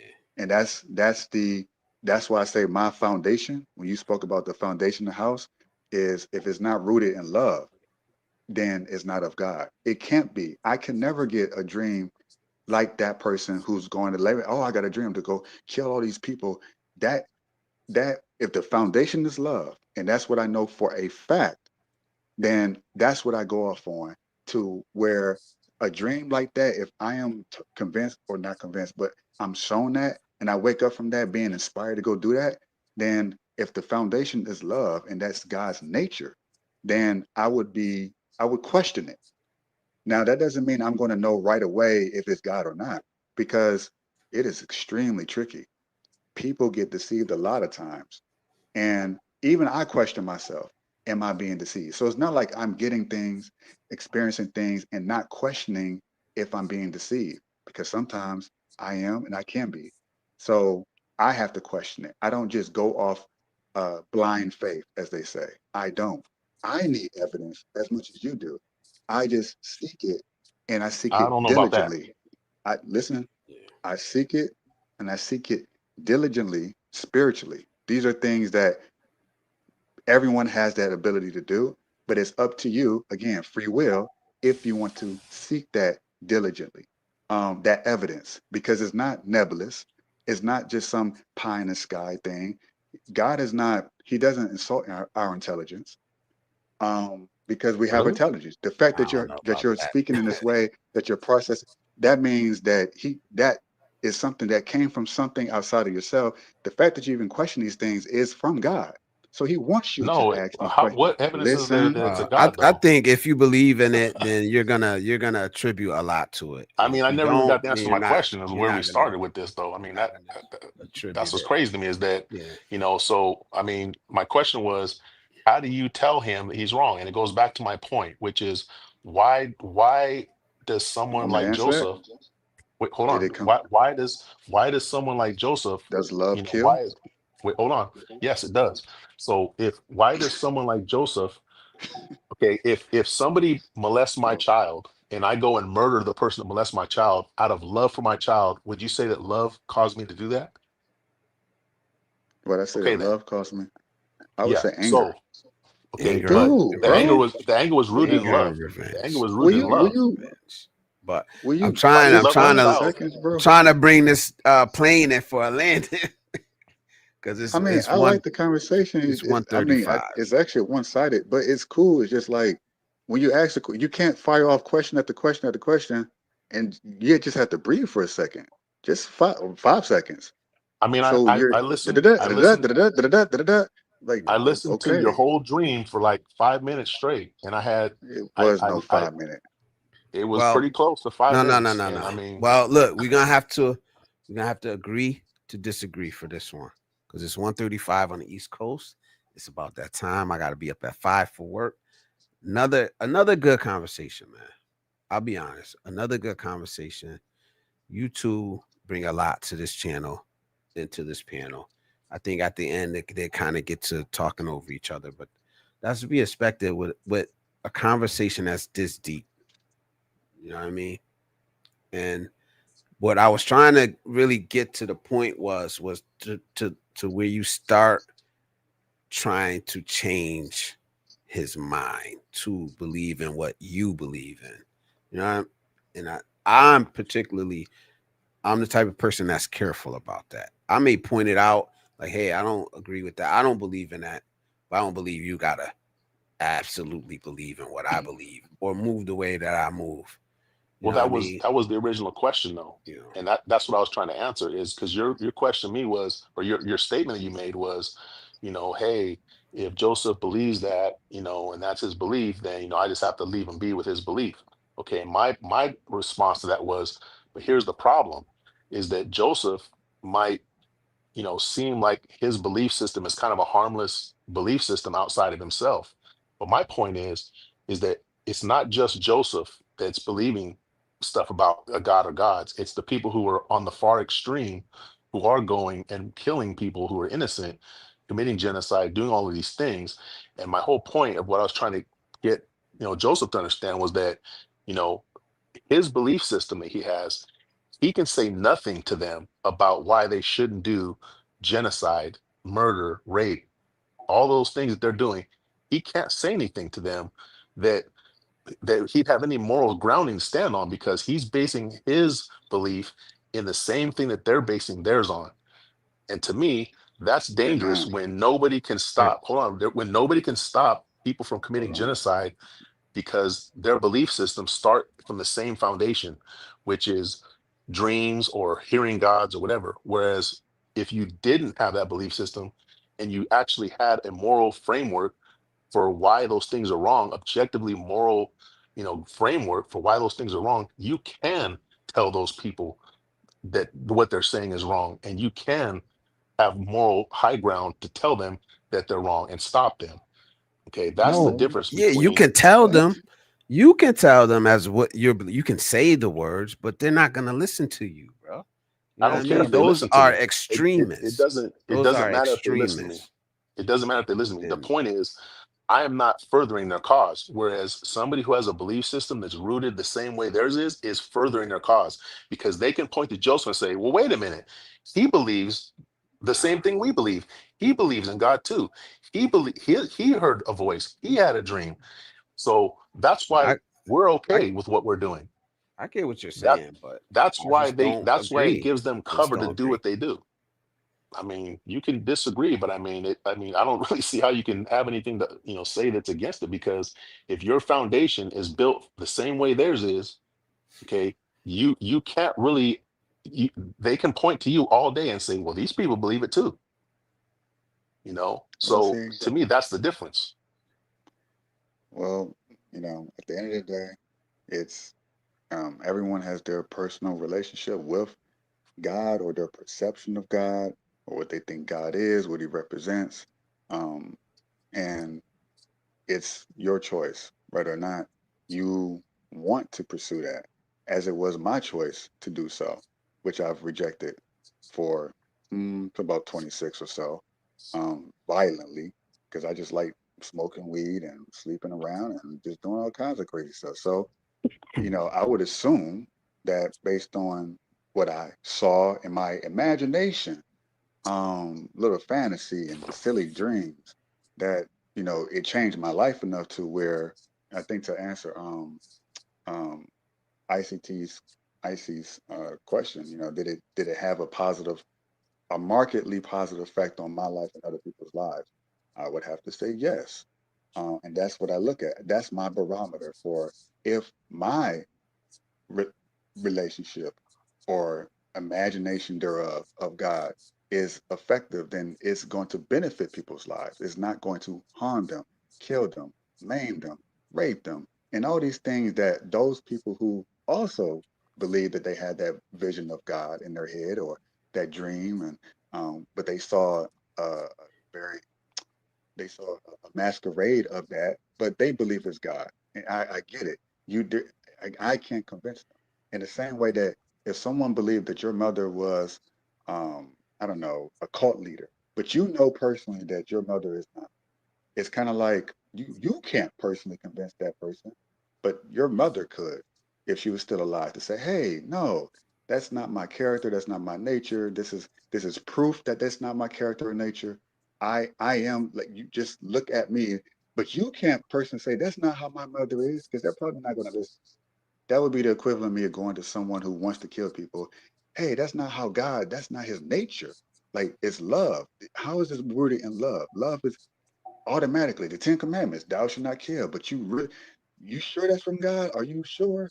So, but I can't. There's only so much I can do.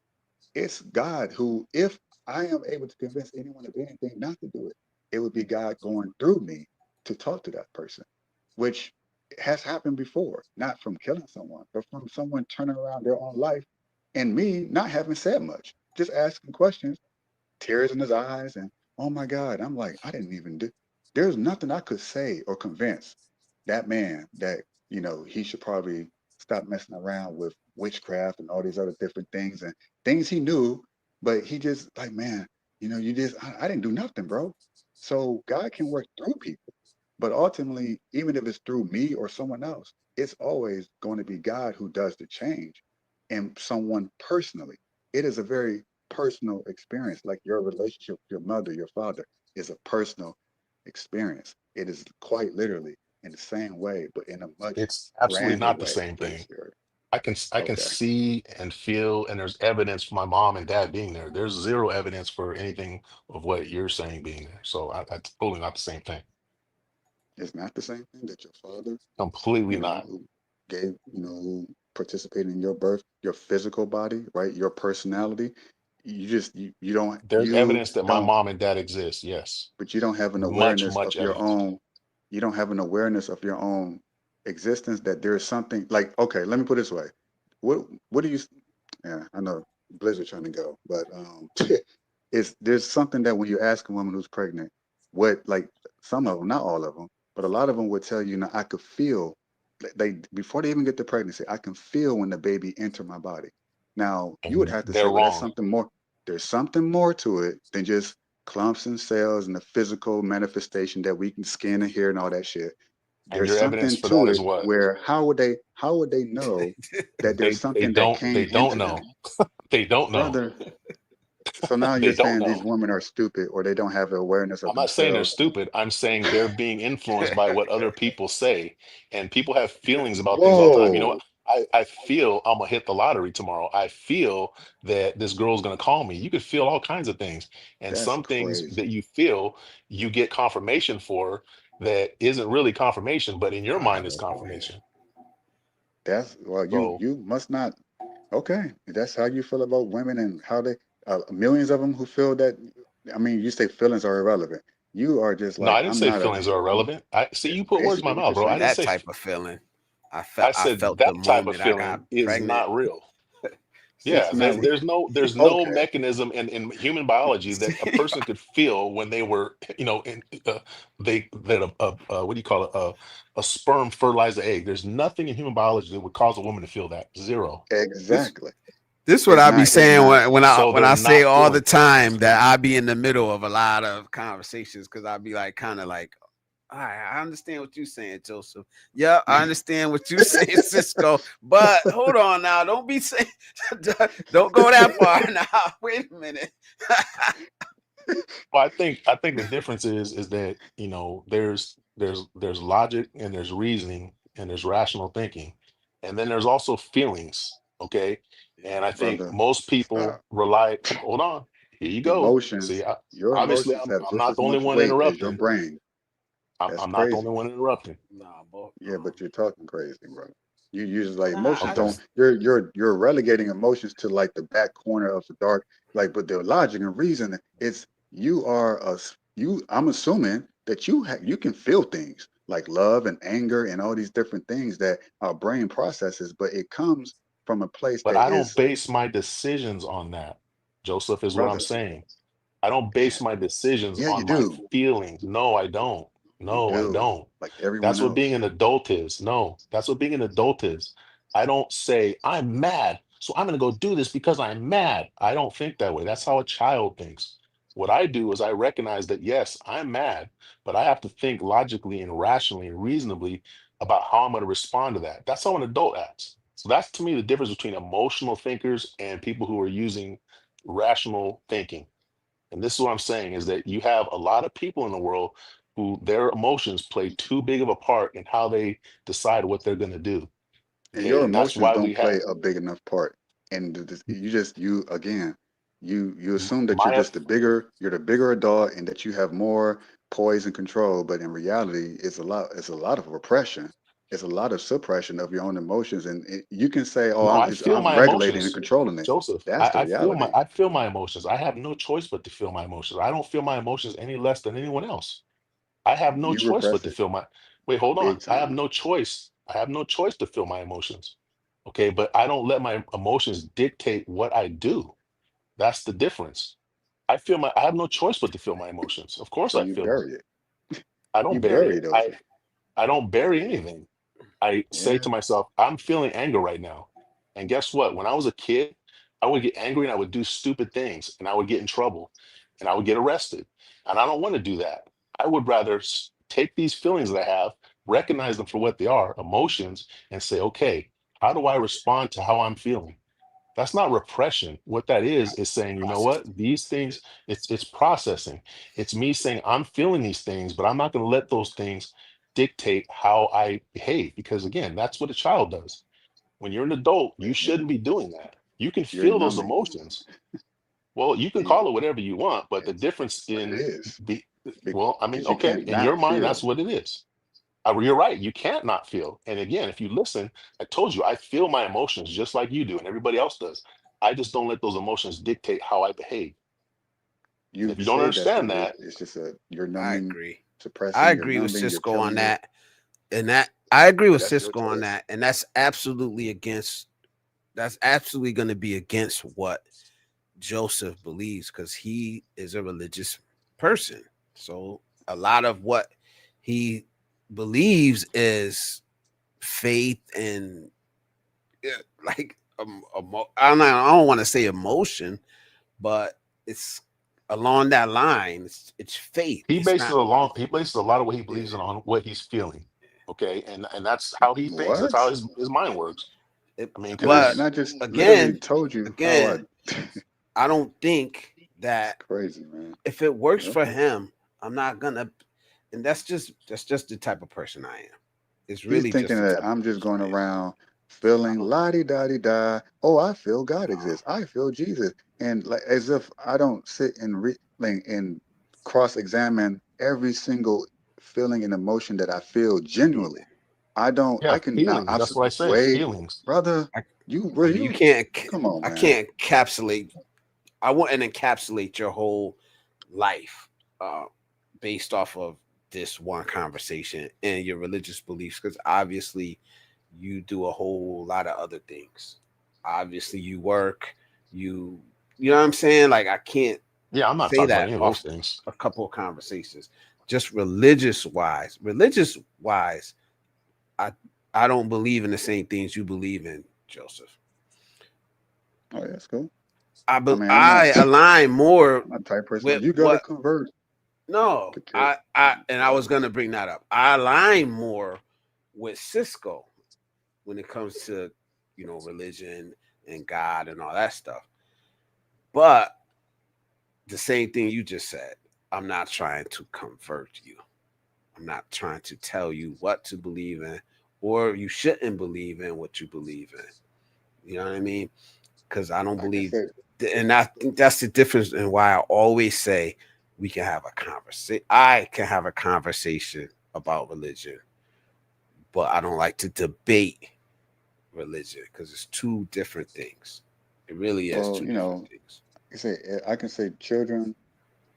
Well, I guess the most famous scripture that most people would know is when Jesus will say something like, I paraphrase, be like a little child, not be childish, not be naive, not be stupid, and I can't say them stupid, that's kind of mean, but just childish and naive and ignorant, but be receptive in the way that children, we all, I hope, were once children before we were young and you had emotions. And until we grew up in such a way in which we, especially as men, we're told to suppress those emotions because it's better that way, right? It's what it means to be a man.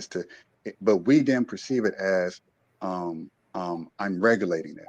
But when I get around a lot of men who say they regulate those emotions or they're logical and reasonable, these are some oftentimes, at least, and I can say for myself, when I consider myself, because I'm like stoic and I think everything black and white, X, Y, Z, and everything is just it has to. If I can't see it, it doesn't exist.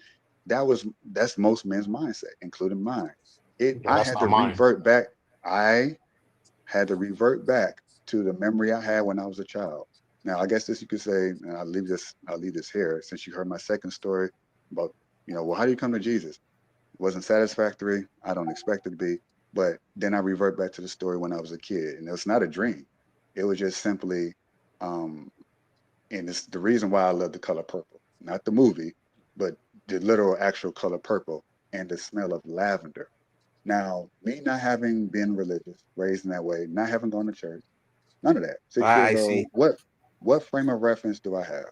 None. So, you can imagine you're sleeping in your bed. It's a normal day. You're a kid, 6, 7 years old, and all of a sudden you smell. It smells like a lavender bomb just goes off in your room. Boom, and it's like then following that, there's a overwhelming sense of it's like this hug of some kind. So you feel like you're being embraced, and you smell lavender. But I don't know what lavender is. I'm a kid. It took me almost 3 years to figure out like what is that? What is I smell color? I smell purple. What is stupid? I smell purple. Oh, you talking about lavender? Oh yeah, that's what that was. Because that's how intense that was. That smell as well as that sensation of love, which is how I know that God is love. Now, I never felt fear. Now, I didn't know what that was. It took me a while to find out that that was a guardian angel. I believe maybe Gabriel or Michael, I forget which one, but I have to look it up again. But that's something that I didn't have a frame of reference. Again, not a churchgoer. We there was no spirituality whatsoever. If anything, it was a lot of witchcraft involved. So that's what I was used to. So to have that experience was the catalyst. I had to revert back to that childhood experience, which was few and far in between, for me to then have that, to accept myself and be more open with my heart in terms of that emotion, and not relegated to it's just child's play, or it's silly, or it's meaningless, or it has to be super controlled. But in reality, it's not control, it's suppression. So I had to do a lot of that unpacking before I can even get to the point where I can have that relationship with God, because that's the way we are. Almost all Yeah. of us are taught as man to suppress that. And Suppress. that's the Yeah. illusion. The Bottle a suppression lot of that shit up. is not is not regulating. And we're so logical. The most logical, the most reasonable we think we are, we're actually the most emotional, because we're fighting against the very thing that we think that we're regulating. So it's that's something I can't. God had to make that work for me, and that's why I say it has to be a personal choice for you to let that go. Now I know you will, but I don't know when you will. And I have a friend. I'm sorry, Blizzard. Just one more thing. I have a friend, very beautiful girl. Her name is Janae. About 6, 7 years ago, I had a dream about her.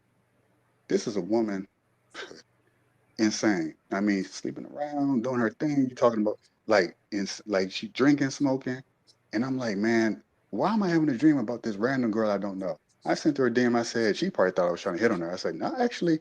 So I got this dream. Please don't think I'm crazy, but I'm telling you, like you're gonna come to God soon. I'm thinking it's gonna be like right around the corner, within a year or two. 6, 7 years go by. I'm thinking like, oh, hey, maybe I just saw things. Maybe I'm crazy. All of a sudden, boom, 2 years ago in September, she had this radical transformation. She's a whole new person. She's out there praying for people, evangelizing in that way, not you're going to hell and all this other stuff. She has the Spirit of God with her. She changed because she sought that relationship. God just showed me something about her when I didn't know nothing about her that was going to happen into the future. And it made me feel like, wow. So that is another evidence for me that God is real, because I see how it worked in her life. It's kind of like, well, if that was God, then obviously I would hope that it does good for her and other people. And it's proven to be true. So that's when I say eventually Cisco is going to come around, he's going to come around. He just doesn't know when.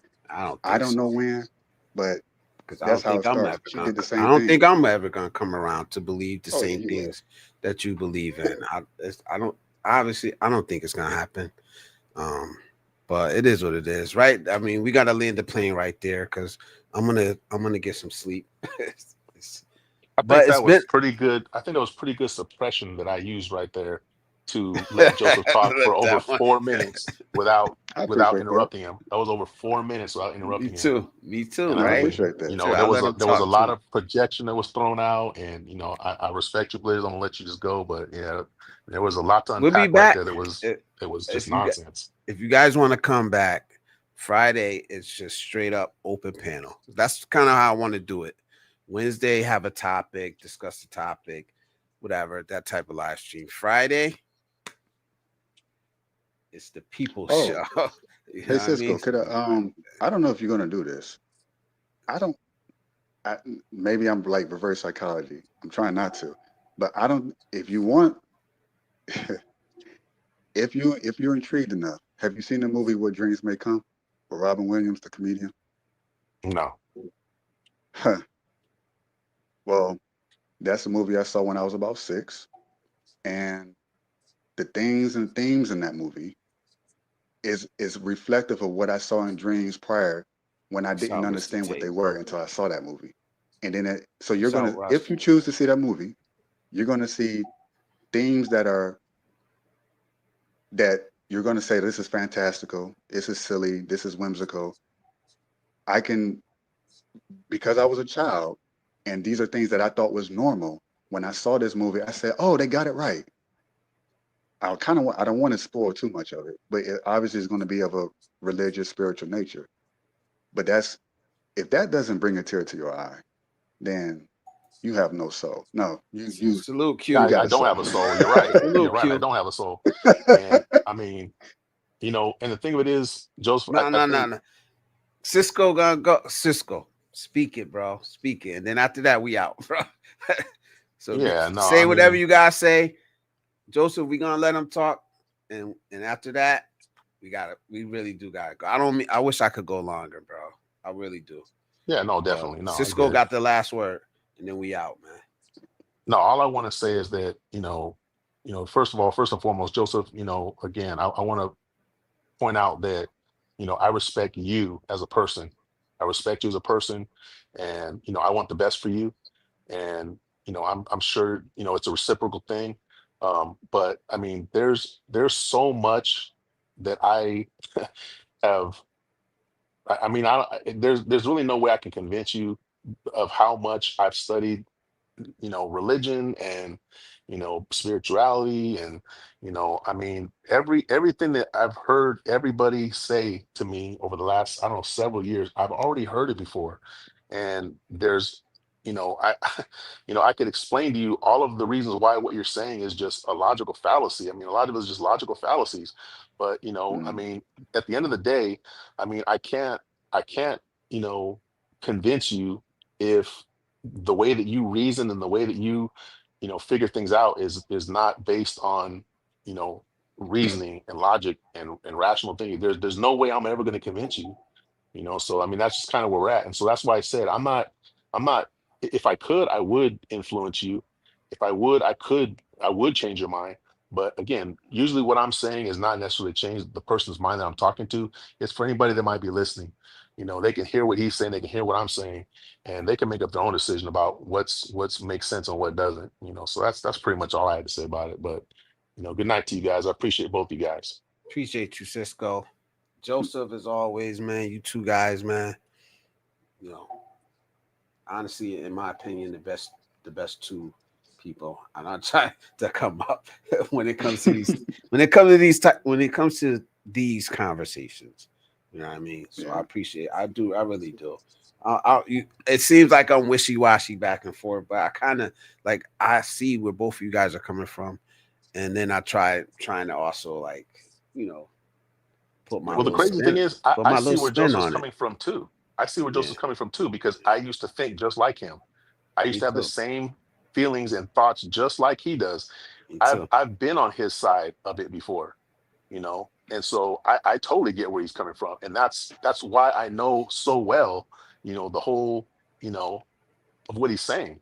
And that's why I'm able to, confidently say that I don't believe those things anymore, because it took me a while to get to the point where I'm at.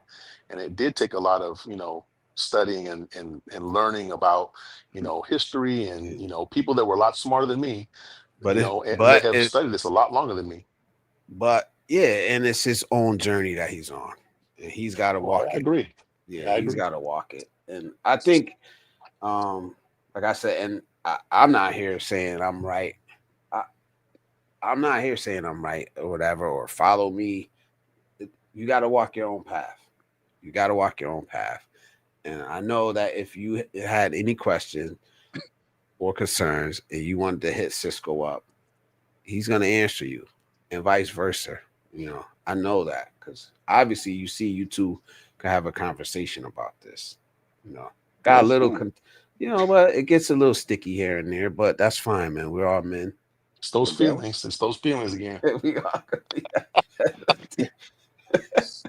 I'm just I poking. I'm but, don't just feel poking now, Joseph. I'm just yo, poking, brother. so with that I being don't feel said, that way, man, but thank you that's guys it again. is what it Thank is. you to everybody that's in the chat, everybody that's been watching. If you can, um, I don't need a PayPal. I don't need whatever the other thing is, Cash App. I need some views. I need some views. You know, not views. I need watch hours. That's what we doing, man. I got some stuff in store for when I do get monetized. That's when I'm gonna roll out the t-shirts and all that stuff. I'm just waiting. I want to Oh do it all. snap! I want to do it all together. You know what I mean? I want to do it all together.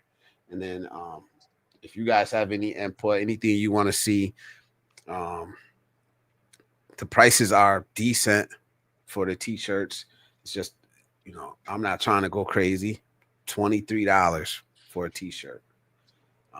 You don't really see things like that.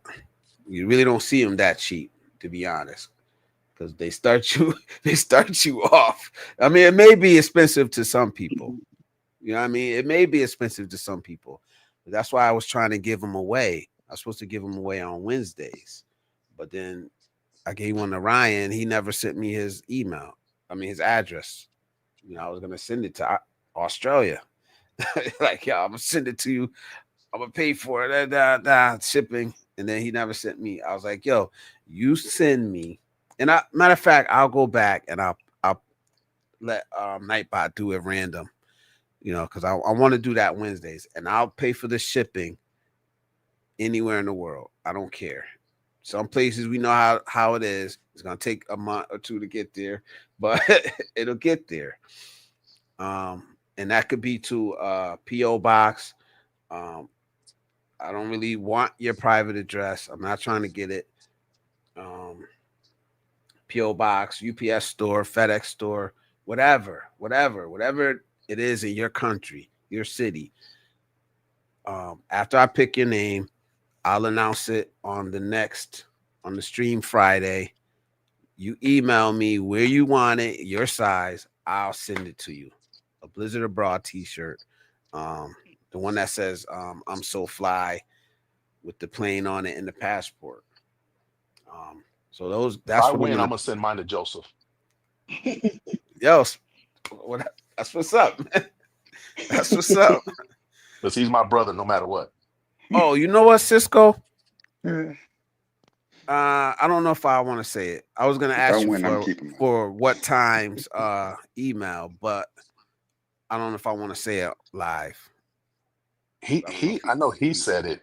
So I don't think he has a problem with it. But I was the same as you. I didn't get the numbers. Every time he said I tried to listen, I couldn't quite get the numbers. So I'm gonna try to message him on like one of his shorts or something like that, and just say, hey, you know, would you mind, you know, sharing your email? Because he I don't think it's written down anywhere, but he said it, so I figure he doesn't mind if people know it. Yeah, I'll do that. Because I know I tried to listen, I just couldn't hear it. But y'all check out what time is it time for travels with sense. I think I said that right. Travels time for sense, yeah. Yeah. Like I said, he did the live. He did a good job, man. Brother is very knowledgeable on scents, colognes, perfumes, how they're made, how they're sourced. It's amazing. I love shit like that. I love people that have knowledge about something like that. Excuse my English. Yeah, excuse my English. But someone who knows their stuff like that, I respect that, man. Yeah. I don't know if you checked him out, Joseph, but if you can, check our brother out. He's a good brother, man. He was in here. He was in the chat earlier. A salute to him. But again, like I said, fellas, we'll be here Friday night. If you guys want to come up, open panel, any topic. I'm gonna try to. I'm not even gonna try to shy away from religion. It is what it is. If it comes up, we'll talk about it, man. Like I said, I'm not the most knowledgeable on it. I'm not the most knowledgeable on religion. I don't claim to be, you know, but I'll share my views, my opinions on any topic. And if I don't know, I'll just say I don't fucking know. I think that's the hardest thing for some people to say. I don't know. I'll get back to you, you know. But again, man, thank you, brothers, man. I appreciate y'all. I'm about to get up out of here. Excellent stream, man. Excellent stream tonight, man. Thank you, guys. I'm waiting for Cisco to go live with a sit down live. I'm waiting for Joseph to start a channel and start doing lives. Very interesting brothers. Very interesting brothers, man. And again, I can't say it enough. Thank you. Salute to Sunshine Shoulders. Tomorrow's Thursday. Well, today's Thursday. Dallas against Philly.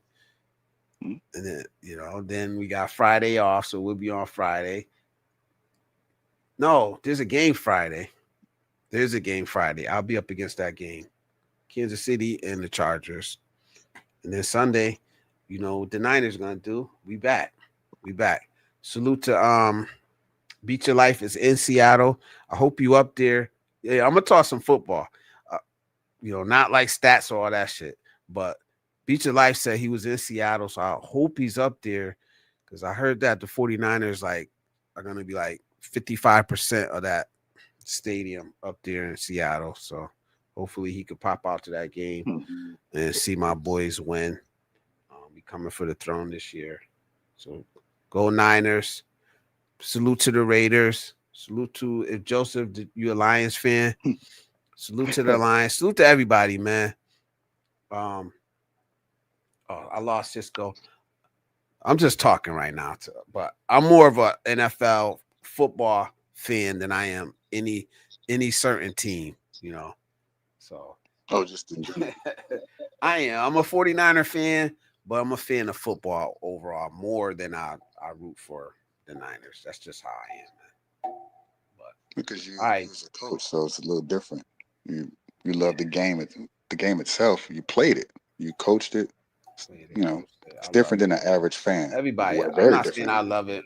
I'm not saying I love it more than anybody else, but it just is what it is. You understand it more than anyone else. Yeah, the last couple of years, I kind of lost that fan part of it, and I think this is the first year I got it back. Like I really excited. It's been a while since I've been excited for the football season. This year I am, because usually by now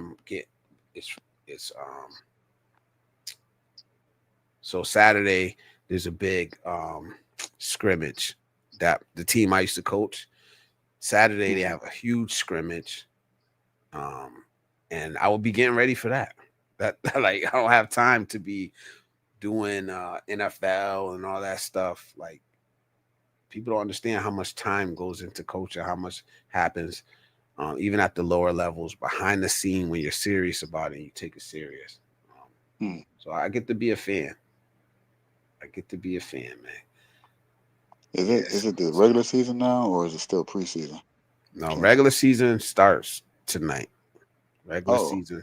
Yep, starts week 1, starts tonight, man. So Brett hopped out the bushes with the Raider Nation. Yeah, salute, man. Salute to all the fans, man. Salute to whatever your team is, man. We're all even. We're all even for after this, it's a wrap. It's a wrap. It's a wrap. My team taking off. We went in the West. Whatever, man. We all know what's gonna happen. So the Lions had all their best coaches poached, and it's just, man, we was almost still gonna be good. They poached like a offense, a defense coordinator. They just poached it. It's just some foul shit. How many times did you see that happen to my team? How many times did that happen to the 40? Forget your team, the only good thing about it was your team right now. They got what they deserve. The good thing about it was we had always had a lot of black coaches and Hispanic coaches, so we always get those supplemental picks back. That was smart, So, but anyway, bro, good night, man. Take care. Again, thank you, man. I appreciate you for coming up, man. Always sharing your thoughts, your experiences, your knowledge, man. So salute to you, Joseph, man. Thank you, bro. With that being said, I'm about to get out of here, man. Hopefully we'll see everybody. Hopefully we'll see salute, brother. Hopefully we'll see everybody in here Friday night. Open panel discussion straight out the box. We're gonna open it right up, and we're gonna let people come up, talk about whatever you want to talk about: football, religion, politics, love, travel, whatever you want to talk about. We here for it, man. That's how we do it on Blizzard Abroad. So with that being said, man, I'm up out of here, man. Don't forget to like, share the stream. Until next time, Blizzard Abroad.